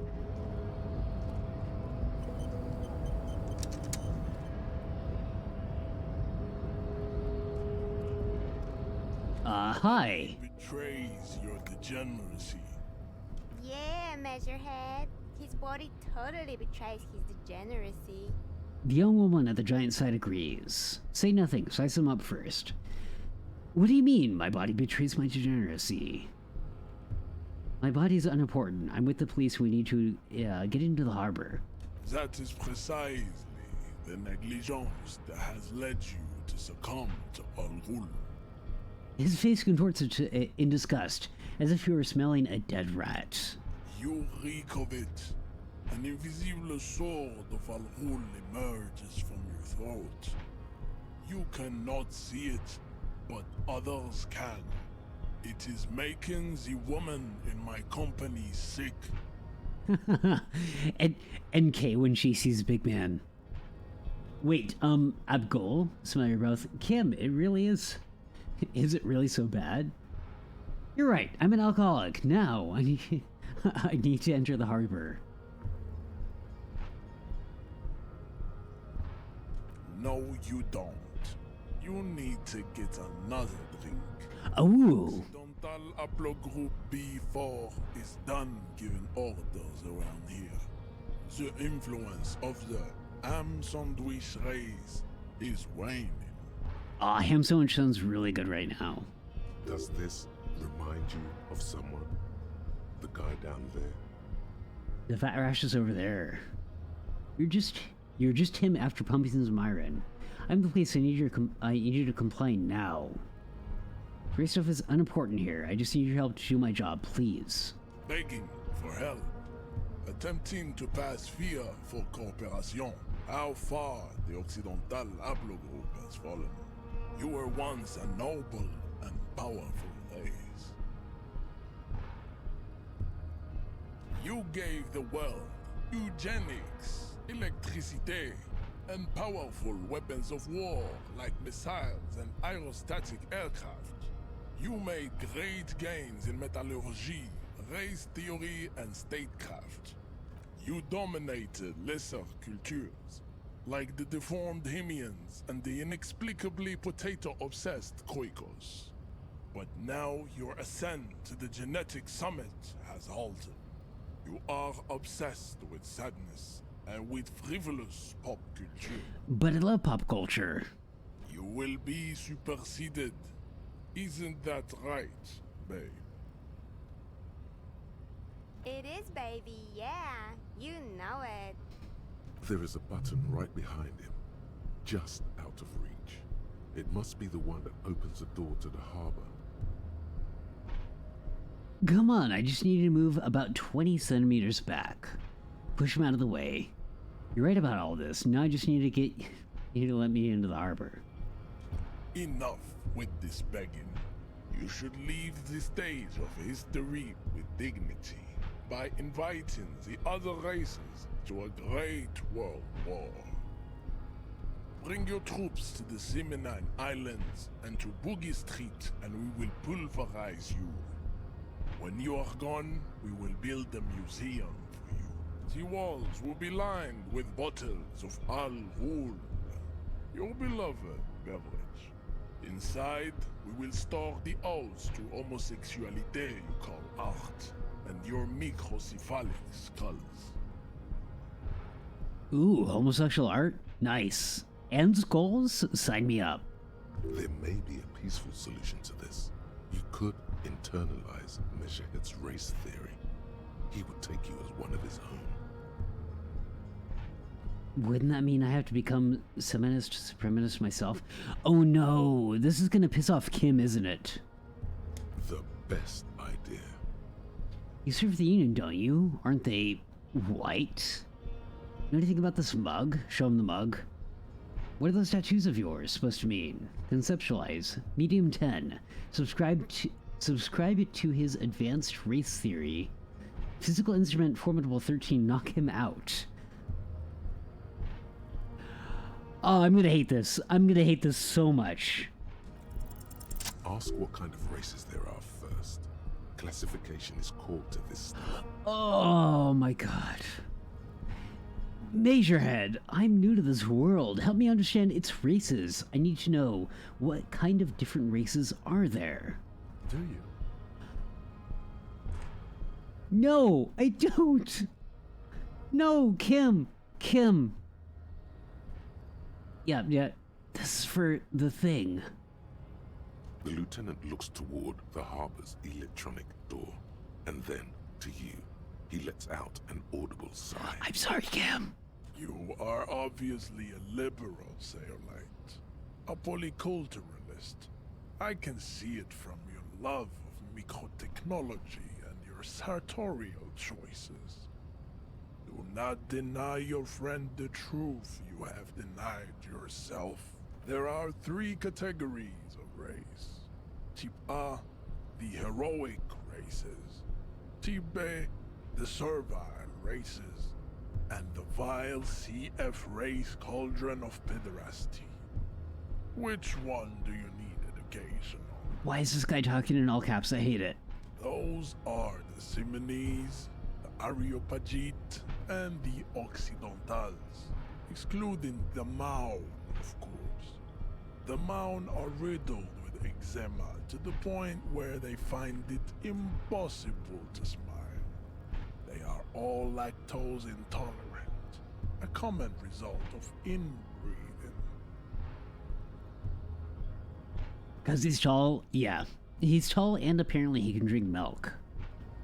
A receding genetic pool has led the Maun on reprehensible street parades. In Maun cities like Stadskanal and Vredefort, wearing wooden clogs on their feet and little green tassels on their hats. Okay, got it. Who are Type A then, in your view? The Vespertines and Messenians of Vesper and Messina, the ancient Meteorans of Meteo by the golden Pisantic Sea, the Suren of Sur-la-Clé, and even the North Königsteiners. All have type A race propensities. The other large mondial civilization, the Mesk, are too yellow and oleaginous to count as a heroic race. True, they are violent and expansionist, but they have a glandular problem. He draws his finger across his face. Overproduction of sebum. Sebum is leaking into their brains, making them listen to El Mariachi music and eat toxic minced meat-based food, which in turn only produces more sebum. I love mariachi music. And who are the Semites and Areopagites in this? As proven by the Maun and the Mesk, Occidental type A is in retrograde. The Semites and the Areopagites are on the ascent. And the Semites are... The indigenous people of this, the Insulindian archipelago. The Semites inhabit the southern islands. That's the name of the ocean that we're in, or next to. From the stock of Ulumbuir on Ile de Fantôme. The Areopagites are the master race of the Ile Maran deserts. The Semites are descendants of the Areopagites. We came here during a heroic migration from Ile Maran to Ansuland, thousands of years before the lactose-intolerant Maun Occidentals discovered this place. What's the difference between the Semites and the Areopagites? The Areopagites are sleek, long. Areopagites, excuse me. The Semites are powerful, mesomorphic. The former is an immutable progenitor, unchanged since the Super Isola of Pericarnassus. Ancient brains rest in their slender skulls. He falls silent, contemplating the beauty and the mystery. The latter is perfected and adapting. Together they form the Simeno-Areopagite, or Simeopagite super race. That is all. There are no more Type A races in the world. Type B are the unheroic races, amorphous non-competitors of the great race. The Khoikos and the Vacholier, they are mud-colored people. The Khoikos of Grad, Yugo, Zhimsk, Shest et al. Are what you would call white, officer, in a suspect description. You said Khoikos. I've been trained to identify them as white in official descriptors. Yes. Descriptions, excuse me. To an untrained eye, the Khoiko appear white and pinkish, like a hand sandwich. But look into their eyes and you will see. They are of an indistinct color, and so is their skin. Unhealthy, muddy, and ashen. Pinkness is a racial quality that has to be earned through centuries of advanced ballistic warfare and cultural domination that the Grad people have undergone for drinking Al-Rul and smoking the degenerate tobacco herb, and for eating potato. Eating potato. The Khoiko, the countless micronationalities of Grad, are all inexplicably obsessed with potat. The only thing they like more is dividing into microscopic ethnostates, like political amoeba. Wouldn't he be one for ethnostates?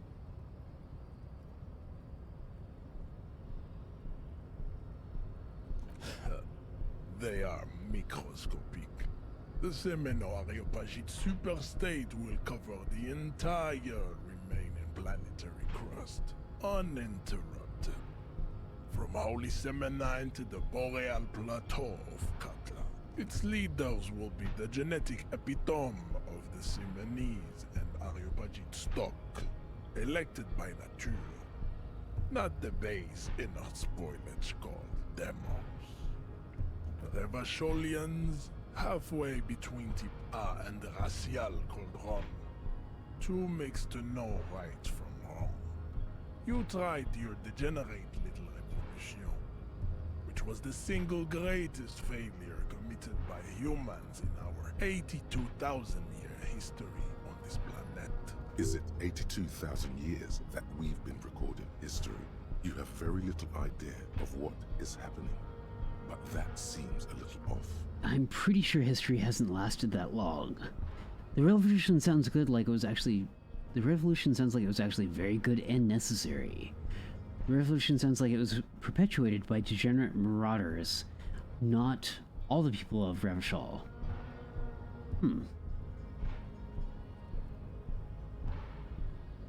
The revolution came to Ravachol from Grad, in Zara's written potato carts. It is literally an illness, a prion disease that leaves the parietal and frontal lobe ridden with holes. A soft, sponge-like mass of dementia, hallucination, and paranoia. The revolution is fatal familial insomnia, a hereditary prion condition passed from the coico to the occidentals. But not sexually. Probably through trade routes and potate acid, the prime component of the potato plant. Enough of Tibet mediocrity. He nods, satisfied with the outcome. Tips CF are a museum of failed chimeric experiments and tragic maladaptations. They are tortured creatures waiting to be put to sleep. Your morbid interest in them worries me. It would be cruel to entertain ourselves with their deformities. Were there any able-bodied races you needed education on? Now that we've been through all the types, do I understand advanced race theory? You understand nothing. To solve the great race enigma, you have to first ask yourself, what is the race enigma? You have not even worded the mystery, let alone solved it. How do I word the mystery? You need to internalize what you have heard here today, then return to me. This clarity does not come instantly. Let's discuss something else. I cannot possibly imagine what else we have to discuss, Tibet Vacholian. Your love for disco music and venereal disease?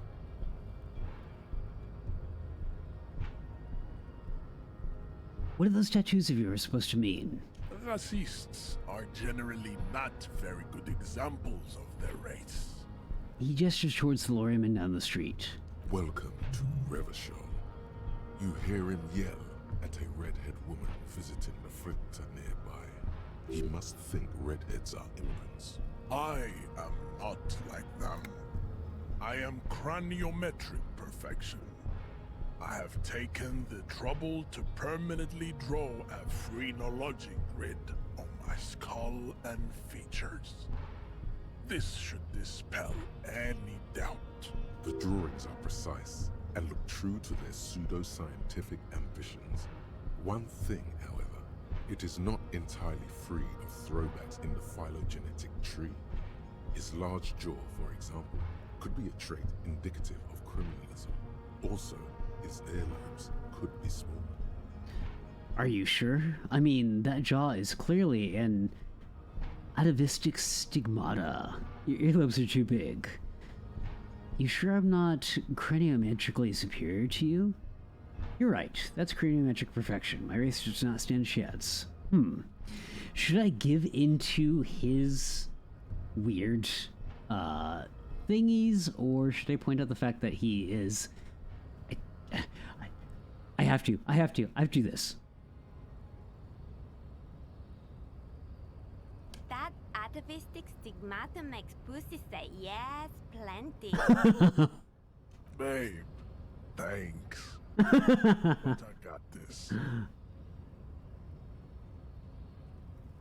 You serve the Union, don't you? Aren't they white?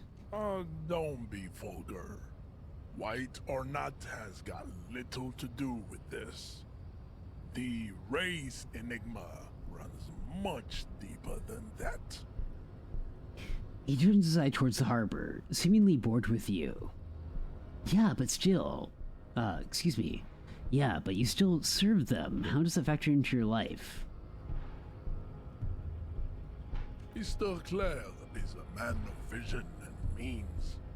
He has the will to confront polycultural capital, something your race, naivistic communists, never did. Also, to serve is noble. It takes discipline. Your petulant individualism has only contributed to your race failure. It is lax and moronic. Individualism is my jam. I mean, that is true. Individualism is kind of my jam. My jam is a mysterious fourth thing. Jam. Individualism. You have gotten these ideas from degenerate youth culture, have you not? You have picked them up from rock and roll songs? I've gotten it from disco, actually. Offshoots of the Seminoles people invented disco while having sex under the influence of cocaine. It is a shame upon my race. But what is done is done. Hey, sounds like a good time to me. I am not surprised you enjoy it so much. This has happened to many of the side products of the inevitable cultural victory of the Seminoles race. I know who the Seminoles are, but I've recently experienced head trauma. I can see that. The Seminoles are the South Island race, haplogroup A4A, the rightful masters of the Insulindian archipelago. We descend from the Areopagites of ancient Pericarnassus and arrived here 4,000 years ago. We are the future. That is all you need to know. Alternative ammo's for safe scumming, if it's about punching a racist. I mean, while I definitely wouldn't shy away from that, Artie, I don't want to safe scum this, especially on my first playthrough. So you're born and raised on the islands before you moved to Revachol. I am a descendant. The narrow streets of Ulimbuir are with me in my genetic dreams. I see young Seminoles women walk into the grey mass on Ile de Fantôme, waiting on immaculate conception from the pale. So you did come from the islands? No. I have heard about it on the radio. So you're not really Seminoles, you're just from Revachol. I'm from Couronne. And no, it is not just in Revachol. The city is central to the Seminoles strategy. Spreading through its trade networks, our culture will dominate the world. Culture. You have heard enough about our phylogenetic secrets for today. You have extinction to come to terms with, and never getting into the harbor. I know anything about this mug? He does not so much as glance at the object. Put this into the trash lately? Stop showing me your pathetic cup. I have no interest in it. He had nothing to do with it.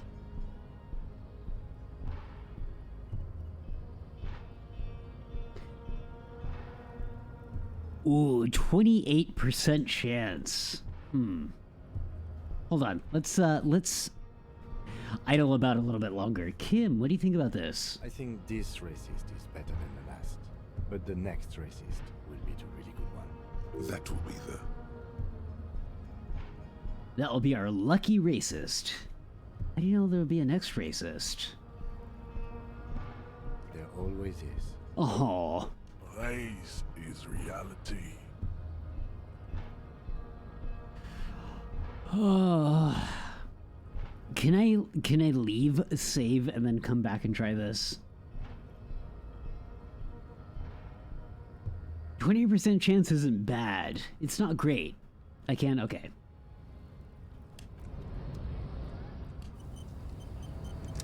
The unpromising race pupil returns. Ah, damn it.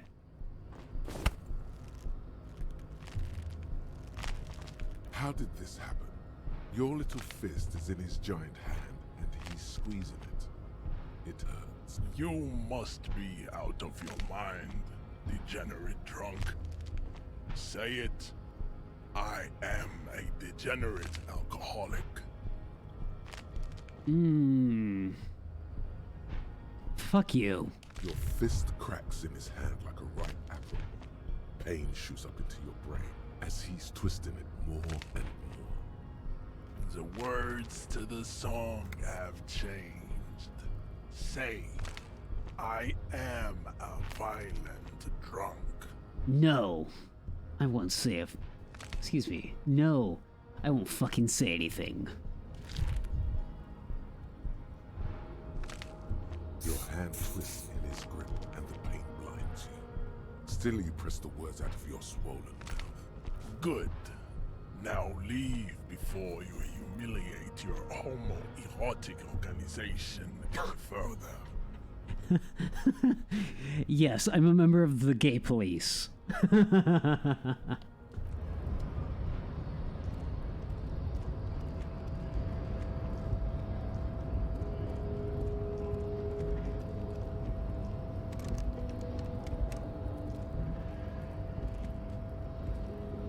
I'd appreciate it if you didn't force us into situations where I may have to shoot random civilians, because that won't get us anywhere.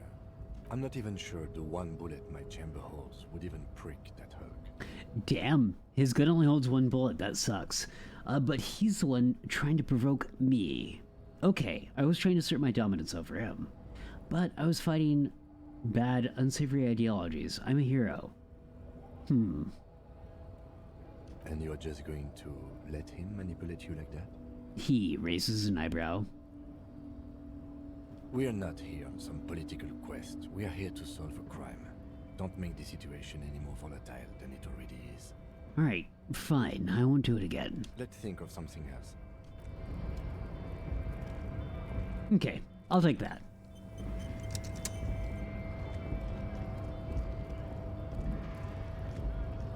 Oh, go down. Thank you.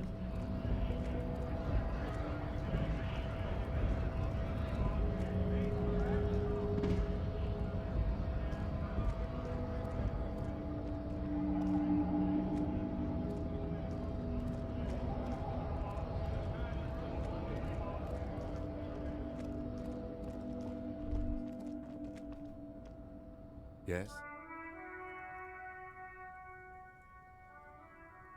I think you should know anything. I can't remember anything. No response.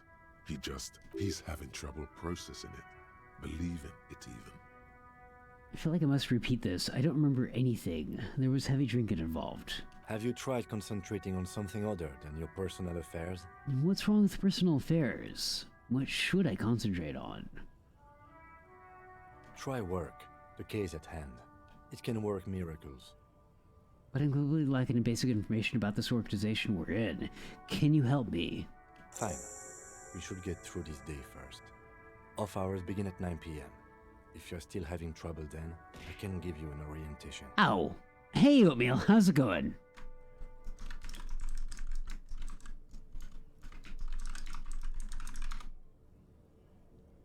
Focus on other people's troubles, not your own. That is a relief. A moment passes. The lieutenant glances at the sports watch on his wrist. I want to talk about you. Me? Yes, you. I don't see how my life is pertinent to the investigation.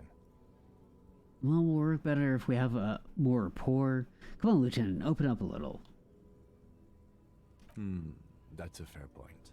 Alright, for the good of the investigation, what do you want to know? You don't look like other people around here. That's because I'm half Seolite, or quarter. My father's father was from Seoul. So was my grandmother, but from my mother's side. It's not an interesting topic. Doing alright, just dying from a cold currently. Aw, I'm sorry, O'Meal. Well, if you can, make sure you get lots of rest, and I wish you speedy recovery, my friend. What is SEAL? It's a part of the world, officer. A geopolitical entity and a geographic division. I told you it wouldn't be interesting. SEAL is a protectionist, isolationist, pan-Isolari state west of the Insulindian Isola. Actually, it's quite interesting. Some would even say mysterious. Okay, you're only making it sound uninteresting. I still want to know more about SEAL. You're barking up the wrong tree. I don't speak a word of Seolite.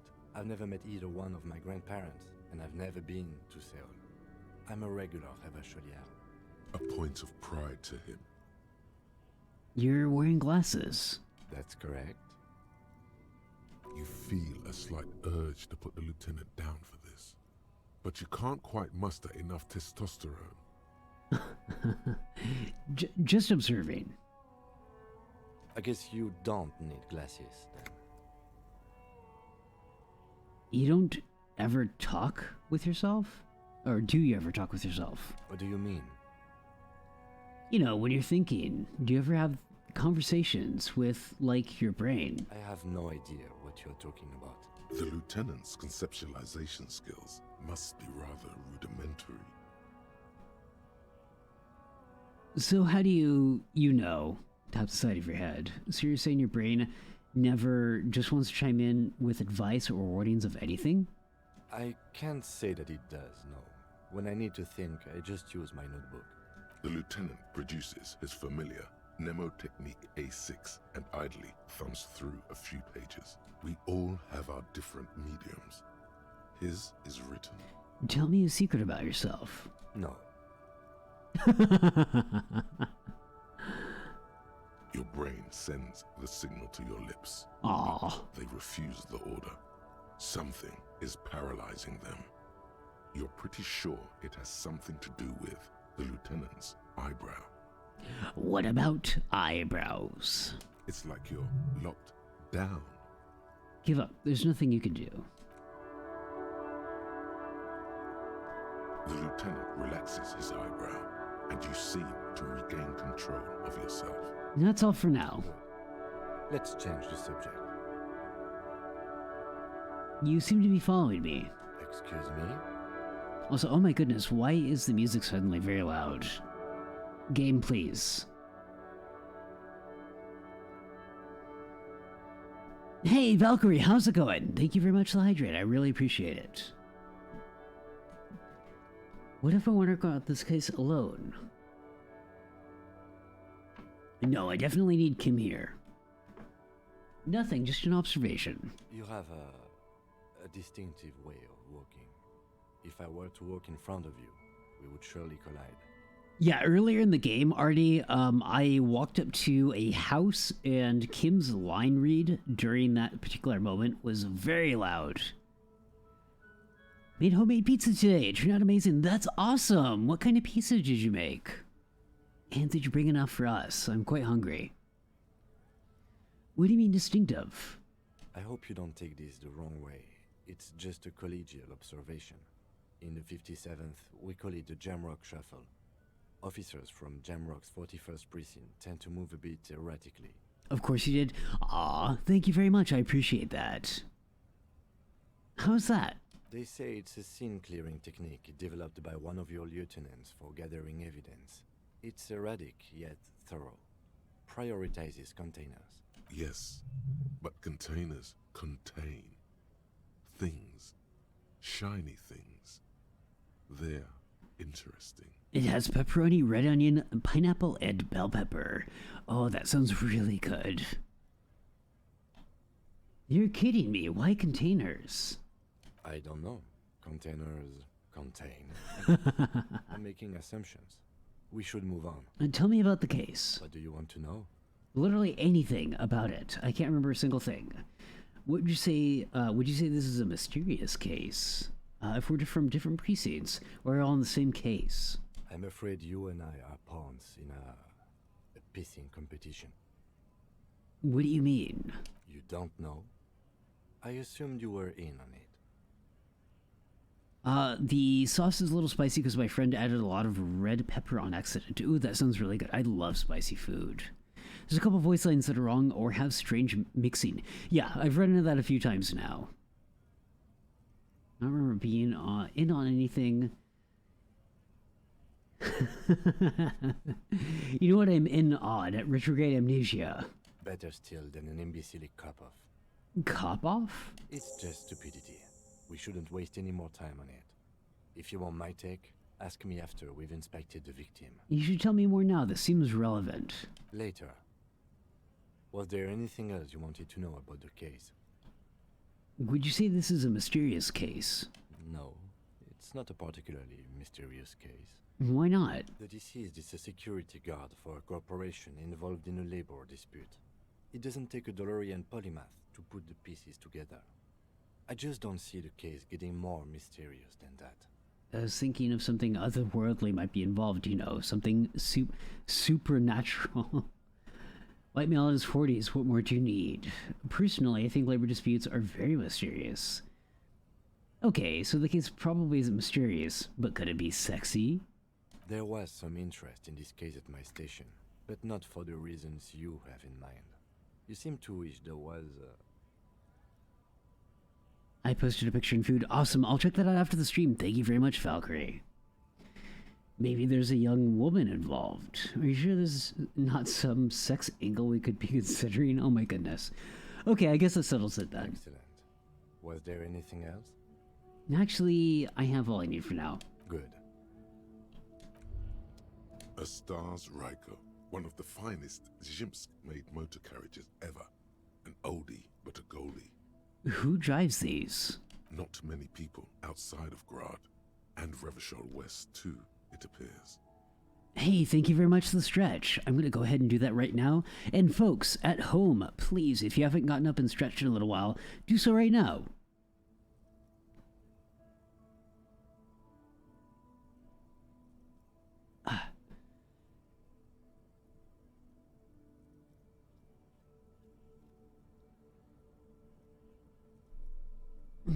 Okay. Okay, all stretched. Hey Kim, check this out. A Stash Ryko KK2. That's a classic model. Never thought I'd see another one repainted after what happened last time. Hold on, maybe I can impress him. Do I know what happened last time? No, only that the motor carriage is typically baby blue. The colors of Sigismund the Great, an ancient Zhimsk ruler. His banners were famously zephyr and white. The colors of the Stars Ryko. Oh, cool. Let me guess what happened last time, Kim. Blue and white are the colors of Zemesk. Someone painted it, got Zemesk mad, and boom, murder happened?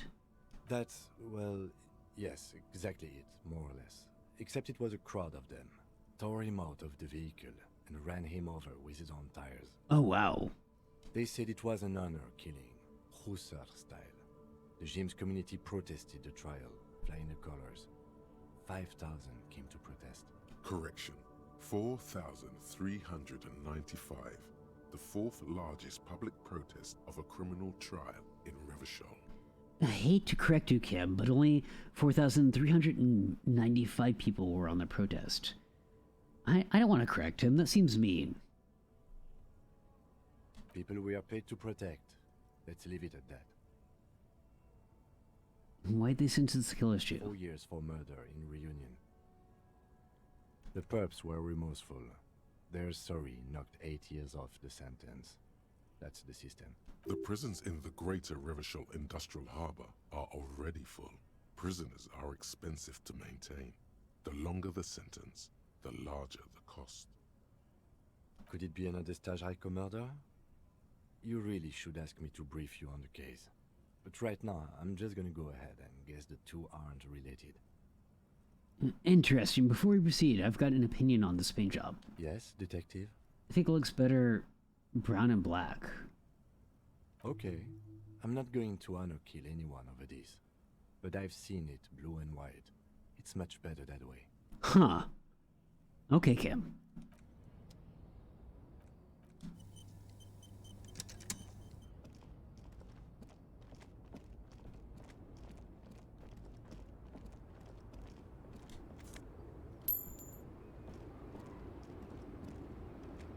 small, wrinkled woman does not greet you. She nods along to something on her radio. The photo, an ambrotype from the turn of the century, as golden as her smile. Snap your fingers in front of her face. Excuse me, ma'am, I'd like to ask you some questions. No response. Wherever this woman is, your words fail to reach her. Wait, The lieutenant stops you before you snap. she's just a distracted old woman. Better to leave her alone. Why? Why? I just told you why. If you say so.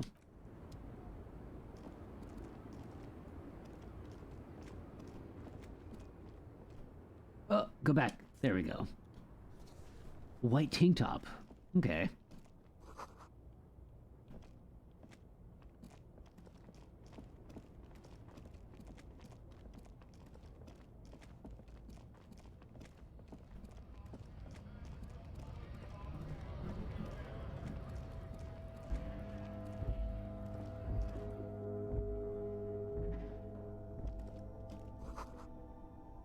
Oh, flower shop. You see I think. several packaged raincoats fill a low shelf beneath Oh. a display of croissants and juice bottles. The raincoats are transparent, except for the big Fritta slogan on the back. Oh. The packages are small, discreet, sloppily stacked, making them easier to take unnoticed. No need to worry about knocking over a display. What's that? What is what? It's a raincoat. If you want to buy one, then it's only 4 real. She taps on the glass counter. The raincoats patiently await purchase. Her attention is drawn to the raincoats. Stealing one undetected will now be more difficult. I'm okay. Welcome to Frit. Feel free to look around or something. Everything is out on the shelves. She returns to her magazine. What's that magazine she's reading? Before we gone, what is this Frit? I don't know. Frit? And what is Frit? A 7 to 11 grocery store. Ah, gotcha. Why is it written with 3 T's? I think they think that the extra T makes it funkier. She's on her gun with disgust. The story goes that normal Fritta with 2 T's, a men's workwear shop in Vredefort, was already taken. So when Fritta Retail Inc. grew into a multinational corporation, they had to add an extra letter to avoid trademark infringement. This game so far feels like if Terry Gilliam and David Lynch decided to team up and make an indie game. And I'm all for that. I am so all for that. What magazine are you reading? You mean this? She looks at the cover, boasting a colorful photo with 2 girls kissing. Ooh, nice. This is Pop Stars. It's got, like, famous people in it.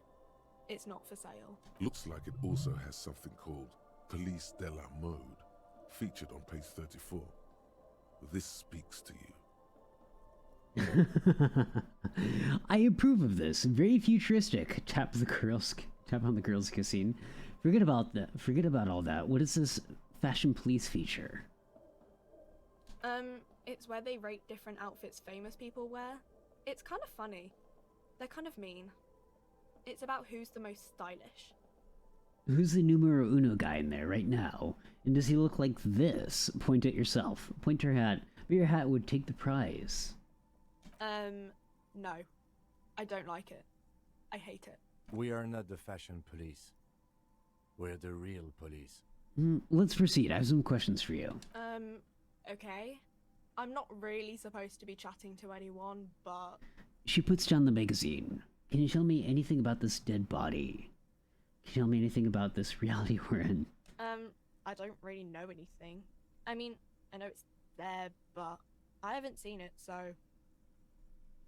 Did you know the man who died?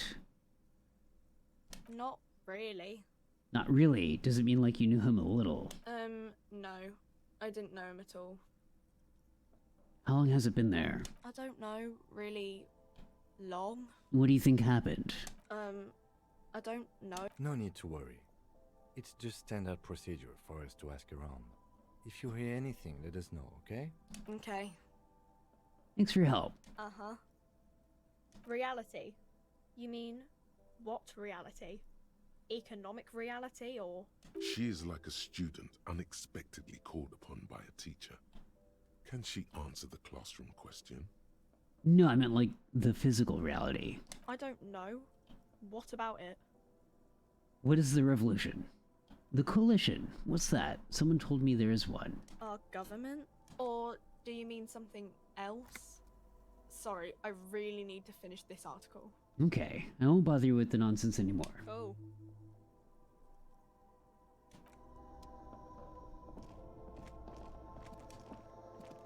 The tear machine stands in the corner. A sign says, 1 bottle equals 10 cents. Ooh, it's a little recycling machine. What is this machine?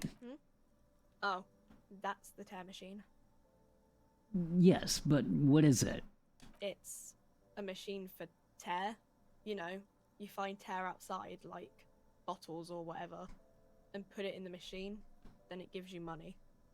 I see, and how do we pick up tear for the tear machine? You need a bag, I guess. We used to have some, but we gave them all out. So. She shrugs awkwardly. Feel free to use it if you find a bag, though. I'm sure there are some out there. Somewhere.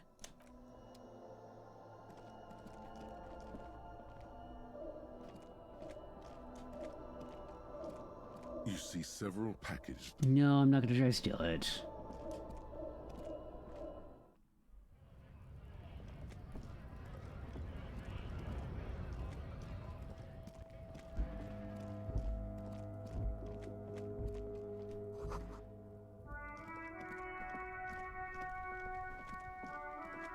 Let's see, anything new from you? I can't believe it's snowing again.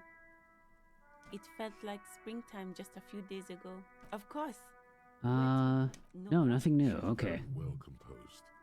Back.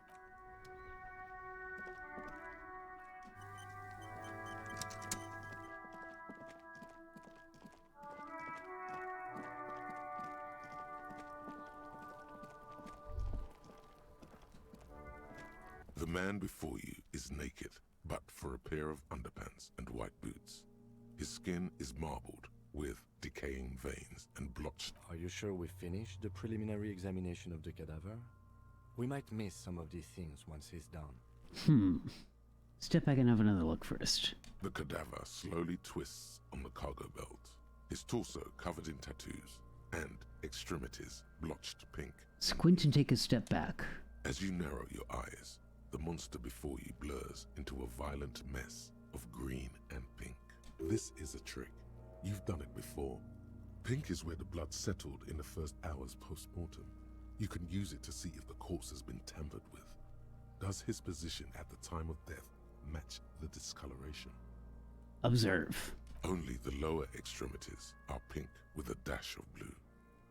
His fatted hands, thighs, and his neck, just above the noose. The rest of the corpse appears dark green in the cold spring air. His face and hands are pink. Thighs too. I see it. His neck too. The lividity goes right up his chin. We have good, well-pronounced discoloration here. Relax your eyes. The monster comes back into focus. An explosion of color, coursing with dark marbled veins. His stomach appears pregnant with something. Black liquid streams down his thigh and onto his boot. So, what do you think? I think he's dead. I think he was upright after death. His hands and feet are discolored. Something's coming out of him. He's beaten up. See the bruises. A pool of blood and feces has eaten into the frozen mud below. Yeah, that makes sense. Purge liquid is dripping into it, drop by drop. The victim appears to have contained no more than half a kilogram of digestion at the time of death. The fuck are you saying? Talking about shit. We got lucky. Maybe he went to the toilet sometime before death. Goddamn right, Emma. Oh my gosh. Maybe. Agreed. Especially on the neck. The belt acted like a tourniquet, keeping the blood in his head. The hypostasis supports a hanging. Yep, seems like a lynching to me. Could it still be he was moved after death? Maybe he's strangled by someone. Could still be he was moved after death. There's always a chance. We should check for ligament marks on his neck to see if they're in tune with the belt. We'll have to get him down first. I do. Most of them are post-mortem. Maybe even all of them. The delinquents have made our jobs harder with their little sport. Yeah, I was gonna say that the little kid's been throwing rocks at him for like the past several hours. Stop talking in riddles, coin slot. He means you fucked him up good, Kuno. I agree. His personality is no longer a part of the world. Totally dead. The world no longer stores his personality in its composition. There was a time for that. It has ended 7 days ago. No, better not to say that. Too heavy. Totally. This bruiser's not coming back. Daddy dead, dead, dead, dead, dead. What is dead, anyways? That sounds about right, yes. But there is no breath to catch. Only the cadaver filling the air and your nostrils. He slowly rotates before you, decomposing. Yep, the preliminary examination is done. Let's get him down from there. The steel-reinforced belt presents a unique challenge. I brought chain cutters, but I don't see a good angle of approach to the belt. He doesn't actually think the challenge is unique. He thinks it's frustrating, annoying, and harder than he thought. The cadaver is a good 1.2 meters up. Neither one of us can reach the belt without assistance. And even if we do, there's the question of cutting the airship strength material. Can't someone else do it? We could saw the breach. Seems like a lot of hassle. Let's not do it. Maybe we could shoot him down. Maybe we can ask for some help from the harbor. I'm out of ideas. Let's have another look at him. Climb up there and saw the branch? Yes, either of us could do it. We could use the kid's ladder on the side of the tree. I don't trust that ladder. The assailants didn't use it. It's rotten and less sturdy than it looks. And I don't see another good way up there. Honestly, I prefer a non-acrobatic solution to this. He looks around, then looks at you. Yeah, it seems dangerous. There has to be a less risky way, with less falling down of trees. Maybe we can ask some help from the harbor. I was really hoping we wouldn't. The Union appeared to be suspect in this case. It seems like a dangerous route to go down. I would really prefer if there was another way. These people might have an agenda. Do you want to stop by to call you sexy and have a great night? Thank you very much, Saucy. I very much appreciate that. I hope your day's been going great. But what else can we do? Yeah, wait, let's reconsider. But what other options? The corpse twists on the belt. I'm doing very, very, very, very well. I'm really enjoying this game. And as much as I actually want to keep streaming it and playing more, I probably should call it here in the next 10 minutes or so, unfortunately. Someone else? You mean like the police? You have a point there. Sadly, yes. The whole RCM is out there right now, doing the exact same thing we are. Are we in a rush to help them? Not with this on our hands. He covers his nose. I know it's hard, but I assure you, the others won't come to help us. And we have a growing sanitary concern here. We need to get him down, fast. Oh, man. So, we can either continue looking around, I suppose, or we can say that we need help from the harbor, likely the people who actually committed this. Hey, sleep well and sweet dreams, Saucy. I'll see you around, buddy.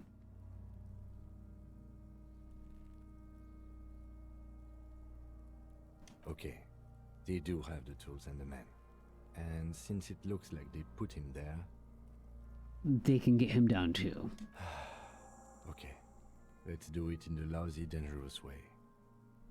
But won't it be dangerous? To ask the suspect for help with the victim's body? To be indebted to Everard Clare? Very much, yes. which is why I would have preferred us to handle this ourselves. Clearly, we can't. Suck my dick, bitches! What's wrong with being indebted to Everett Clare? That's a dumb question. How do we get inside the harbor? From the gates. By negotiating or fighting. Or we can try the secret route we found, where your cloak is. It looked doable. To the gates. Let's negotiate.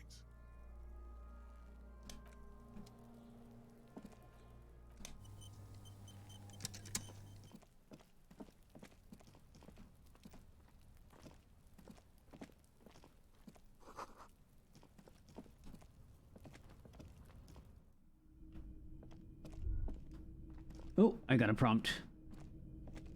Oh, there we go. You head back down. There we go. Be still, my beating heart. It's amphetamine. Sweet amphetamine. Oh my goodness. The lieutenant isn't studying the powder in the mirror. He's studying you. There's a good vague way to ask where he stands on drug use. Professionally, I mean. Oh my goodness. Someone has taken narcotics here. Perhaps the police should interfere. Who's thinking about taking it? I swear, I was just thinking about justice. I heard amphetamines make you really good at detective. Make you a really good detective. Are you a really good detective? Perhaps not. This is below our pay grade, detective. However... He points to the ladder in the corner. But that there was an interesting find. An alternative path into the harbor that the kid uses. Well done.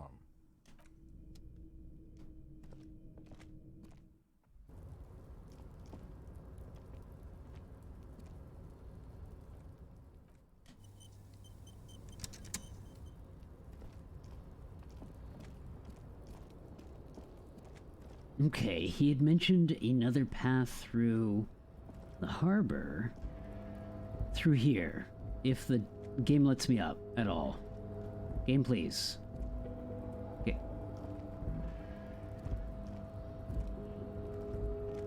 Okay, I'm gonna click on my jacket and just let the game pilot me up there since I hate this ramp. Okay, there we go. Okay. Is there somewhere I'm able to, like, step off and then down? Or...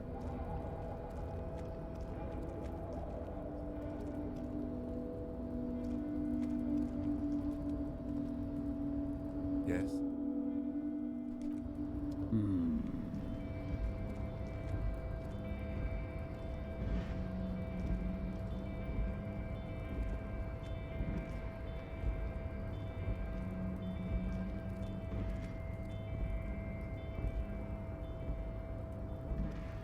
Okay.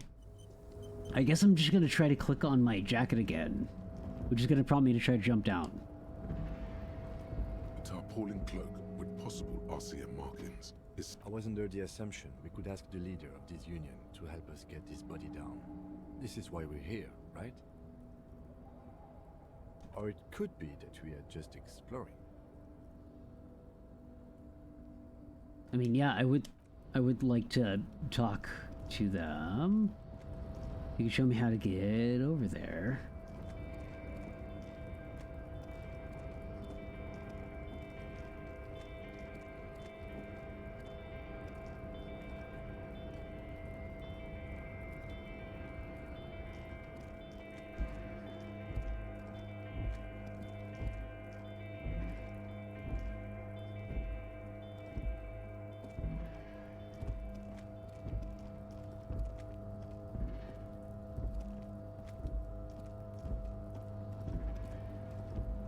Okay, I do have to jump for the cloak.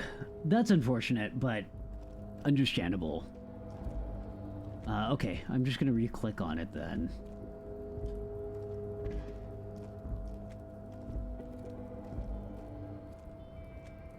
Very, very, very minor complaint, but I kind of don't necessarily like where it's kind of ambiguous on where you can and can't walk sometimes. I know that's obviously just a personal thing, but... Tarpaulin cloak with possible RCM markings. is still caught on the railing. Is it better on mouse? Okay.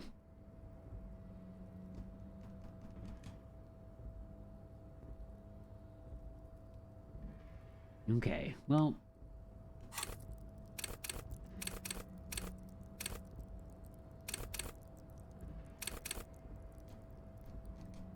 apparently need to level up one more time. So that's unfortunate.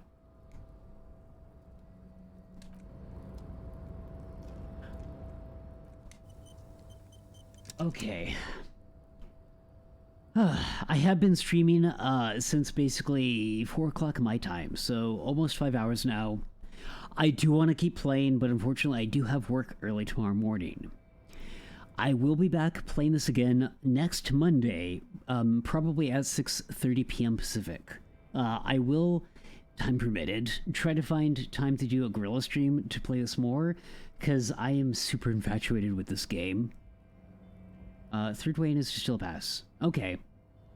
I'll try to keep that in mind. In the meantime, friends, give me a few moments and let me see who we can raid into.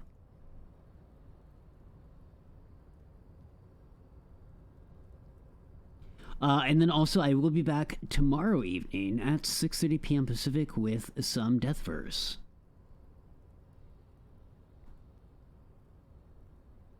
Let's see. Marin Go Round's playing Overwatch 2. Xavier's playing Darkwatch.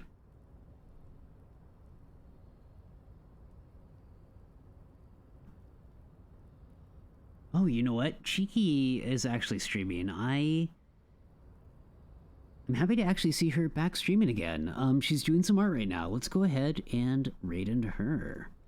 Bear with me for a few moments here. Want to make sure I'm spelling her name right. There we go. Oh no, OBS